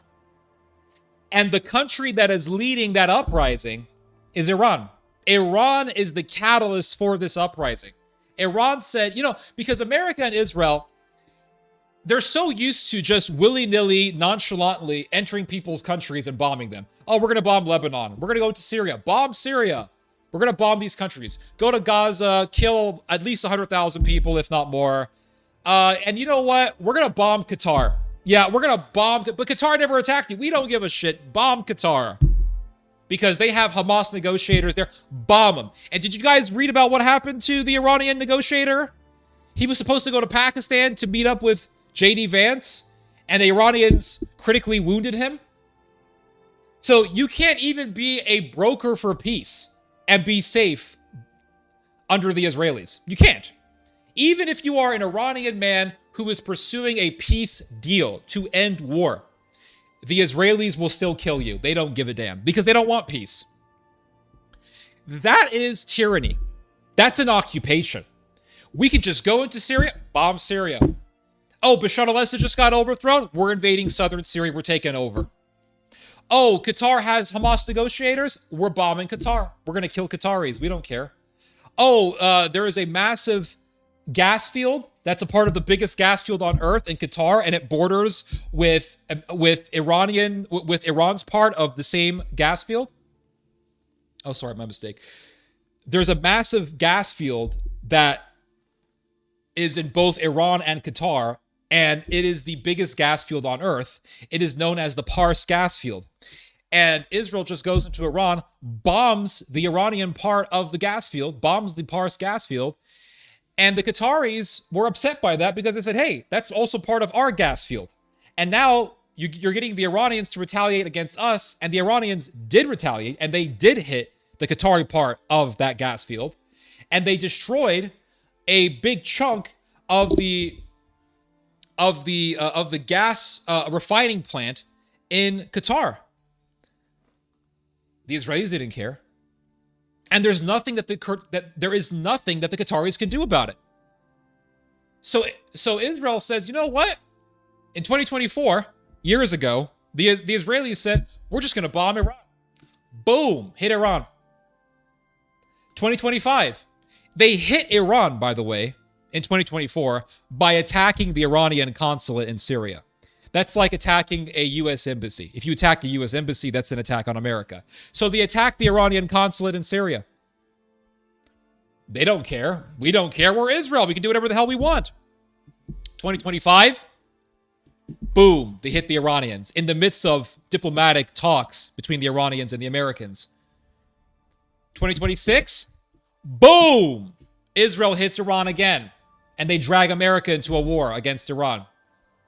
Iran says, you know what? Fuck you. We're tired of being beaten up by you guys. We're tired of you just nonchalantly, willy-nilly, anytime you guys desire, come into our country and bomb us. We're going to stand up to you. And Iran stood up to the Americans and stood up to the Israelis. And not only that, Iran restricted America's freedom in the Strait of Hormuz, blocked the Americans completely out of the Strait of Hormuz. Blocked the Americans out of the Strait of Hormuz and began to restrict the flow of oil through the Strait of Hormuz. Oh shit.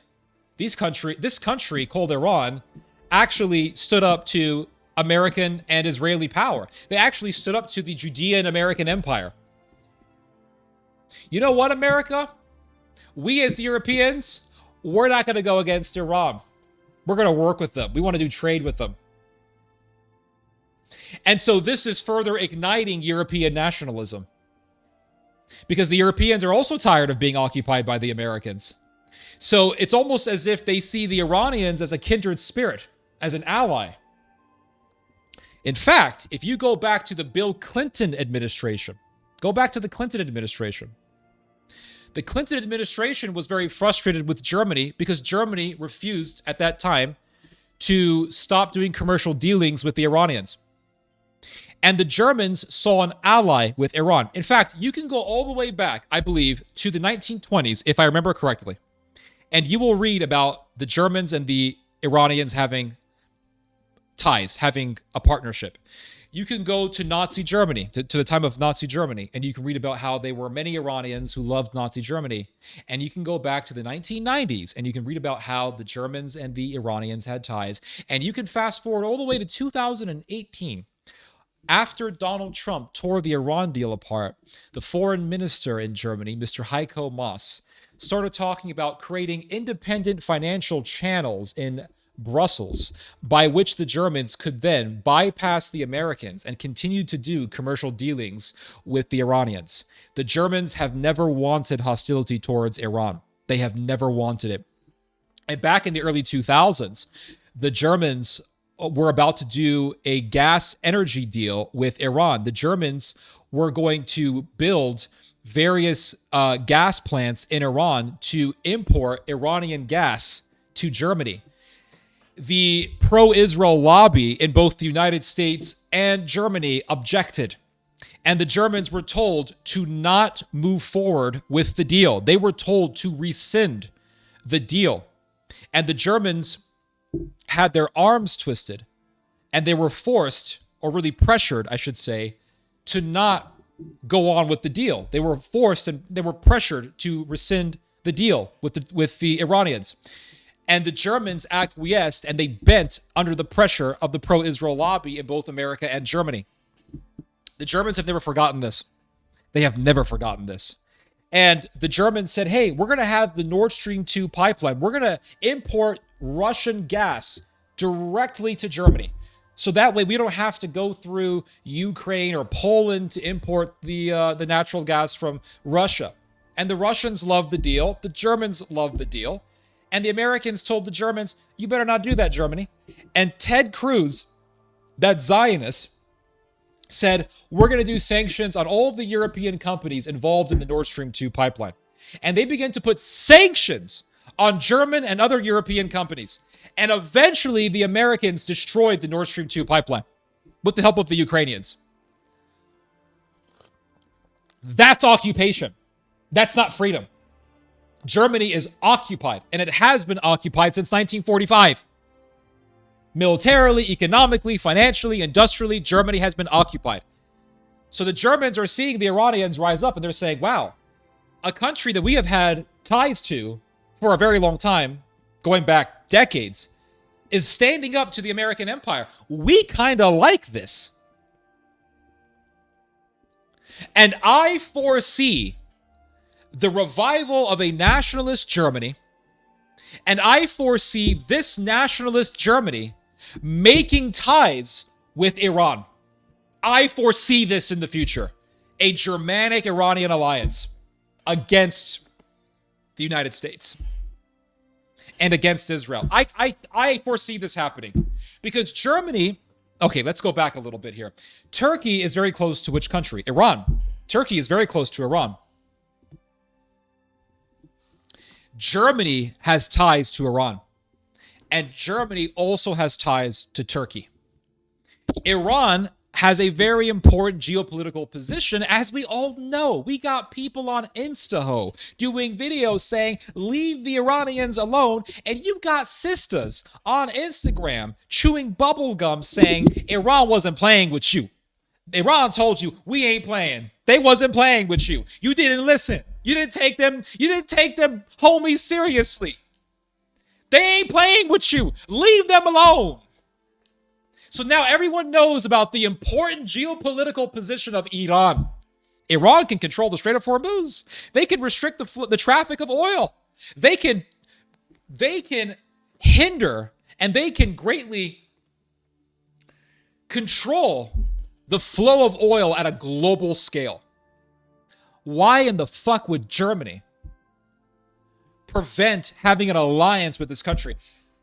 If you're a smart country, you would make an alliance with Iran. If I was America, Obama was one of the most intelligent presidents we've ever had. I will die on this hill. I don't give a damn. Obama was one of the most intelligent presidents we've ever had. He was smart. He said, why the fuck are we going to war with these people? Let's just make a deal with them. But Mr. President, Israel's mad. He's like, shut your ass up, fool. I'm from Chicago, bitch. I call the shots here. He made a deal with Iran. Good decision. But because of the pro-Israel lunatics, gotta tear the deal up. Gotta tear the deal up.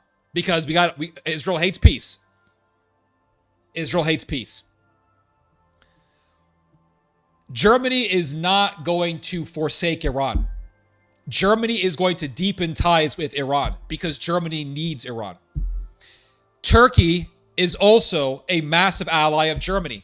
Germany is not going to forsake Turkey because, Turkey said some mean words to Israel, and Turkey has threatened to invade Israel several times. Germany's not going to forsake Turkey. You have two extremely important choke points controlled by Turkey and Iran, respectively, okay? Respectively speaking, Turkey and Iran both control some of the most important choke points for international trade on Earth. Iran controls the Strait of Hormuz. Everyone knows why that's important. And Turkey controls, two very important choke points. Bosphorus Strait and the Dardanelles. You think Germany is going to let that go? No. So Germany is rising up. People have no idea how powerful Germany is going to become. They have no idea. They think it's just a bunch of pussies over there, and they're going to be eating. I don't know what they eat over there in Germany. They're bratwurst or whatever. Curry dogs, whatever they eat over there. They just think, it's just a bunch of pasty white boys who are good at math. Germany is the Iran of Europe. Okay? Germany is the Iran of Europe. They're very intelligent people, as we all know. The Germans are very intelligent people. The average German, okay, I don't want to get into hierarchy here, but they're very, very intelligent people. Germany is planning on spending 5% of its GDP every year on its military. Do you know how much money Germany makes? Do you know what the GDP of Germany is? It's over 5 trillion. It's like 5.1 or 5.2 trillion dollars a year. They want to spend 5% of that. So they want to spend like $250 billion a year on Germany's military. Oh, that's nothing. Bullshit. Well, America, that's pocket change for America because America is a scam. The American military-industrial complex is a scam, as we all have seen, as has been exemplified to us. We're seeing America remove THAAD missiles from South Korea to go protect Israel. It's a scam. America doesn't spend money just on its military. America will spend money on other countries' militaries, and it's all just a money laundering scheme to get more money into the defense corporations. Russia spends how much money? Like $180 billion every year on its military. Somewhere between, I want to say 150 to 180 billion. That's Russia. And we're scared shitless of Russia. So you can have a country that spends way less than the US does on its military, and that country can still defeat America in war. China spends way less money on its military than America does on its military, and China can beat America in a war. China can hit us. They have nukes. They got like 300 nukes. Germany spending $250 billion a year. It spells a future massive pan-European army led by Germany and consisting of other European armies, the Dutch, the Swedish, etc. So this is what's going to happen. So you're going to have this rising German power Are they going to forsake the Strait of Hormuz because of Israel? I don't think so. I think they're going to deepen ties with Iran. Are they going to forsake access way through the Dardanelles and through the Bosphorus because of little old Israel? Israel's mad? No. If you go back to the early 2000s, Germany couldn't do a gas deal with Iran without Israel getting pissed off. And I think the time is coming when the Europeans are going to say, enough of the synagogue telling us what to do. We are witnessing a global intifada against the American Judean access. So it says here, as President Donald Trump on Tuesday amped up criticism of NATO countries for refusing to do more in the Iran war, European allies were doubling down on their pushback. Italy in recent days denied landing rights to U.S. warplanes seeking to land at Sigonella base in eastern Sicily after determining their flight plans were linked to the war effort, according to a senior Italian official. That revelation, involving a nation led by a key Trump ally, Prime Minister Giorgia Meloni, emerged a day after Spain's defense minister said the country was going further in its direct opposition to the war. So Spain sparked the intifada in Europe. Iran was the catalyst. Iran said, we're standing up to America. Spain said, we're right there with you, Iran. Fuck them Americans. Spain stands with Iran. Spain stands with Palestine. They do. They stand with Palestine against Israel. The Irish and the Spanish are the most pro-Palestine. They are the biggest allies to Gaza and to the West Bank and all of Europe. The Spaniards and the Italians. Why is that? I know why it's the case for the Irish, because the Irish suffered under the English, so they familiarized themselves with the suffering of the Palestinians. The Spanish, on the other hand, they support. The Spanish are very critical of America. They're like if you go to Latin America, most people in Latin America are anti-American. Same thing goes with the Spanish. It probably has something to do with their history against the English, and you had the whole Spanish-English War, and the English defeated the Spanish Armada, something like that. The point being that Spain started the European uprising against American power as a response to this American-Israeli war against Iran. Now the Italians are following suit. Now they're inspired by the Spanish. Now they're following the Spanish. They're following the lead of the Spanish. So it says here that the Spanish denied not only U.S. use of its bases, but also overflight rights to aircraft involved in the attacks on Iran. And it says here, Trump has grown exasperated with European reluctance and has suggested it means Washington should not feel obligated to help defend Europe, although NATO's collective defense clause applies specifically to attacks on allies in North America and Europe. So America starts a war. American bases and Israel get attacked by Iran as a response. Understandably so. You attack a country, you should expect to be attacked back. America says, okay, NATO, do your thing, protect us, protect our bases. And the Europeans are saying, why? You guys started a war. That's not how NATO works. NATO wasn't built so that you can start an offensive war and then we have to defend you when the country that you attacked attacks you back. That's not how this works.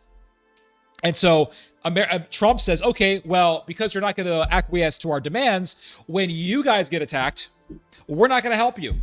So then what's the point of NATO? And so the Europeans are saying, I guess there's no point in NATO. We might as well just build up our militaries. So I foresee, I don't want to be so extreme to the point where I'll say something like NATO will be gone. Maybe it will be gone. I don't know. But I'm going to be as moderate as I can in my predictions. I think that NATO is going to be totally reformed to the point where you're going to have this thing called NATO. And yeah, America will be at the top sort of thing, but Europe is going to be dominated by Germany. And you're going to have a German Reich. And yeah, maybe it'll have an alliance with America. Maybe, on paper. But overall, effectively, in practice, in reality, this Germanic empire, this Germanic block of power is going to be making its own decisions and it's going to be pursuing its own interest. So by this point, will there be a NATO? I'm just going to say more than likely, but effectively, the NATO will be irrelevant, is what I will say. That's my prediction for Europe. Now, it could be that NATO will still be there, but you're going to have this massive pan-European bloc led by Berlin. Either way, NATO, no NATO. Either way, you're going to have a revived German power and a revived Turkish power, and you're going to have a stronger Iran in the future. That's what I will say. So it says here, we'll be leaving very soon. So this is what Trump had to say. We'll be leaving very soon, leaving very soon, Trump told reporters in the Oval Office, responding to questions about the war with Iran. And if France or some other country wants to get oil or gas, go up through the Hormuz Strait, they'll go right up there. And they'll be able to fend for themselves. And the French are saying, yeah, okay. The French have made a deal with the Iranians. Oil designated for France on the Strait of Hormuz has been allowed to pass through the Strait of Hormuz to get to France. So the French are thinking, okay, who cares? This war did not need to start. Nobody in Europe wanted this war. So yeah, we can just make deals with the Iranians. But you're saying we can make deals with the Iranians? Yeah, you can do whatever you want. I don't care. Okay. So we're just going to go right back to what we were doing during the Obama brokered Iran deal. Okay. Yeah, okay. So Iran's just going to get richer because the Europeans are going to get closer economically to the Iranians. The Israelis are not going to like that. The Israelis are going to try to pressure the Europeans to not work with the Iranians commercially. And if this happens, and I think it will, knowing the Israelis, it's going to it's going to tense up relations between the Europeans and the Israelis. It's going to exasperate tensions between the Europeans and the Israelis. And I foresee the Germans getting closer to the Iranians. I don't know about you guys, but I foresee Germany and other European countries deepening commercial ties with the Iranians. Because when Bill Clinton was president, there was all this talk about Iran becoming a nuclear power, and Germany just did not give a damn. They just didn't care. The Germans were saying, we want to continue having ties with Iran. And even when Germany was told, hey, you know that Iran could get a nuclear weapon and be a threat to Israel, Germany said, yeah, we don't care. No, we don't care.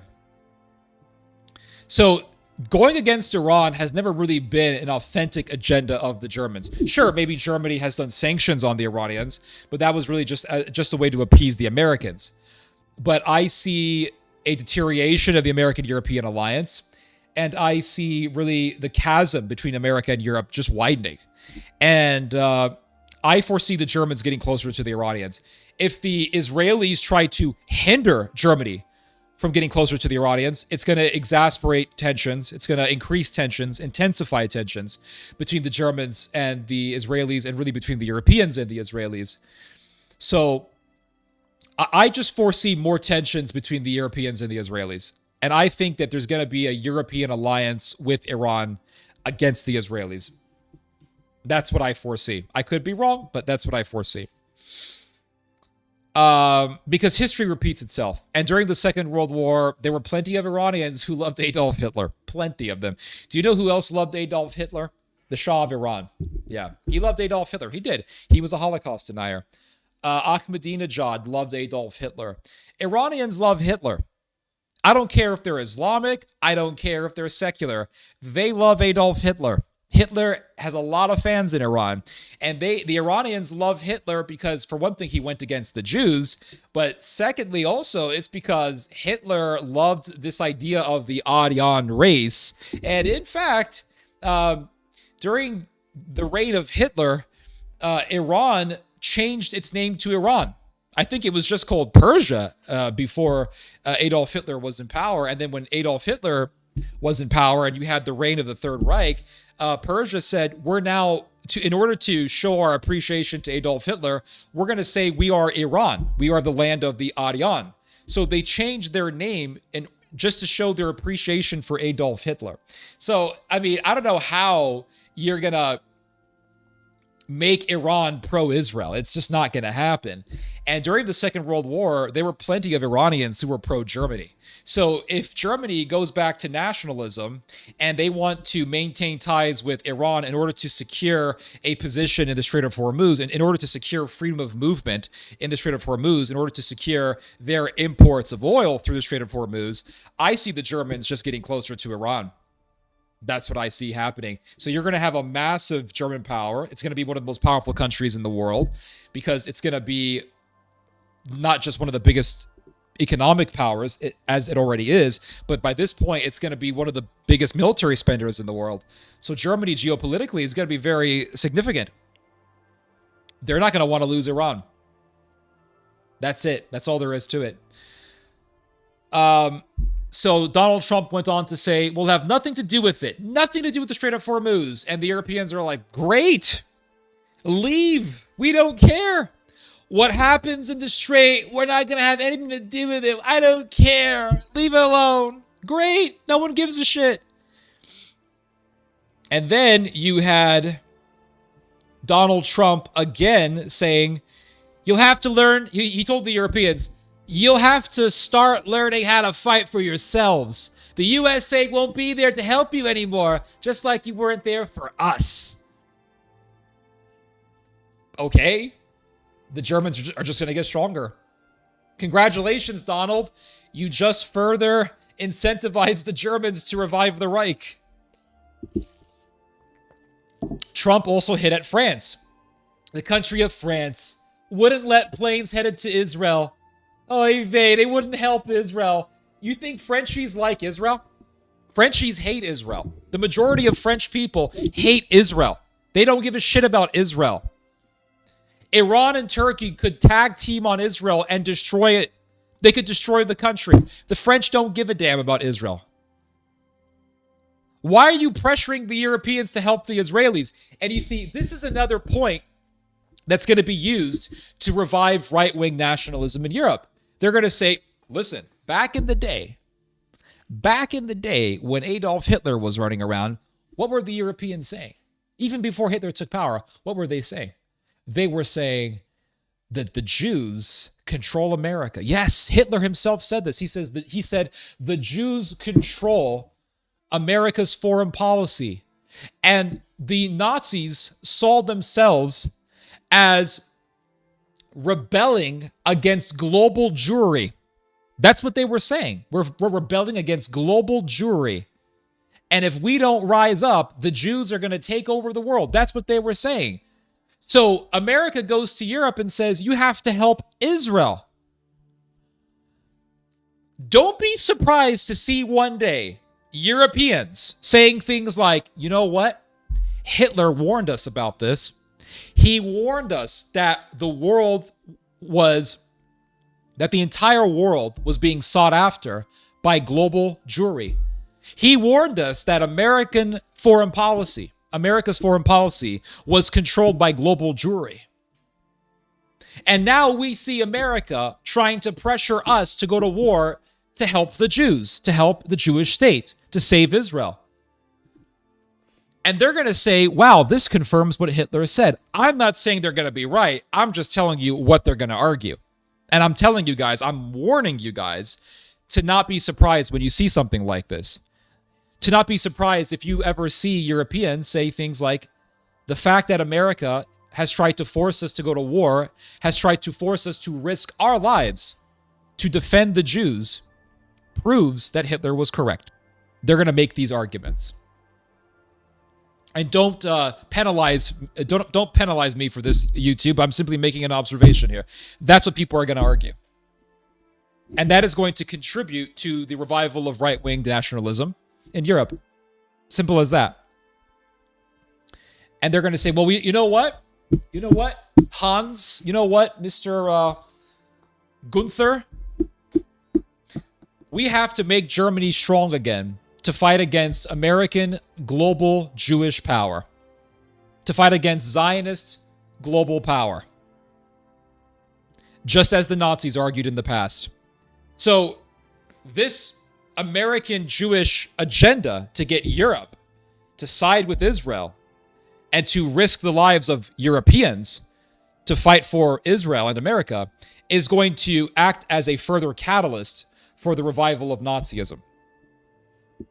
And people are going to say they want, these Zionists, they want white European men to fight for the Jews, to fight for foreigners. We're not going to do it. I can totally foresee people articulating these very arguments, just as Adolf Hitler did.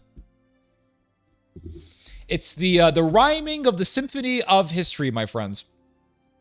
So it says here, despite the administration's threats to pull support for the U.S.-led NATO alliance, European capitals are not hiding skepticism about a deadly open-ended war, drawing Donald Trump's ire. So Trump is saying, if you don't help Israel and help America, we're pulling out of NATO. We're pulling out, guys. And the Europeans are saying, okay. We have the money. We have the technological industry to make pretty powerful militaries. We can make nuclear weapons. If you want to leave NATO, then don't be surprised if you see a Fourth Reich.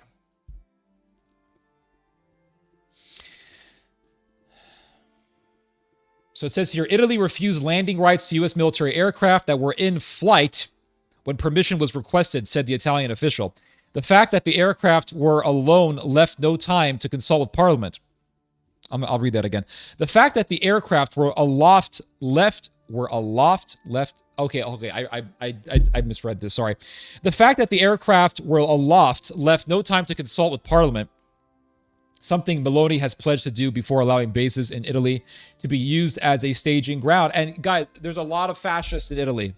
There's a lot of people in Italy who love Mussolini, and they see this situation and they say, you know, this is what they argue. They argue that the Jews are trying to force Italians to fight and die for Israel. We're not going to take it. And they're going to hearken right back to fascism. And what is awakening this revived fascism is America and Israel. Israel, the country whose entire reason for existing is the Holocaust. Israel, which makes its entire identity based on the Holocaust, is going to revive another Holocaust of the Jews. Isn't that ironic? Is that not ironic, everyone? Israel did a genocide on the Palestinians in Gaza using Western technology. And that set a precedent for the rest of the world. Wow, look. A Western-styled, technologically advanced, first world country has done a genocide using Western technology. Well, why can't we? If Israel did it and got away with it, why can't Germany do a little genocide? Why can't maybe France do another genocide?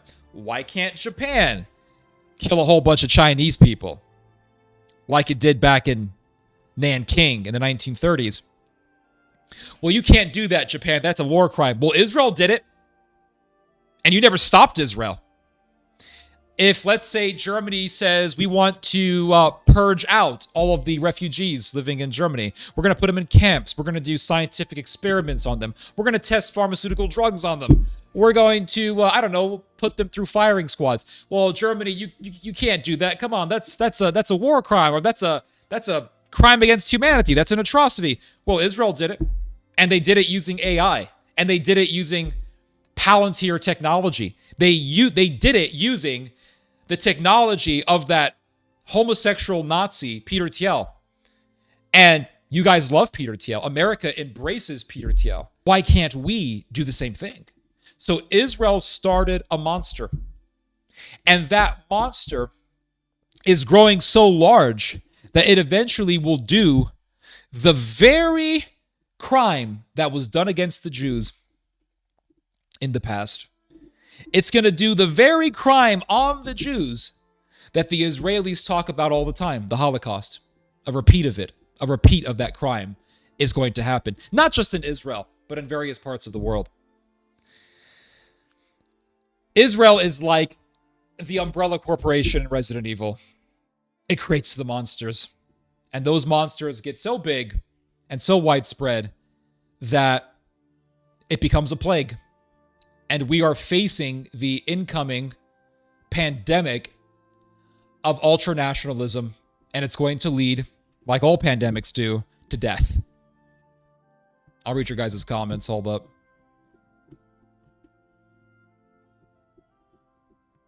International law is a joke.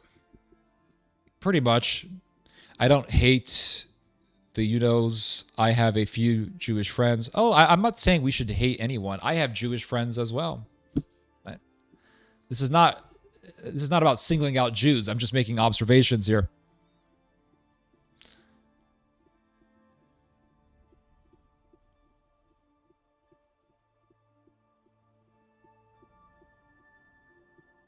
The Israelis want to build a temple and install the Antichrist. Yup.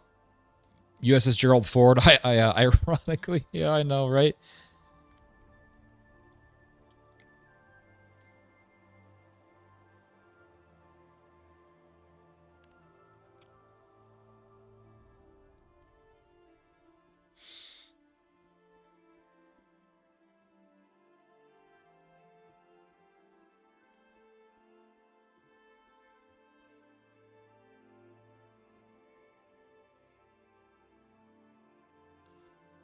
Germany and the EU mean nothing till they kick out all the Islamic forces. That's actually not true. If you're that's not true at all.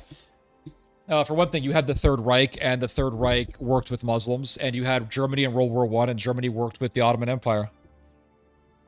There are millions of ethnic Turks living in Germany right now, and many of them are young men.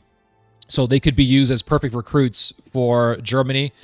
And the Germans could then argue that they have a military alliance with Turkey. And so if you, as an ethnic Turk living in Germany, join the German Bundeswehr, or the German military, you will be also helping Turkey, your country. So that's actually very advantageous for Germany. As far as other foreigners go, I wouldn't be surprised to see one day Germany erecting death camps for certain foreigners. Not Turks, but for other foreigners. Let's see here. South Korea. Yeah, Berlin and Germany is full of, I don't know what you're talking about. Japan, Philippines, Thailand, Taiwan are all crucial allies. Israelis already did several false flags in the EU recently. Israel lost thanks to Trump. NATO without America is basically the EU. Yeah, exactly. Exactly. That's true. That's one possibility. The other is NATO plus America plus Israel versus the world. That's, well, I mean, that's possible.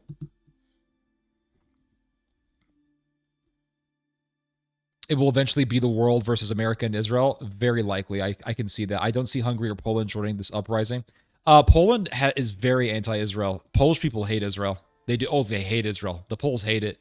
And Poland has been very robust in its independence to a great extent. I mean, it has, I would say Poland right now has the most powerful military in Europe, other than, I mean, the most powerful military in the EU. If you want to look at battle hardenedness, the country that is the most battle hardened in Europe is Ukraine, because of the fact that it's in a war with Russia.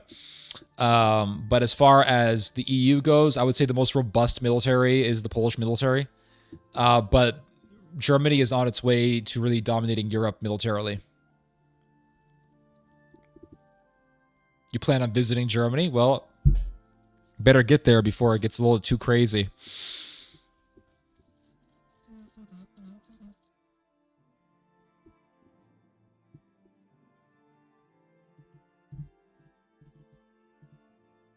The Spanish suffered under Islam? Yes, but the Spanish also suffered after World War II because the Americans refused to give any sort of financial aid to help Spain recover from World War II. And I think the Spaniards have never forgotten this.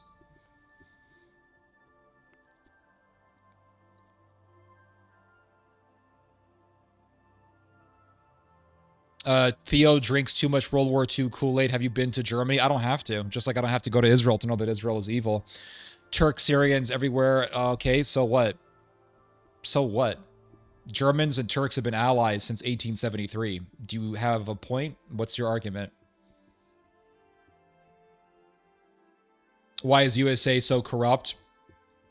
With much power comes much corruption. Germans are so intelligent that they can't figure out how to win a world war. Well, no one can really win a world war. That's the thing. The fact is that Germany was facing multiple superpowers at the same time on multiple fronts. It was facing the British Empire. It was facing the Americans, the Canadians, Canada as a part of America, so I won't count them. I mean, they're there, but I won't count them as a serious power. But the Germans were facing the Soviet Union, the Americans, the British, all at the same time. And even while facing all of those major global powers at the same time, they were still able to fuck up all of them and kill hundreds of thousands, if not millions, of their men on the battlefield. So, of course, Germany lost. It was outnumbered by the three biggest powers in the world at that time: Britain, Soviet Union, and America. But it still managed to kill millions of Soviet soldiers. It still managed to kill hundreds of thousands of American and British troops. That is pretty... That takes a lot. You can't be a stupid country and be able to do that.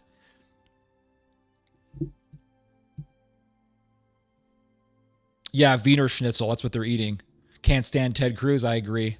I completely agree. The tectonic plates, absolutely, that they're cracking. Yep, absolutely.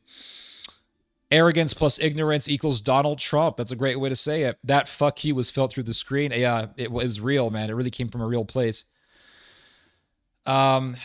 Let's see here. There's no peace with Muhammad. Dude, we're not talking about Islam, my dude. We're not, you keep repeating this, man. We're not talking about Islam here. We're talking about, I'm making geopolitical observations. Not talking about Mohammedans here.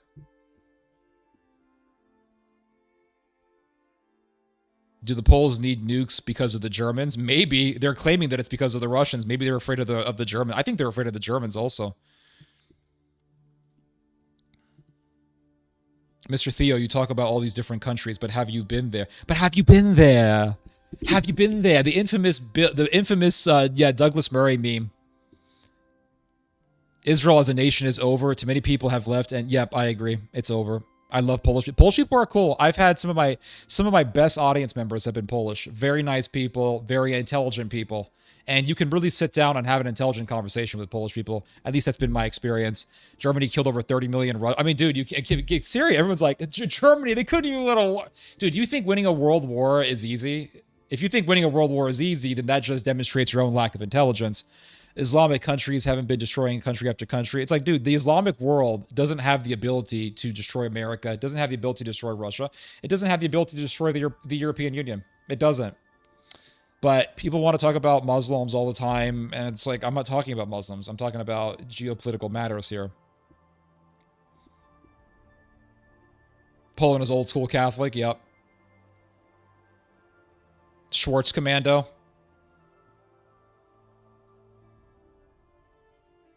The Polish remembers too, true. True.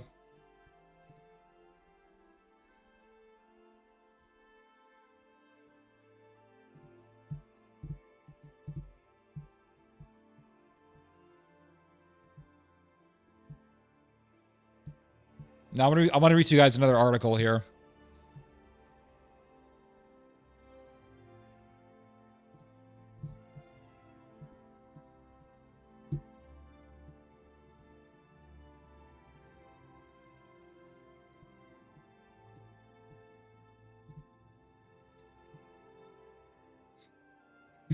Every Trump threat to abandon NATO hollows it out.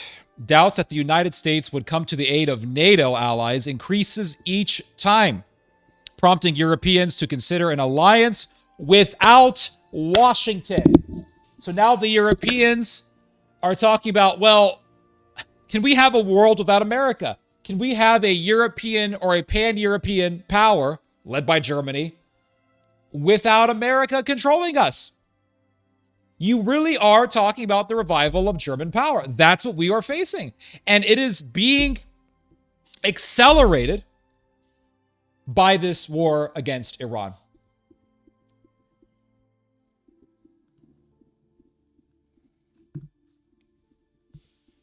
So it says here, since his re-election, President Trump has threatened to leave the NATO alliance several times. On Wednesday, he did it again, frustrated that European nations have refused to join the so far indecisive United States-Israeli war against Iran. The Mideast war has brought existing doubts about American commitment to the alliance to the fore. And this guy named Ivo Daalder, who's an evil person, by the way. Ivo Daalder said years ago that one of the goals of NATO is to basically kill as many Russians as possible. And Mr. Ivo Daalder said, it's hard to see how any European country will now be able to It's hard to see how any European country will now be able and willing to trust the United States to come to its defense.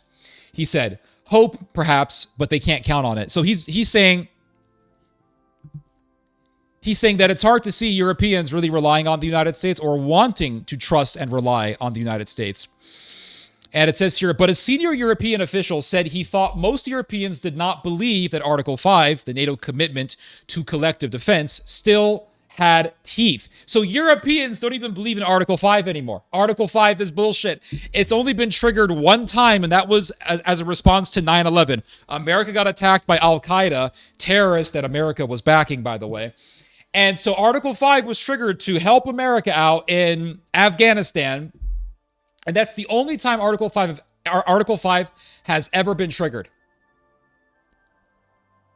And so America is saying, okay, let's do an Article 5 situation to go against Iran.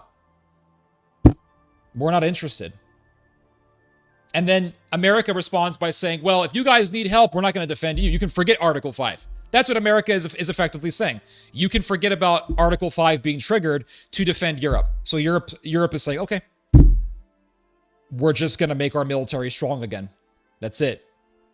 The United States now seems part of the problem of world disorder.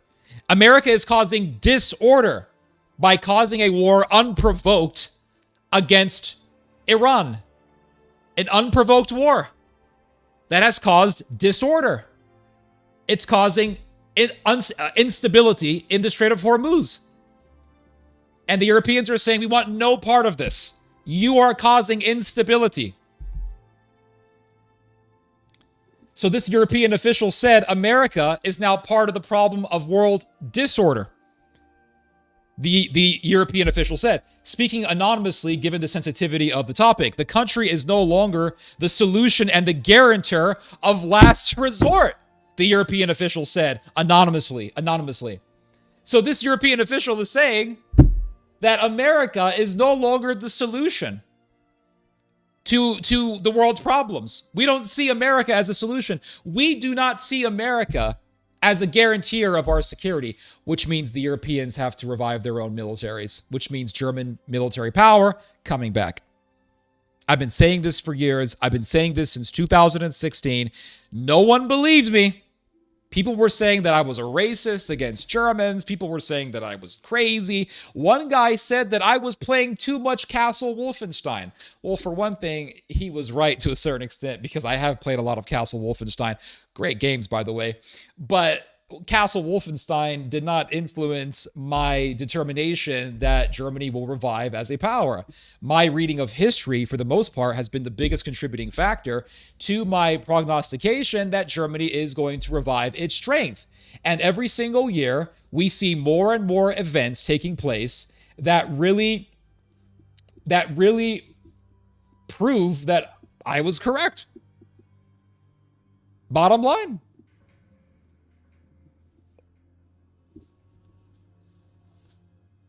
So it says here, on Thursday, speaking in Seoul, President Emmanuel Macron of France was explicit. Mr. Trump was undermining NATO with his repeated threats to pull out of it. If you create daily doubt about your commitment, you hollow it out. This is what Macron said.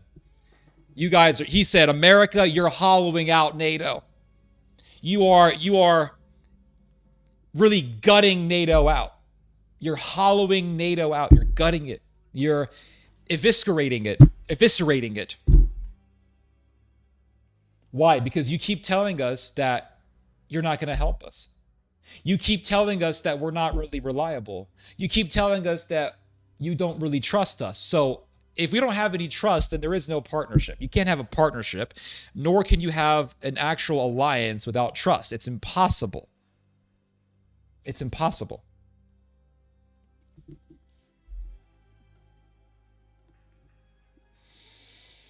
So the French are saying, to hell with you. And you know what? The French want this, by the way. I remember years ago, Emmanuel Macron saying that NATO was a brain dead alliance. That's what Macron said. He said, NATO is a brain dead alliance.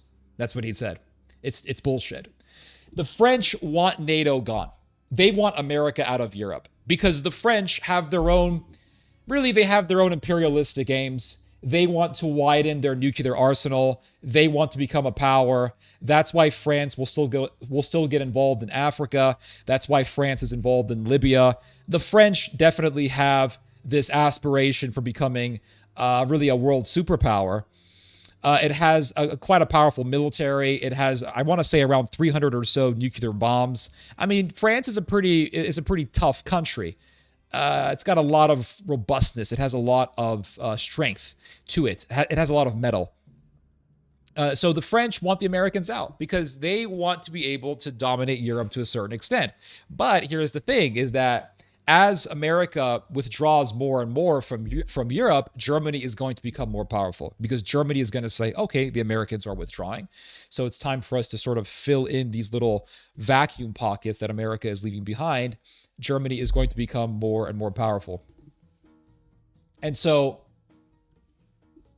the Germans are rising up as America withdraws more and more out of Europe. And so the French are worried about this. There was a report that was done by the New York Times a number of weeks ago in which it was said that you have multiple officials, European officials, who have spoken to the media, anonymously, of course, saying that they are actually worried about a revived German power. You have French officials behind the curtains, secretly, saying that they are actually nervous about a revived German power because they are worried that the Germanic power is going to eclipse France's prestigious position in Europe. Because right now, France has quite a substantial position in Europe. It has the biggest nuclear arsenal in Europe. And the Germans, they have the capacity to get nuclear weapons. They also have the capacity to make a military much larger than that of France's. So the French are worried that the Germans will get so big to the point to where the French are going to become irrelevant. That's what they're worried about. They may also be worried about a German military going against them. They may also be worried about Germany occupying France again, as is what happened during the First and Second World Wars. Poles are also worried about this. Now, they don't say this in the public, but you have Polish officials who are also nervous about a revived German power. The Europeans are very worried about this because they know that if you bring Germany back, you're bringing the Reich back. And if you do that, you have a very robust German military, and the European countries will have no choice but to acquiesce and to submit to German power. They will have no choice because Germany at that point will become the replacement for the United States in Europe. So France would have no choice but to submit to German demands, and France will lose its relevance. Poland is worried about the same thing. So this is what we're facing here. This is really what the future holds. And it says here, Secretary of State Marco Rubio, reflecting Mr. Trump's unhappiness with European allies, warned that relations with NATO would need to be re-examined after the war in Iran is resolved. And he said, quote, "Without the United States, there is no NATO," Mr. Rubio said. "An alliance has to be mutually beneficial. It cannot be a one-way street. Let's hope we can fix it." So there's going to be a bunch of changes in the aftermath of this war. Eventually, this Iran war is going to end, and there's going to be a bunch of changes. The American alliance with Israel is going to come into question heavily. The presence of really, how do I say this? Very acrimonious arguments against maintaining the American-Israeli alliance are going to become louder. The voices against Israel in the United States are going to become louder, and they are going to grow in both popularity and prominence. The Tucker Carlsons of the world are only going to become more famous and more influential. And really, the entire American-Israeli alliance is going to be called into question with even more intensity than it already is. So there's going to be a bunch of changes. The discussion or the subject of Germany reviving its military strength is going to rise up even more in its prestige. It's going to dominate political dialogue even more in both America and Europe. And the talk about how the Europeans cannot trust the Americans is only going to intensify as a result of this war. It already is being intensified, but it's going to become even more intense when the war is over, because when it's all said and done, and the world then has to deal with the aftermath of this disastrous and reckless war, the conversation on the conversation on Europe becoming independent of American power is going to rise even more in prominence, and it's going to become even more ever present in political discourse in Europe. So we're getting closer to more and more European independence from American power. And it says here, but Europe is hardly helpless, and it is spending much more money on the military now, in part because of Russia's invasion of Ukraine, and in part because of Mr. Trump's demand, including previous threats, to leave the alliance unless its members paid up. So Europe is not helpless. Now, I remember years ago hearing about how, oh, Europe is just so helpless. It's just so inept. It's so militarily inept. It'll never rise up militarily. Now you're seeing this major shift in language in regards to German military revival being expressed in the media. Now there's a lot more people in the media, people in big media outlets like the New York Times, saying things like, no, Europe is not helpless. Germany is not helpless. Germany has the capacity to rise up as a power.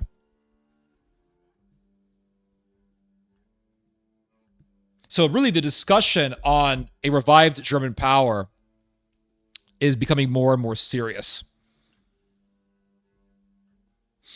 And it says here, even if Washington were to pull out the 70,000 U.S. troops in Europe, a European NATO would be conceivable, senior European officials say. So the Europeans are already saying, listen, if America pulls out all 70,000 U.S. troops out of Europe, we're going to be fine. Now, I remember 10 years ago, the Europeans were saying, we need America. Oh my God, we need America to stay here. Without America, we're helpless. I remember reading that so many times. 10 years ago, 8 years ago. All these Europeans saying, we need America. You had Ursula von der Leyen saying, well, we need America. We need America. Oh my God, we need America. The NATO alliance, the American alliance, oh, it's so necessary for us. Our alliance with our partner across the pond, oh, so necessary. Such a prerequisite for European security. And now the Europeans are saying, nope, that's really not the case anymore. So they're not utilizing that language anymore. They have shifted their language. Why have they shifted their language so much? Because the nationalistic sentiment has become so emboldened as of recently. And this is a sign. The fact that we have gone from, oh, Europe needs America to actually, no, Europe doesn't need America in about 10 years or so is quite significant. And it really signifies that in the future, this boldness of the European is just going to become more intense. The Europeans are going to get bolder as time goes on. And this rhetoric that says we don't need America is going to become more and more explicit. Now, remember, guys, the European Union has 500 million people. They can make a massive army against Russia. Russia has about 130 million people, much less than the population of the European Union. There are over, I want to say 80 million or so people in Germany. France has a massive population. Like I said, there are over, how many people live in Germany? I just want to make sure I get the, 83 million. There are 83 million people living in Germany alone. That's just one EU country. So the European Union has, like I said, it has around 500 million people. Much more people than Russia does. Now, listen, we have enough difficulty fighting Iran. And that's a country of 91 million people. Imagine fighting a region that has 500 million people. I'll just put it to you this way. A Russo-European war will be very, very ugly for the Russians. It'll be ugly for the Europeans as well. But this war, if it happens, and I hope it doesn't, But if there is a war between Russia and a German-led pan-European military force, it's going to be very, very ugly for the Russians. It's not going to be easy. So what is being formed here is a major axis that will be an existential threat to the Russians. And we are going to be seeing a repeat of what happened in the Second World War. And I think it's going to be worse than what happened in the Second World War, really.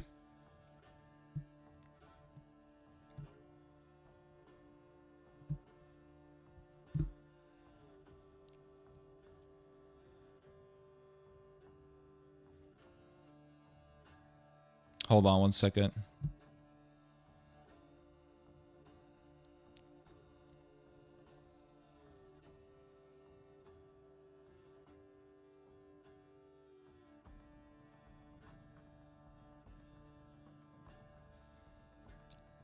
Let's see here.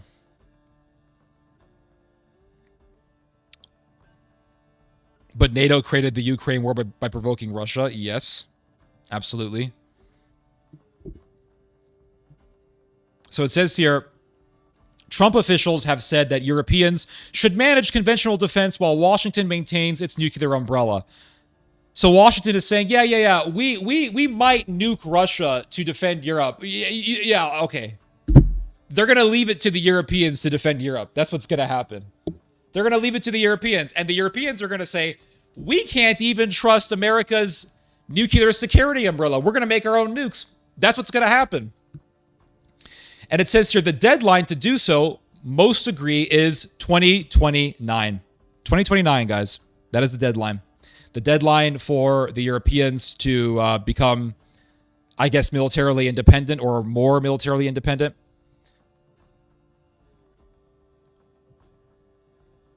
And it says here, General Carsten Breuer, who leads the German military, has warned that by that point, Russia will most likely be able to launch a serious attack on NATO. But Germany and NATO forces can put up a very good fight before then, he said. As Foreign Minister Radoslav Sikorski of Poland said of Europe last year, we don't need to be as good as the United States. We only need to be better than Russia. So the Europeans are saying we just need to have the ability to defeat Russia in a war. We don't have to be as big as America, militarily speaking. What is irreplaceable is the American nuclear umbrella. That's bullshit. That's just bullshit. France already has hundreds of nukes. And Germany has the capacity to make nuclear bombs. This just isn't true. And I remember people 10 years ago saying, well, what's so necessary for Europe is the American military presence. Now the Europeans are saying, no, it's not necessary. So in the future, the Europeans are going to say that America's nuclear security umbrella is also not necessary. Expect that to be said in the future.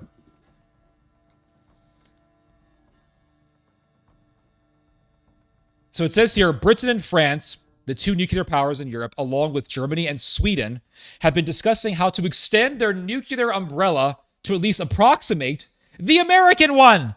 So how can this New York Times journalist say, well, what's so necessary is America's nuclear security umbrella for Europe? And then say, well, actually, the Germans and the Swedes want to get their own nuclear weapons, and they want to be able to have a nuclear arsenal comparable to that of America's nuclear arsenal. And we all know very well that the Europeans have the ability to make a massive nuclear arsenal. We all know this. France has said it will increase its own nuclear stockpile.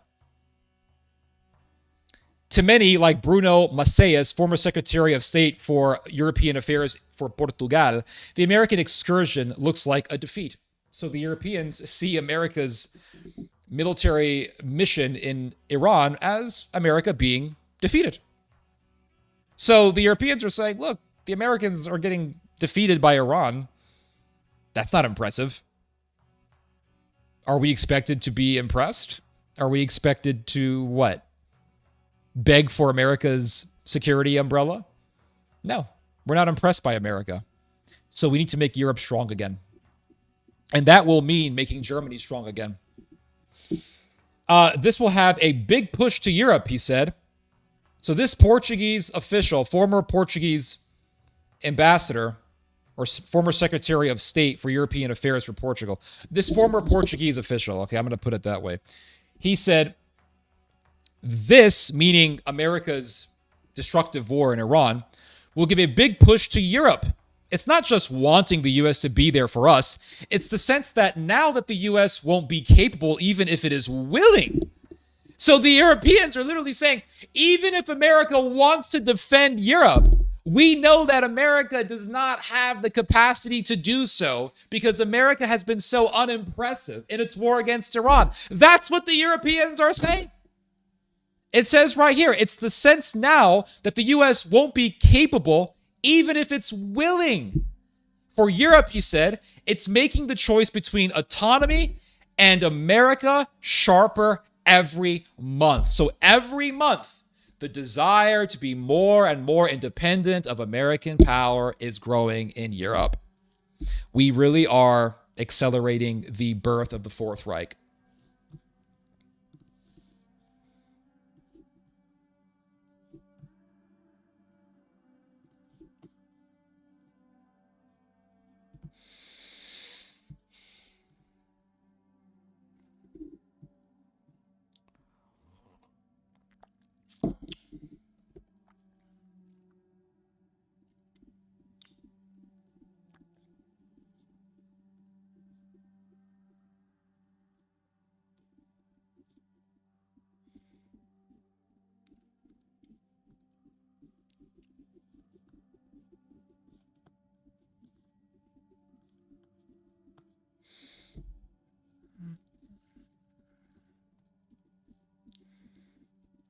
Let's see here.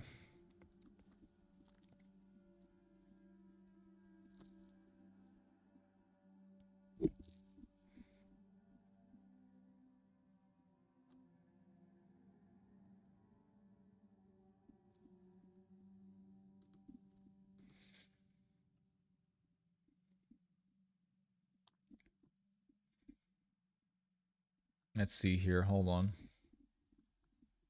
Trying to decide what else to read here.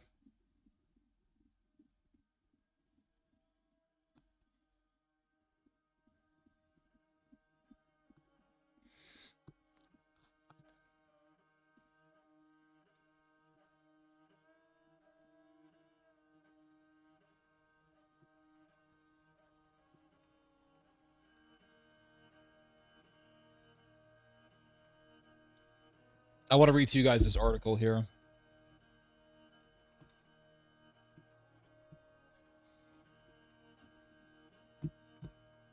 And we are seeing the military reawakening of Germany. And that's what this article here is about.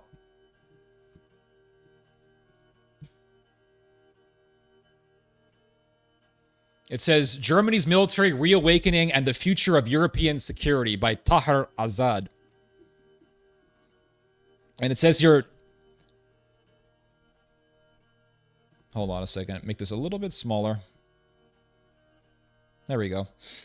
Germany's military modernization represents one of the most significant strategic turning points in Europe since the Cold War's end. For decades, Germany maintained a restrained defense posture shaped by historical experience, domestic political culture, and embedded reliance on NATO. So what does this mean? What does this mean in think tank speak? Because, think tankers, they love to write in this way that's sort of ambiguous. They don't really speak black and white. They don't speak explicitly. So what he means by this is this. When he says that Germany maintained a restrained defense posture shaped by historical experience. What historical experience? The Nazis, World War II, SS divisions invading Eastern Europe, SS divisions raping and massacring people in Russia. That's what he's referring to. So because of Germany's past crimes, Germany really has been forced to be a weak country. But this is all changing. In other words, yeah, we all know that you did the Holocaust, and that's why you were forced to make sure that your military is weak and all that stuff. But you know what? Forget all that history, guys. Forget all of it. We know you did some pretty messed up stuff back in the day. Forget all of it. Forget it. We want you to become strong again. And that is why you see Elon Musk doing a speech for the AfD. And he says in this speech for the AfD, it's time for Germany to become more independent. Independent from who? American global power. And he also said that it's time for Germany to stop feeling so guilty about the past. What past? The Holocaust. So what this article is saying is that Germany's policy of having a weak military due to its past crimes, the Holocaust, is coming to an end. That culture, that status quo, that custom, that policy is coming to an end. And it's going to get a strong military again. And another thing that has kept Germany weak is its reliance on NATO. So in other words, the reliance on NATO is ending. And that is why German military power is reviving. That's one of the reasons as to why. That's one of the catalysts towards this revived German power. It's this desire to no longer be reliant on NATO. And so it says here, German force structure, operational culture, and procurement strategies reflected a belief that Europe's security environment had entered a stable, post-conflict era where diplomacy and economic integration mattered more than military power. Translation, basically the Germans had this idea that we really don't need to have a big, powerful military anymore because we've really progressed. We've transcended the militarism that we saw during the Second World War. So we don't really need a powerful military anymore. And now we're seeing all that changing. Russia invades Ukraine. Germany says, oh, we have to get our military stronger. America tells Germany, you guys really shouldn't be relying on us so much. Get your military strong again. Pete Hegseth says you guys need to be spending 5% of your GDP on your military. The Germans say, gladly, we will do so. We will spend hundreds of billions of dollars every year on our military. And we are seeing all of these events coming together into an apex, and that apex is going to be a revived German power. So it says here, that assumption has collapsed, and the transformation now underway is reshaping the foundations of European security. So there is a massive reshaping of European security. What that means is a revived German power. That's what that means. So it says here, Berlin recognized that its defense posture was inadequate for an era marked by great power rivalry. So the militarism of the 19th and 20th centuries is coming back. We are returning to history. And a return to high-intensity warfare on the continent. So we are returning back to what? Trench warfare, hand-to-hand combat, all of which we have seen in Ukraine.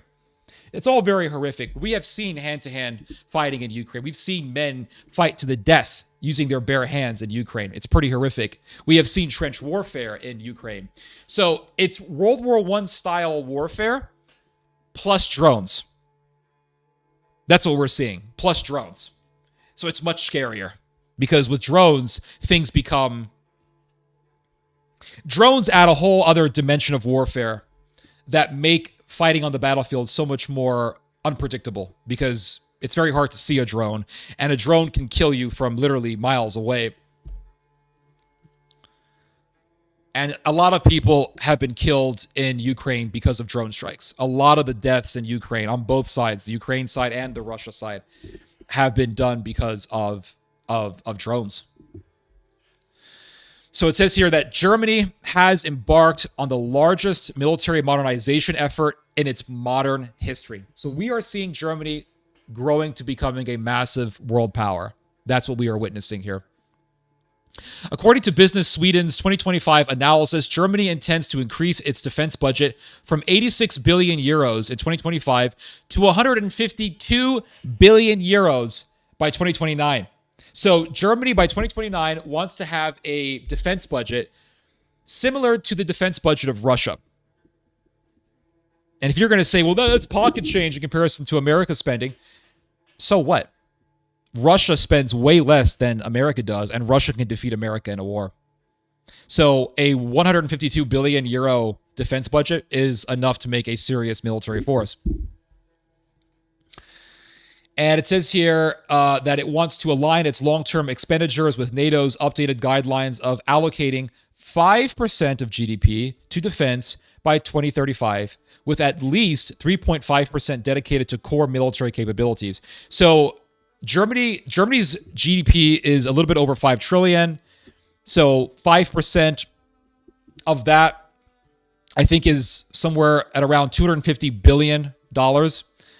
So you're looking at a massive military budget, much larger than that of Russia's, much larger than that of China's, much larger than that of most countries in the world.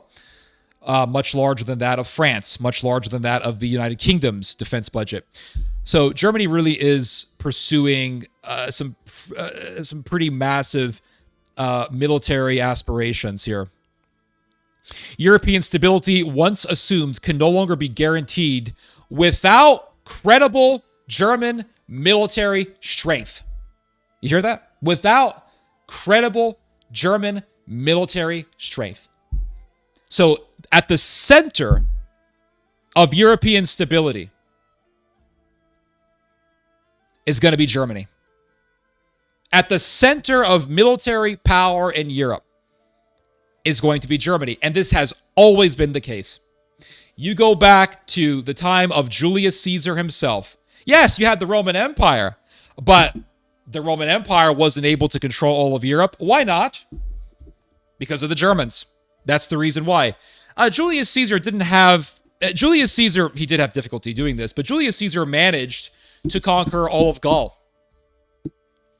But the Roman Empire was never able to take over all of the Germanic lands.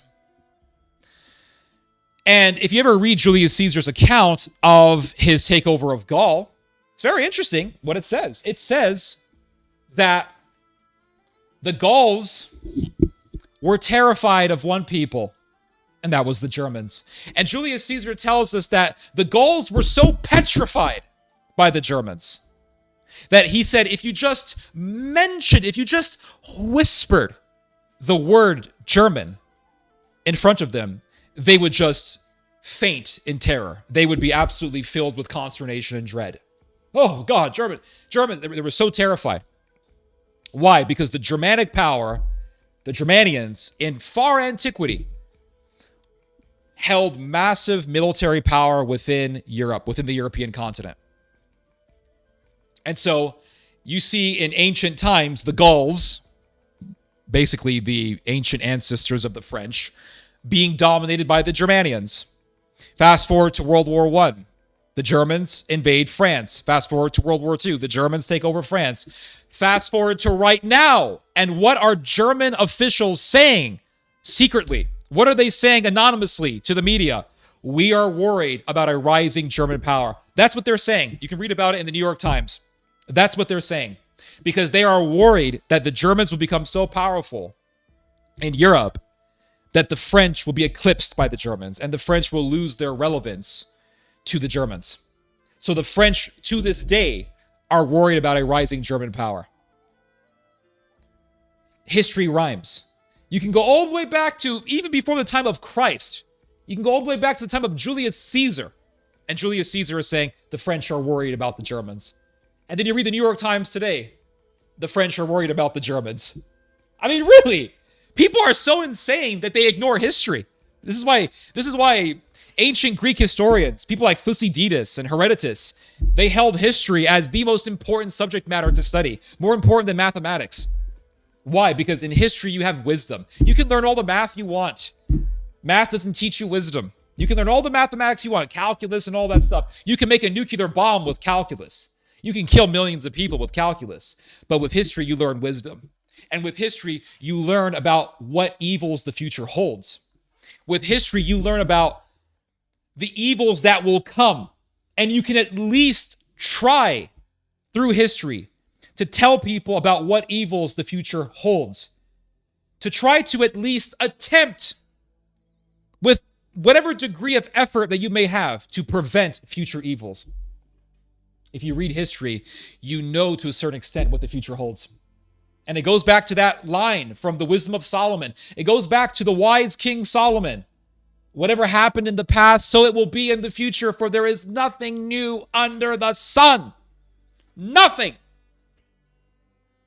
So things just repeat, and they repeat, and they repeat. Why? Because of the insanity of mankind.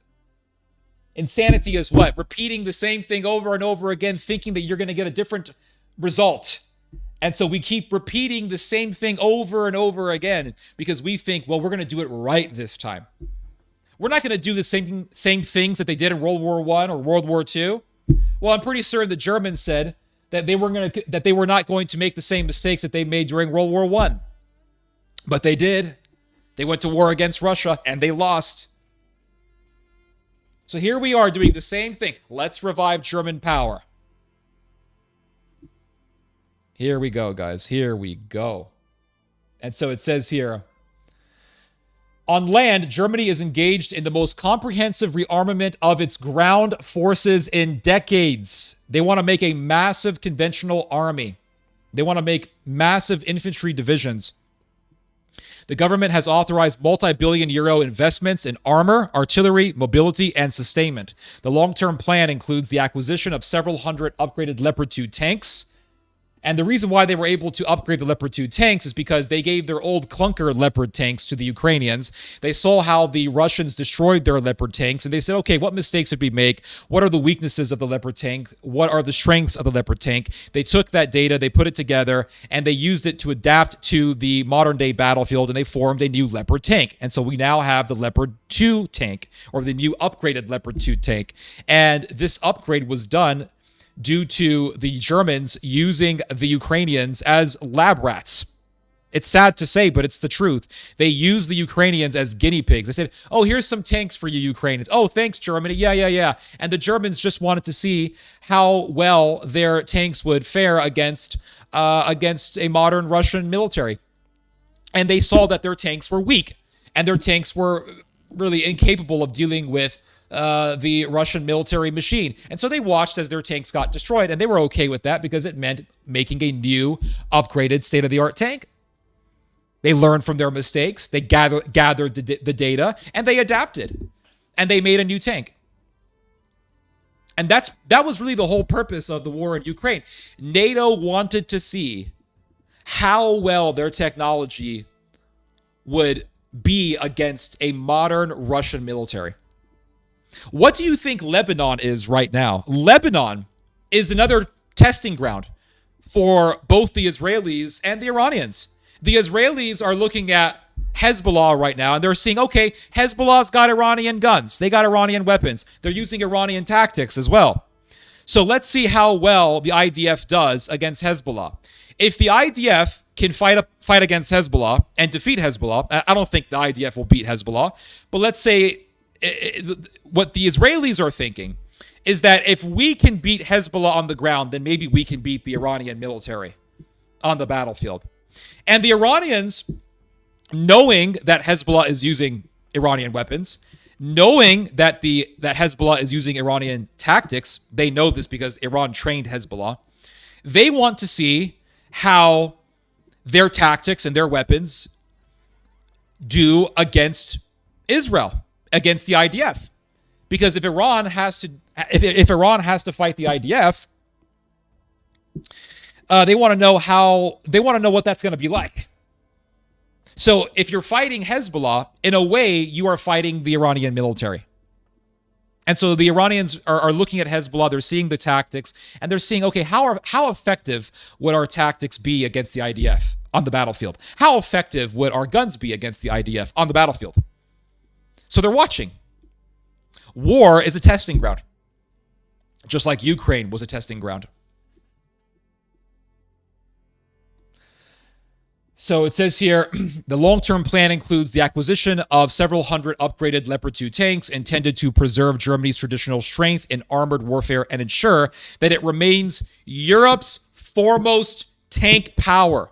So Germany wants to have the best tanks in Europe. They want to have the best military in Europe. Pretty soon, they're going to get nukes. Germany is expanding its maritime presence in the Baltic and North Seas while enforcing its ability to support NATO's northern flank.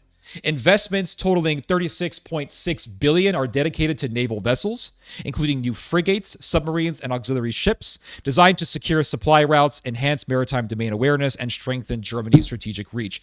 Germany's recent Indo-Pacific deployments demonstrate its intent to contribute to global maritime security while enforcing alliances and partnerships across critical sea lanes. And it says here, Germany's industrial transformation rests on its national security and defense industry strategy, adopted in late 2024. This strategy aims to reduce dependency on external suppliers. What does that mean? It means Germany no longer wants to be dependent on America. They want to be an independent power. This is a European intifada. We are witnessing the European intifada against American-Israeli power. That's what's happening. And the last straw, or at least a major catalyst towards this point, has been America telling Europe to go send their people to fight and die for Israel. And the Europeans have said, no, that's enough. We're not going to do this. We're not going to go fight and die for the Americans and the Israelis. No. If we're going to go fight and die, it's going to be for Mother Europa. It's going to be for Deutschland. Deutschland, Deutschland über alles, they will say. So we are witnessing a European intifada against the American Judean access.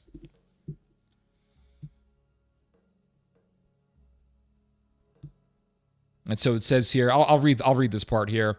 It says, furthermore, projects such as the Future Combat Air System, FCAS, or FUCUS, and the Main Ground Combat System, MGCS. Now, by the way, the FCAS, I'm pretty certain is a fighter jet. Pretty certain this is a fighter jet. Let's see here, FCAS. Yep. It's a fighter jet. So this is basically Europe's way of competing with the F-35. So the Germans want to have their own European-made fighter jet. And so it says here, projects such as the FCAS, Future Combat Air System, undertaken with France, exemplify Germany's ambition to shape Europe's next generation of military platforms, even as these collaborative efforts occasionally face political and industrial friction. So they want to make their own fighter jet. The Turks are working to make their own fighter jet. And the Japanese are on their way to having their own indigenously made fighter jet. So the thing is that you have the rise of Japan, you have the rise of Turkey, you have the rise of Germany. So the revived Japanese power, revived German power in Europe, and the revived Turkish power are really a revived Ottoman power. And so it says here, the Heritage Foundation notes that the U.S. is preparing to relocate resources away from Europe, placing greater responsibility on European allies, especially Germany. So the Americans are withdrawing more and more out of Europe, and this is only going to incentivize the Germans to revive. To manage continental defense. This trend has spurred German policymakers to prepare for scenarios where U.S. presence in Europe may be reduced or reprioritized. France, EU institutions, and several Nordic and Central European states have argued that Europe must develop independent capabilities to manage crisis without relying exclusively on U.S. leadership. Germany's rearmament is increasingly seen as essential to this vision. It is also influenced by a growing consensus within German political parties and public opinion that national security demands a strong German military, making a cultural shift away from the deeply ingrained pacifist tendencies of earlier decades. So Germany is leaving pacifism, and it is working to make a cultural shift. What is this cultural shift? Militarism and nationalism. It's going to be the militarism of Prussia. It's going to be something akin to the militarism of the 20th century. And they are going to amplify German nationalism as a way to inspire young men to want to fight for Deutschland. So expect to see a massive cultural shift in Germany, more nationalism, more ethnic conscientiousness, more fixation on being German. Maybe one day we're going to see some Sieg Heils. Maybe one day we'll see some people talking about the Aryan race and the Indo-European roots of the Germans.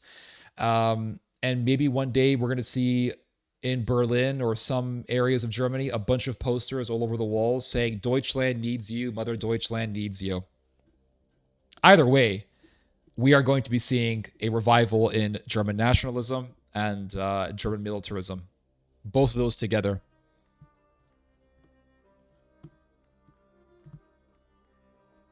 Now look at this. Of course, the Americans are supporting this. And it says here that the United States strongly supports Germany's modernization initiatives. Washington has long called for European allies to assume a greater share of NATO's defense burden, and Germany's recent commitments address long-standing American concerns about European underinvestment. So the Americans are pushing for this. The thing is that, is America going to be happy with the monster that it's creating? The question is America going to create a monster that will become so big that this monster will be a threat to the world? That this monster may even turn against the United States? That this monster might just say, America, I don't need you anymore. You can't control us. And America will have created a monster that it will no longer be able to control. Is that going to happen? Wouldn't surprise me at all. Would not surprise me at all. So it says here, second, Germany's transformation is redefining the industrial foundations of European defense. Sustained investment in munitions, vehicles, and advanced technologies enhances Europe's capacity to sustain prolonged conflict and reduces vulnerabilities arising from fragmented supply chains and decades of underproduction.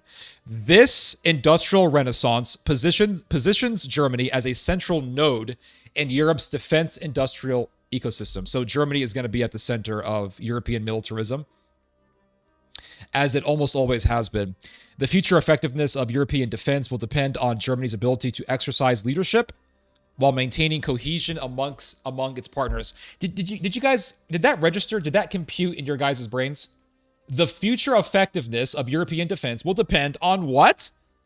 On Germany's ability to exercise leadership. Why so much dependency on German leadership?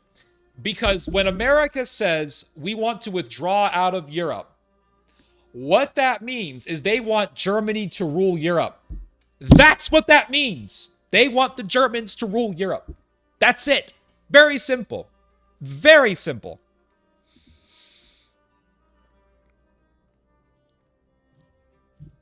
And then you have this, guys. I mean, we've seen this before, right? We've seen this before, have we not? Germany pushes new military cooperation deal with Japan. We've seen this before. The Germans are reviving the Germano-Japanese alliance. German Defense Minister Boris Pistorius is proposing a new agreement to make it easier for troops from both countries to operate on each other's territory. We need Japanese troops in Europe, and we need German troops in Asia, and we need European troops in Asia. So, I mean, like the saying goes, the more things change, the more things stay the same. Is that not true? Hot damn! Hot damn! We seeing history repeat itself. The Germano-Japanese alliance coming back, guys. Germany is seeking to deepen defense ties with Japan, with Defense Minister Boris Pistorius proposing a new agreement to make it easier for troops from both countries to operate on each other's territory. Speaking at Japan's Yokosuka Naval Base after talks with Japanese Defense Minister Shinjiro Koizumi on Sunday, Pistorius said Berlin had floated a so-called reciprocal access agreement, a framework designed to ease the exchange of soldiers in each other's countries and significantly reduce bureaucratic hurdles. So they want to make it easy for Japanese troops to end up in Europe and for European troops to end up in Asia. Such agreements allow partner countries to deploy troops on each other's soil more easily for training, exercises, or operations by streamlining legal and administrative procedures. Japan has signed similar deals with countries like the United Kingdom and Australia as it deepens its own security ties amid rising regional tensions. The proposal marks a step beyond Germany's recent Indo-Pacific engagement, which have largely focused on joint exercises and short-term deployments. It signals a shift toward more structured military cooperation with Berlin's partners in the region. Pistorius framed the move as part of a broader response to growing global instability. Global instability? What global instability? Oh, America and Israel starting a war against Iran. That's what they're talking about. Because Japan buys oil from Iran. Japan has no interest in going to war against Iran. Japan don't care. They want Iran's oil. They don't want to go to war against Iran because war against Iran means Japanese oil, the oil purchased by Japan not going through the Strait of Hormuz and getting to Japan. That means Japan being hindered energy-wise. That means Japan being hindered, impeded from gaining the oil that it has purchased from Iran and other Middle Eastern countries. Japan wants no part in that. That's the reason why Donald Trump lifted the sanctions on Russian oil. That's the reason why Donald Trump lifted sanctions off of Iranian oil. Another show of America getting its ass whooped against this so-called third world country. Because Japan said, hey, we want oil. We are your biggest ally in Asia, and you guys started this bullshit war, and we're not able to get the oil that we purchased through the Strait of Hormuz. What the F, America? So Japan has no interest in a war against Iran. Germany has no interest in a war against Iran. Turkey has no interest in a war against Iran. And all of these countries historically have been allies. Germany and Japan were allies in World War II. Germany and Turkey have been allies since 1873, when Germany was formed as a modern-day country. And Japan and Germany, they were, as I said, they were allies during World War II. And Turkey and Japan are very strong allies. They've been allies for many, many decades. In fact, if you look at the history of Turkish-Japanese relations, you will see that the young Turks who took over the Ottoman Empire in the early 1900s said that Turkey is the Japan of the Middle East. They modeled Turkey after Japan. So Turkey and Japan have always had alliances. Germany and Turkey have always had alliances. Japan and Germany, they've always had alliances. And they all have geopolitical and economic interests in the Middle East and on that maritime territory that Iran controls, the Strait of Hormuz. Are they going to go to war against Iran to please fucking Israel? If you believe that, then you're a fucking tool, in all honesty, really. These countries are rising up. Japan is rising up militarily. Germany is rising up militarily. Turkey is rising up militarily. They're all against the war against Iran. They're seeing Iran grow in prestige. They're seeing Iran aura maxing. And they're chanting Haidar, Haidar, Haidar as the world celebrates Iran's war against American and Israeli aggression. And you think what? They're going to abandon Iran? No, they're going to deepen ties with Iran. So I foresee Turco-Japanese, Germanic, Iranian alliance happening. I foresee this. I'm telling you right now, damn it. I foresee this happening. Turkey is very important geopolitically, geostrategically. They got that access into Central Asia. Nobody wants to lose Central Asia. Nobody wants to lose that. Central Asia has got oil, natural gas, endless amounts of it. You can't lose Central Asia. Turkey has access into Central Asia. Iran has access into Central Asia, direct access into Central Asia. Turkey has access into Azerbaijan's oil. Germany doesn't want to lose that. Germany wants to get oil from Azerbaijan. What do you think fueled a good portion of well, that was Romania, never mind. But Azerbaijan is a major oil producer, one of the biggest in the world. Turkey has direct access into Azerbaijan. You think Germany wants to lose that? You think Japan wants to lose that? You think Turkey wants? None of these countries want to lose that. So they need each other. Germany needs Turkey. Turkey needs Germany because Turkey wants to deepen military ties so that it can create a Turco-Germanic military bloc against the Russians. That's very important for Turkey because Turkey is on the Black Sea and it's right across from Russia on the Black Sea. And Turkey and Russia have a long history of hating each other and going to war against each other. Germany and Turkey share that history, by the way. Both major enemies of Russia. They don't want to lose each other. And Iran has that control over the Strait of Hormuz. Iran has direct access into Central Asia. Germany doesn't want to lose that. Turkey wants that direct land route into Central Asia, or else it won't be able to formulate its pan-Turkic Central Asian bloc led by Ankara. Turkey wants to have that access to tap into the resources of Central Asia. It needs Iran. They all need each other. So what are they going to do? Oh, we're just going to drop all of our stuff, drop our alliances with Iran. We're just going to drop our alliances with Turkey, and we're just going to help little old Israel. Bullshit. It's not going to happen. The Europeans are going against the Israelis. You're already seeing this with Italy and Spain. You're seeing this with Norway. Norway has recognized the Palestinian state. Turkey right now is talking about preparing for a war against Israel.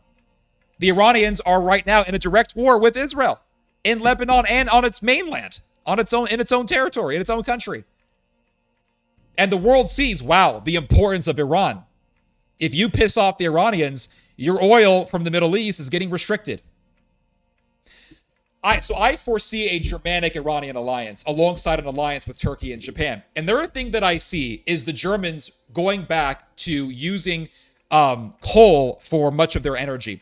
What do you think powered much of the Third Reich's military machine? It was synthetic petroleum.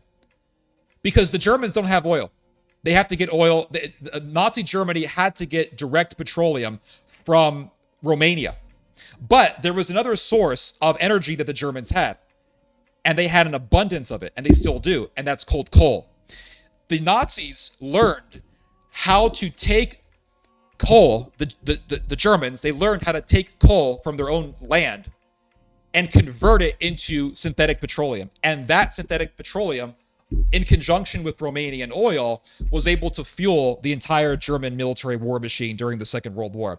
I believe that the Germans are going to return to that. Why wouldn't they? I mean, if energy resources become more and more, if the ability to source energy resources becomes more and more volatile and more unstable, why wouldn't Germany return back to making synthetic petroleum with coal? So this is what I foresee. Iranian-German alliance, German-Japanese alliance, Turkic-Iranian-Germanic alliance with Japan. The whole gang. It's like World War I and World War II coming together. And so it says here, the proposal marks a step beyond Germany's recent Indo-Pacific engagements, which have largely focused on joint exercises. Okay, I already read this. Pistorius framed the move as part of a broader response to... Okay, I already read this as well. Pistorius, Germany's defense minister, said, how close our partnership has become clear in light of the current developments in Iran and the Middle East. So why is Germany deepening its security ties as a response to the American-Israeli attack on Iran? It's because they need the Strait of Hormuz. It's as simple as that. So Japan doesn't want to lose Iran. They get oil from Iran. They get oil from the Strait. They get oil from the Gulf. Germany doesn't want to lose the Strait of Hormuz. They don't want to lose Iran. So the Germans and the Japanese are saying, listen, America, they're just being an asshole. We don't want to deal with them. They are a threat to our oil resources. Let's bring the band back together.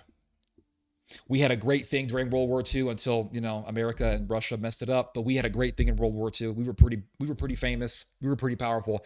Let's bring the band back together. And so you are witnessing the revival of the Germanic-Japanese alliance. And they are deepening their security ties as a response against America and Israel. So America and Israel are continuing to isolate themselves. That's what they're doing. They're continuing to isolate themselves. So you see Germany getting closer to Japan. Why? Because they want to get closer to Iran. They both have the same energy interests. So they need Iran. America's going to object, so Israel's going to object, fuck Israel. So the Israelis and the Americans are continuing to isolate themselves from the rest of the world. They're becoming more and more of a rogue alliance. It's pretty amazing what we're witnessing here, guys. It's the beginning of the end of the American empire, and it's the beginning of the end of Israel, really. And Mr. Pistorius pointed to Japan's heavy reliance on energy imports through the Strait of Hormuz. Absolutely. And he said, quote, the freedom of sea routes must be guaranteed and protected. In other words, America's aggression and Israel's aggression is a threat to our ability to obtain resources. You want to start a war, mess with a country's resources. You want to get a country to become hostile to you, mess with its resources. How did the 100 Years' War begin? France was attacking England's ships, and the ships were exporting English wool. England's biggest economic commodity was its wool. And it sold wool to Belgium. And the Belgians would take the wool, the raw wool, and would process it to make it into actual materials. That was England's biggest business. It was wool. And what did France do? France started attacking English export ships, English ships that were carrying English wool. So they were messing with England's economy. What did England do? They fucking declared war on France, and you had the 100 Years' War. 100 Years' War, millions of people dead. One of the biggest wars, the biggest war in Europe before the 30 Years' War. So what does America and Israel do? They fuck with Germany's energy. They mess with Japan's source of energy. And the Germans are like, you know what? We've had enough of this bullshit. Early 2000s, Germany wanted to buy Iranian natural gas. Israel and America said, no, you can't do that, Germany. Germany said, why not? Well, because you're going to hurt Israel's feelings. You're not doing that. And then you had the Iran deal. Germany said, great, we have the Iran deal. Japan said, great, we have the Iran deal. We can do commerce with the freaking Iranians. And it has America's blessing, so America can't mess with it. So then what happens? Adelson, the goblin, comes along and says, the leprechaun, tear it up, Donald. Tear it up. You can't have peace. Can't have commerce. No, we can't have that. Tear it up, Donald. You want this $250 million in campaign funds? Tear it up. You're never going to win. So Donald Trump tears it up. He becomes the president, tears it up in 2018. Germans got pissed. Japs got pissed. Everyone got pissed. I got pissed. I was talking about it even then. So then what happens? Germany makes the Nord Stream 2 pipeline, connecting a pipeline directly between Russia and Germany, thus allowing Germany to import Russian natural gas directly from Russia into Germany. Germany said, listen, why the fuck do we have to go through Poland and Ukraine? We're paying those Ukrainians billions of dollars in transit fees. Russia actually was paying billions of dollars to Ukraine in transit fees. Russia said, why are we doing this? Why do we got to pay these people so much money? Just make a pipeline, make a gas pipeline directly to friggin' Germany. Easy. It's business, right? Capitalism. Isn't that what they always say? Capitalism, guys. Free markets. Free markets, everyone. Oh, no. Free markets only for the people that we like. America destroys the pipeline, Nord Stream 2.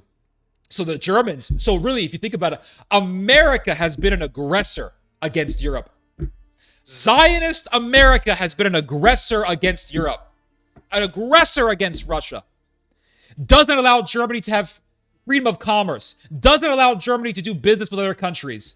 Does not allow Germany to do business with Iran and Russia. Doesn't want Germany to do business with China. Wants to control every aspect of Germany's economy. So then America and Israel they do an American-Judean alliance against Iran. Strike Iran. Mess with Germany's source for energy. Mess with Japan's source for energy. And then Trump says, Germany, you got to help us. And Friedrich Merz says, this is not our war. No. Japan, China, someone help us. Fucking America is Scar in The Lion King. Like, Scar is conspired with all the hyenas, and the hyenas, in the end, kill him.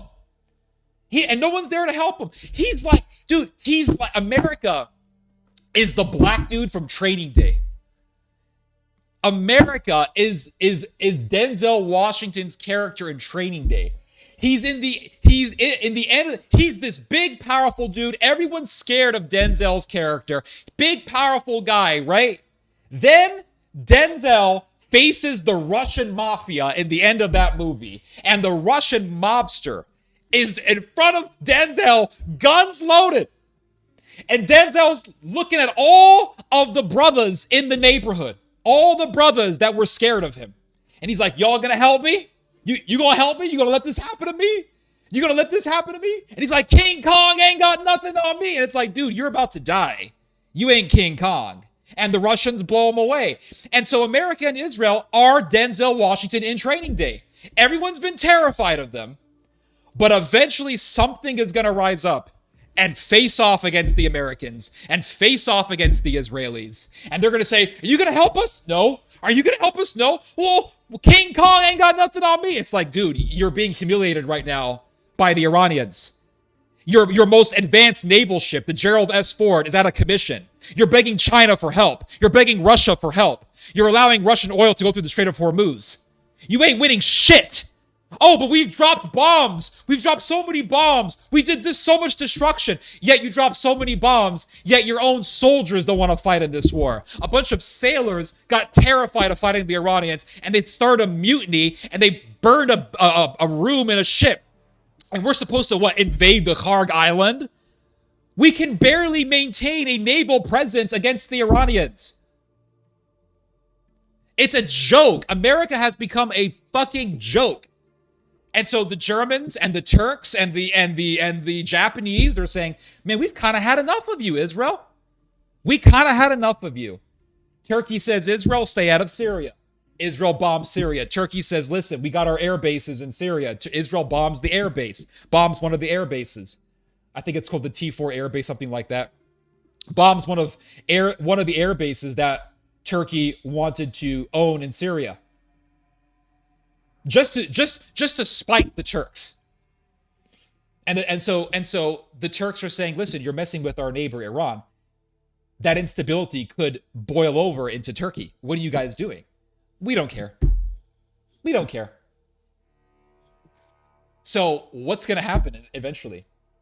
The whole Islamic world, fuck that. The entire world is being inspired by Iran right now.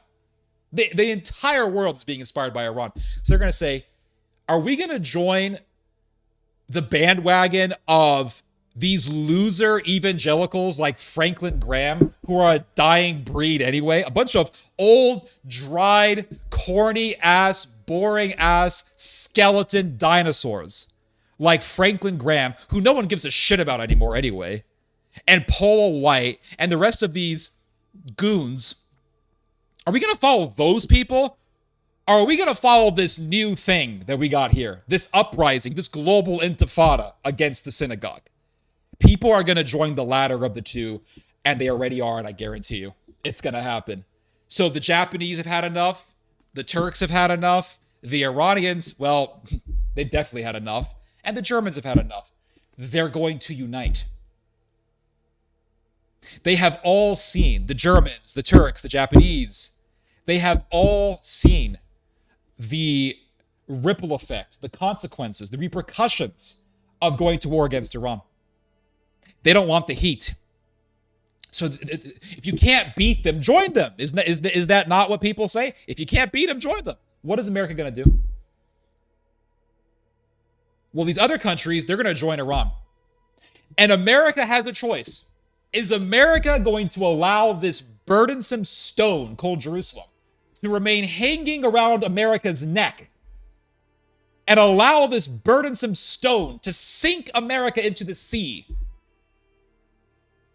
Or is America going to cut off this stone? And I think eventually America's going to say, fuck this. And they're going to cut off the stone. Because I can tell you right now, no alliance, I don't care who it's with. I don't care if it's with God's chosen people in Israel. No alliance is worth self-destructing your country.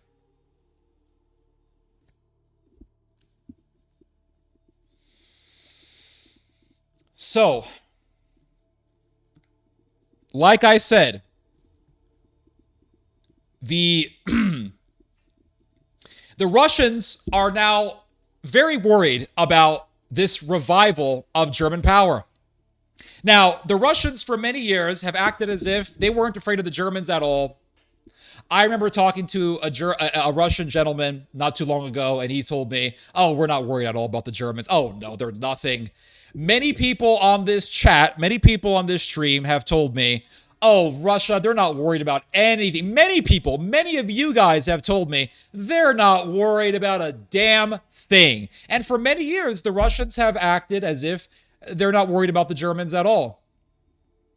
Well, now the Russians are starting to actually express fear. This is a new thing. This is a new phenomenon that I did not expect to see, but here it is.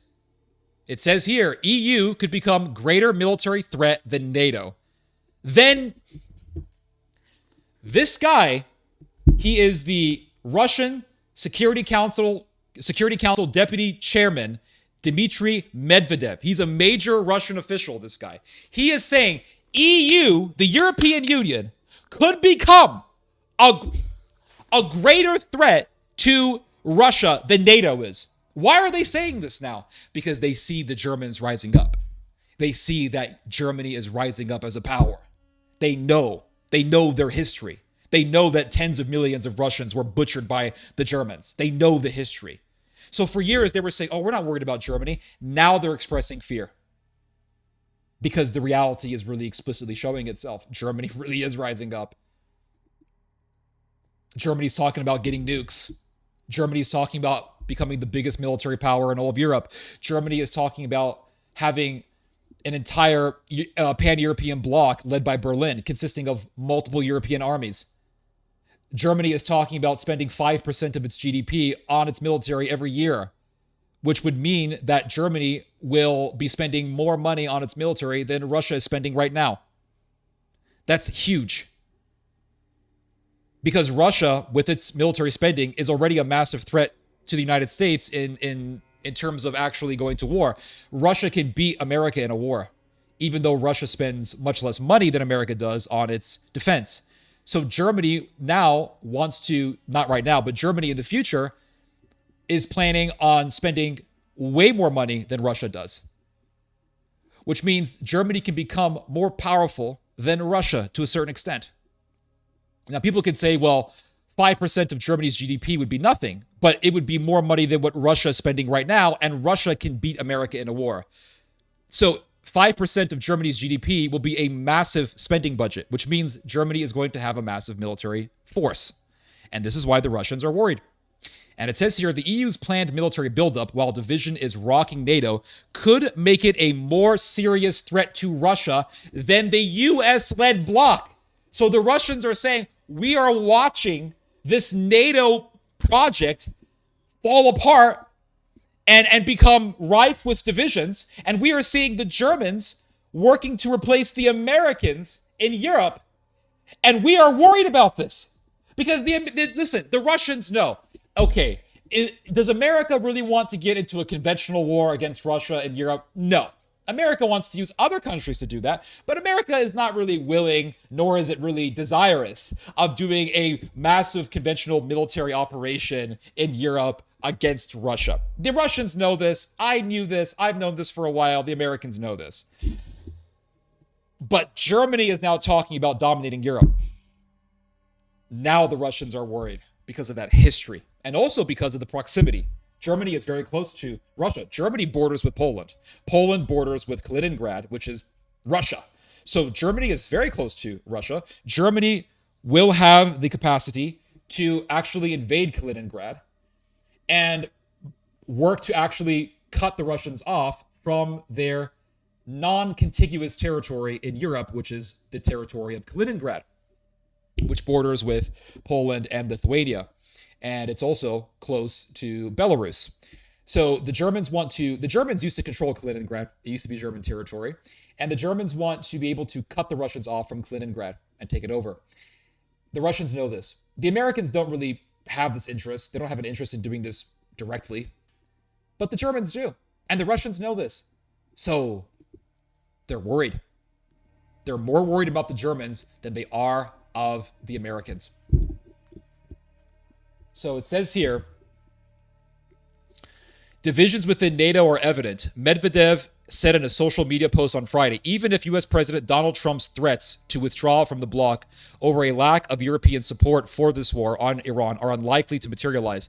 The row, he claimed, gives impetus to EU leaders to look at this.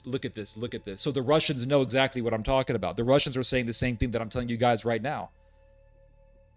Even if U.S. President Donald Trump's threats to withdraw from the bloc, from the NATO bloc, over a lack of European support for his war on Iran are unlikely to materialize. The row, he claimed, gives impetus to EU leaders to move faster toward establishing an independent, fully fledged military component, signaling a major shift in the balance of power. So he is saying that this division that's going on between the Europeans and the Americans over the Europeans being unwilling to go to war against Iran is giving more of an incentive for the Germans to become more powerful, because they can't rely on the Americans, because the Americans are telling the Germans, don't rely on us, don't trust us, don't rely on us if you need help. So now the Russians know, oh my God, the Germans are rising. Oh my God, the people who created the Third Reich, which butchered tens of millions of our people, is coming back.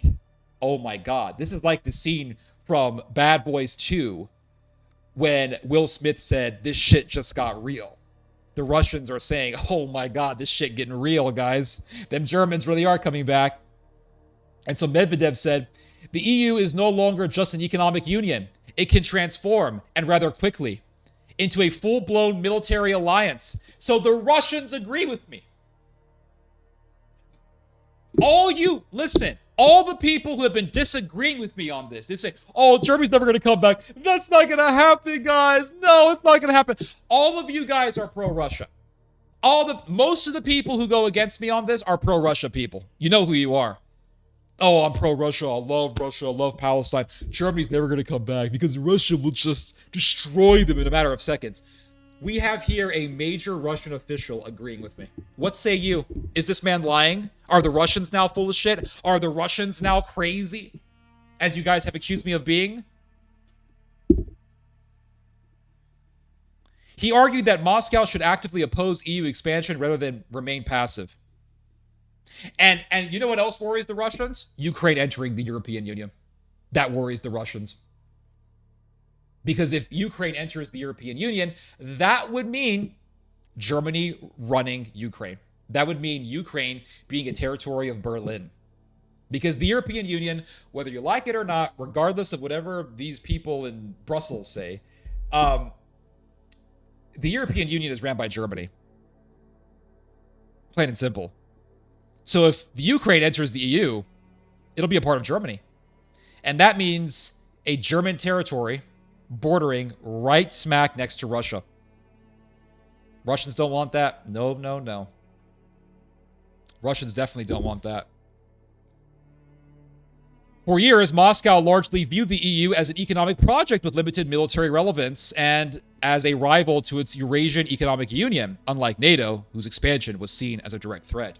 So for many years, the Russians have never really felt threatened by Germany.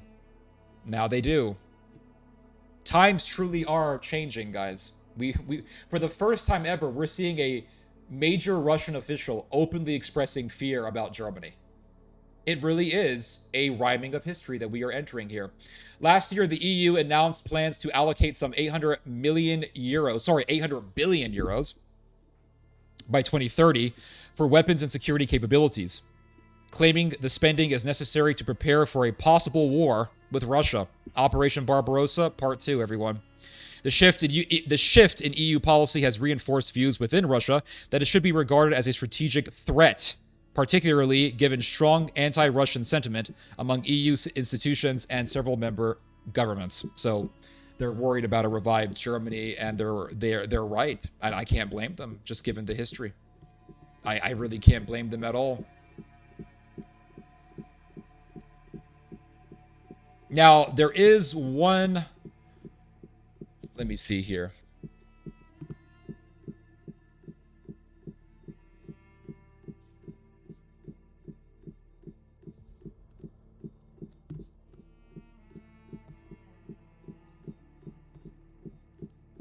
I want to show you guys this here.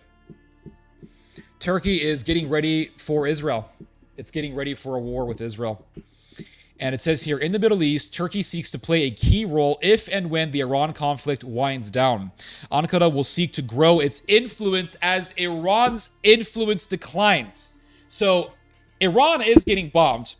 That's a fact. That's a fact. Iran is getting bombed. Iranian infrastructure is being destroyed. And so with Iran getting pounded by the Americans and the Israelis, the Turks are saying, okay, the Israelis are a threat because they're bombing our neighbor. They're bombing our ally, Iran. We, the Turks, have to become more powerful and get ready for Israel. Because the Israelis are saying what? What have the Israeli politicians been saying? They're saying Turkey's next. Turkey is the next big threat to Israel. So they want to prepare for the Israelis. The Turks want to prepare for the Israelis. The Turks are saying, we're next. The Israelis are going to go after us. They're going to come after us because we are, after Iran, the next big threat to Israeli dominance in the Middle East. And it says here, Turkey is positioning itself to play a key role when the Iran conflict winds down. The conflict has led to chaos in the region, and it remains to be seen if the U.S. and Israel can come up with a strategy to deal with Iran or what comes next. Turkey is also thinking of its next steps. Not involving itself in the conflict enables Ankara to work with both sides because Turkey does not want to lose its security ties nor its alliance with Iran. Turkey is a NATO ally and has also had amicable ties with Iran in the past. It also plays a key role in Syria and in northern Iraq. Turkey's director of the National Intelligence Organization, MIT, Ibrahim Kalin, delivered important remarks at the Stratcom summit this week. And it says here, the Stratcom summit focused on, quote, disruption of the international system, crisis, narratives, and search for order. So the Turks are saying that there is massive disorder going on in the Middle East. Who are they blaming on this disorder?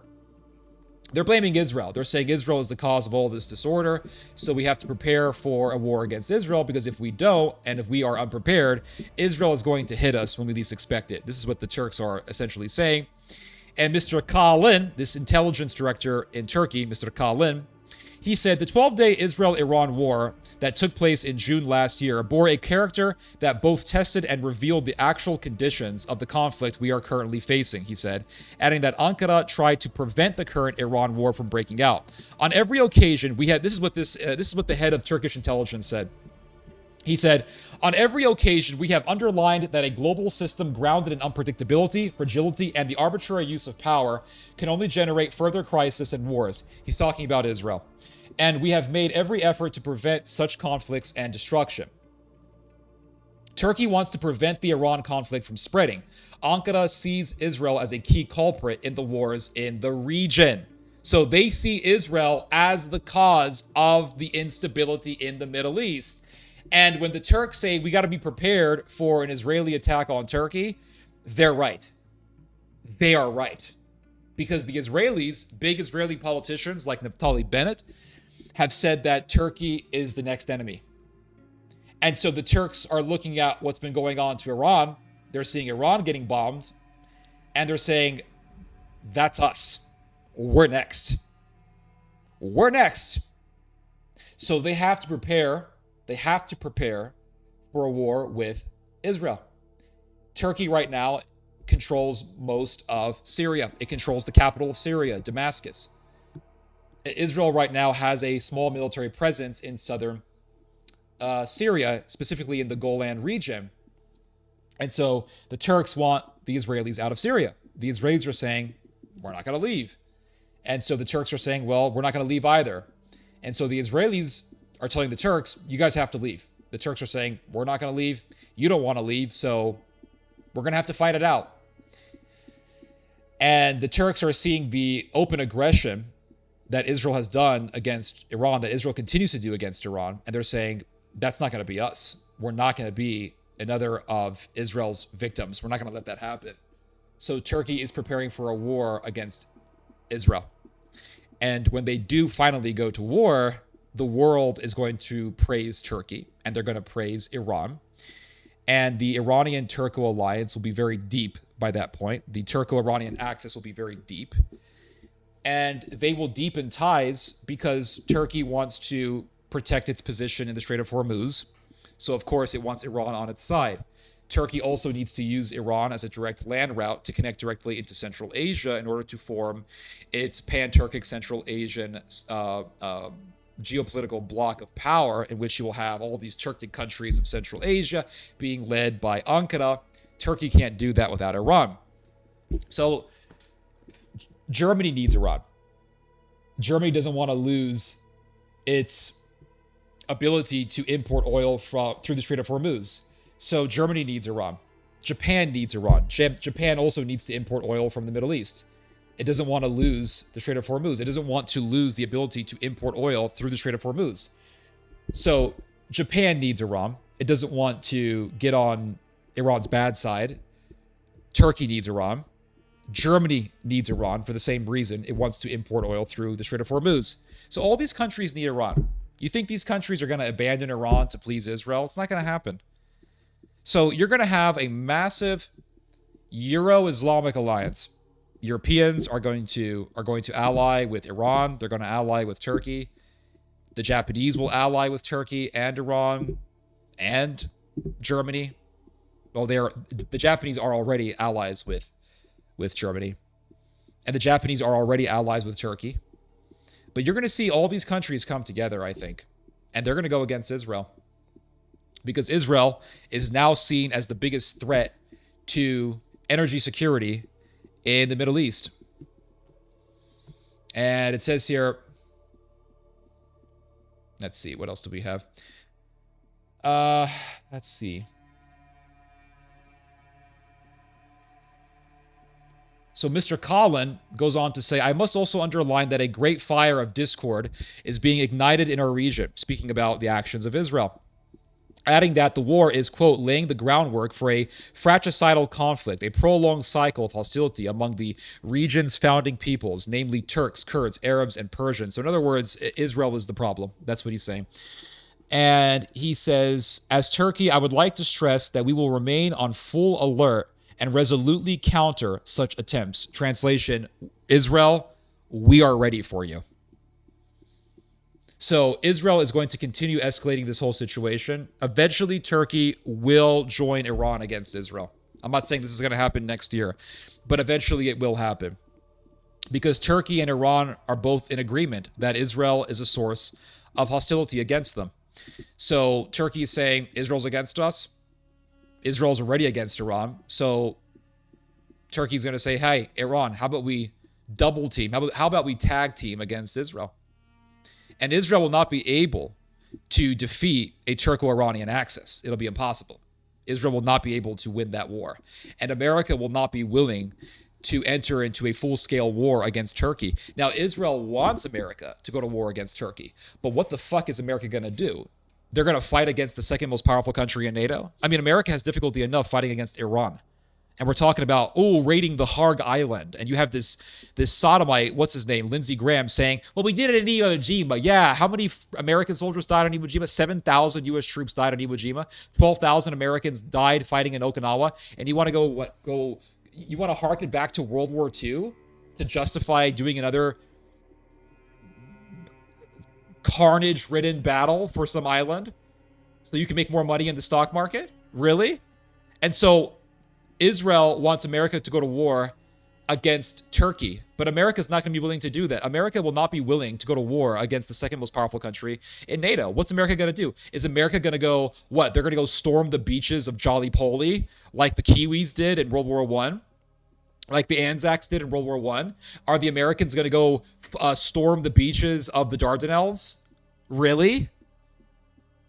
Do you know who would love that? The Russians would. The Russians would love that. It's not going to happen. It's not going to happen. Israel will have to face its final boss on its own. It's going to be facing the Turco-Iranian axis on its own. And Israel will lose. Israel right now has depleted most of its interceptor missiles. Israel right now has to really be extremely conservative in how it uses its interceptor missiles to hit Iranian missiles.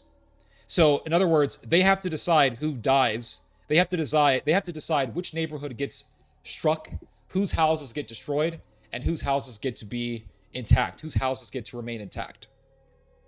Because 8 out of 10 of all of the Iranian missiles that are being launched towards Israel are hitting Israel.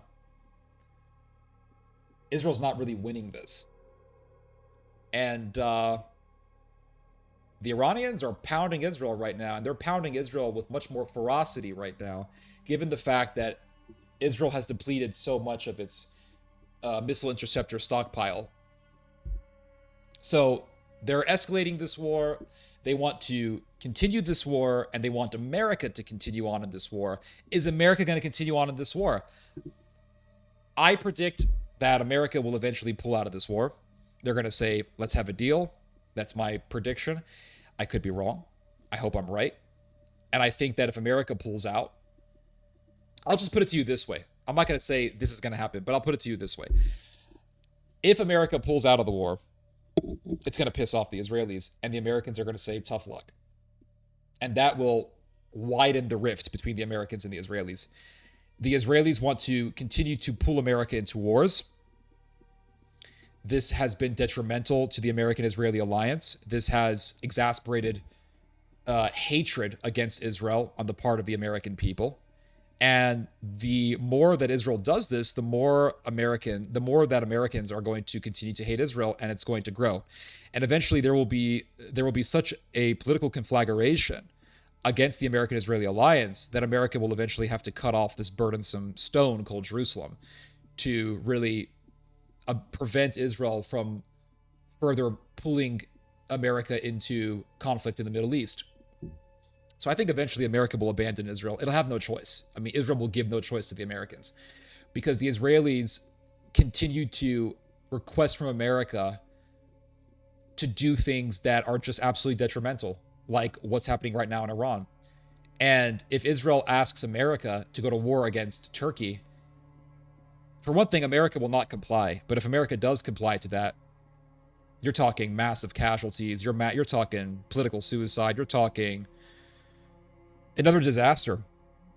And I don't think America will be willing nor animated enough to embark on such a war, which means that Israel will be left to fend for itself, and no one's going to give a shit. No one's going to cry for Israel. No one's going to weep for Jerusalem. And all the evangelicals will be ignored because evangelical Zionist Christianity is a dying movement. It really is a dying movement. I mean, if you look at Franklin Graham, who gives a shit about Franklin Graham anymore? I remember the days when Franklin Graham was the Pope of America. He was the Pope of America. Every presidential candidate had to kiss his royal ring to get his approval. The guy was the Pope. Now, who cares about who cares about Franklin Graham? He's an old dinosaur, and he is a part of a decaying and dying movement called Christian Zionism and evangelical Zionism and all that mess. And so Christian Zionism is dying more and more every single year. The fact that the vast majority of Americans sided with Tucker Carlson over Ted Cruz, and they sided with Tucker Carlson over Mike Huckabee is really an attestament to this reality that Christian Zionism is dying. It's a dying breed. And so in 5 years, is Ben Shapiro going to be relevant? I don't think so. Is Mark Levine going to be relevant? He's already irrelevant. No one gives a shit about Mark Levine. Nobody cares about Mark Levine anymore. Look at his YouTube channel. Mark Levine was one of the biggest things in the world. Not anymore. Nobody cares about Mark Levine. That dude does a video. He gets 7,000 views on YouTube. Now, 7,000 views for me is not bad because I'm a 26 or so thousand subscriber channel. But 7,000 views for Mark Levine, the guy who was at one point in time the most top-selling nonfiction author in America, that is a downfall. And it's only going to continue to decline. Ben Shapiro, he's going down. I mean, it's just the whole thing's going down, guys. And so what's going to happen when this whole pro-Israel empire just collapses? There's going to be no political incentive for politicians to be pro-Israel. It'll be politically advantageous to be anti-Israel. That's the future of American politics. That's the future of the American political landscape. So I think that this war, when it's over in the future, it's going to be referenced as one of the main reasons why America should abandon Israel. They're going to say we have to abandon this country because its lobby, with all of its billions of dollars in political donations, uses its wealth to twist the arms of politicians to go to war for Israel. And if we continued down that route, people are going to say this in the future. If we continued down the route that Israel wanted us to tread upon, we would have sunk ourselves into a sea of blood, carnage, and chaos. Because we would have continued to go to war with Iran. We would have escalated the war to the point where it would have become a full-scale conventional war. At least thousands of American troops would have been dead. And if we would have listened to everything that Israel demanded of us, we would have gone to war against Turkey. We would have stormed the beaches of Gallipoli and the Dardanelles, and we would have ended up just like those Anzacs in World War I. And we would have been completely devastated by wars that would have taken decades to recover from. So we didn't want to do that. So we had to cut Israel off. I think that that's what's going to be said in the future. That's my prediction for the future. That's my prediction for the future. Is America's going to cut off this whole thing. Really.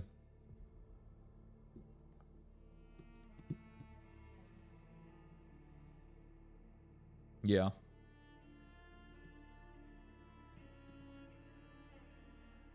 So, there is that.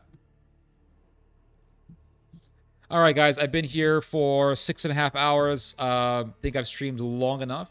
And we had a really good stream tonight. We had a lot of fun. And I'll be seeing you guys soon. I just want to say goodbye to everyone. See you later. Cruel Caption, William Wilson, Celtic Believer, Alexis Corral, Monochromatic Blues, Sean Price, Juan Isaac, Cinderella. Glad you agree.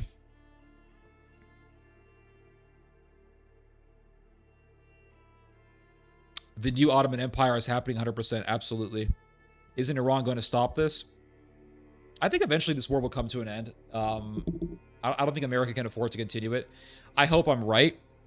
If I'm not right, then America really is that insane. Let's see here. Humanitarianly, many more. Okay, lodges. Okay, Masonic. Okay, whatever. Nothing about the subject. You guys like to talk about stuff that I'm not talking about, and whatever. That's just how the chat works. America inherited their empire from the British. Okay, great.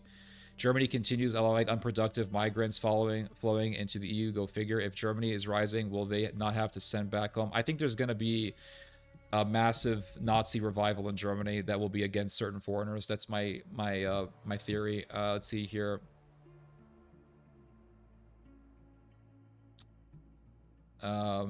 Russia, Malthusian, Bolshevik. Dude, they're not Bolsheviks anymore.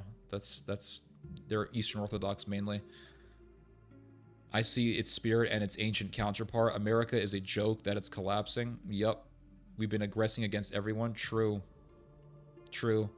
Let's see here. I think I said Sean Price, the Saint, Brian, E. Bell, W1M.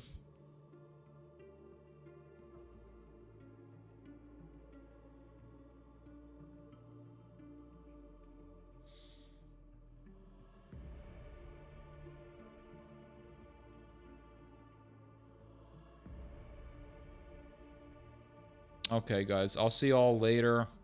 Be well. God bless. Have a good weekend, guys. And you guys just heard some theology. God bless.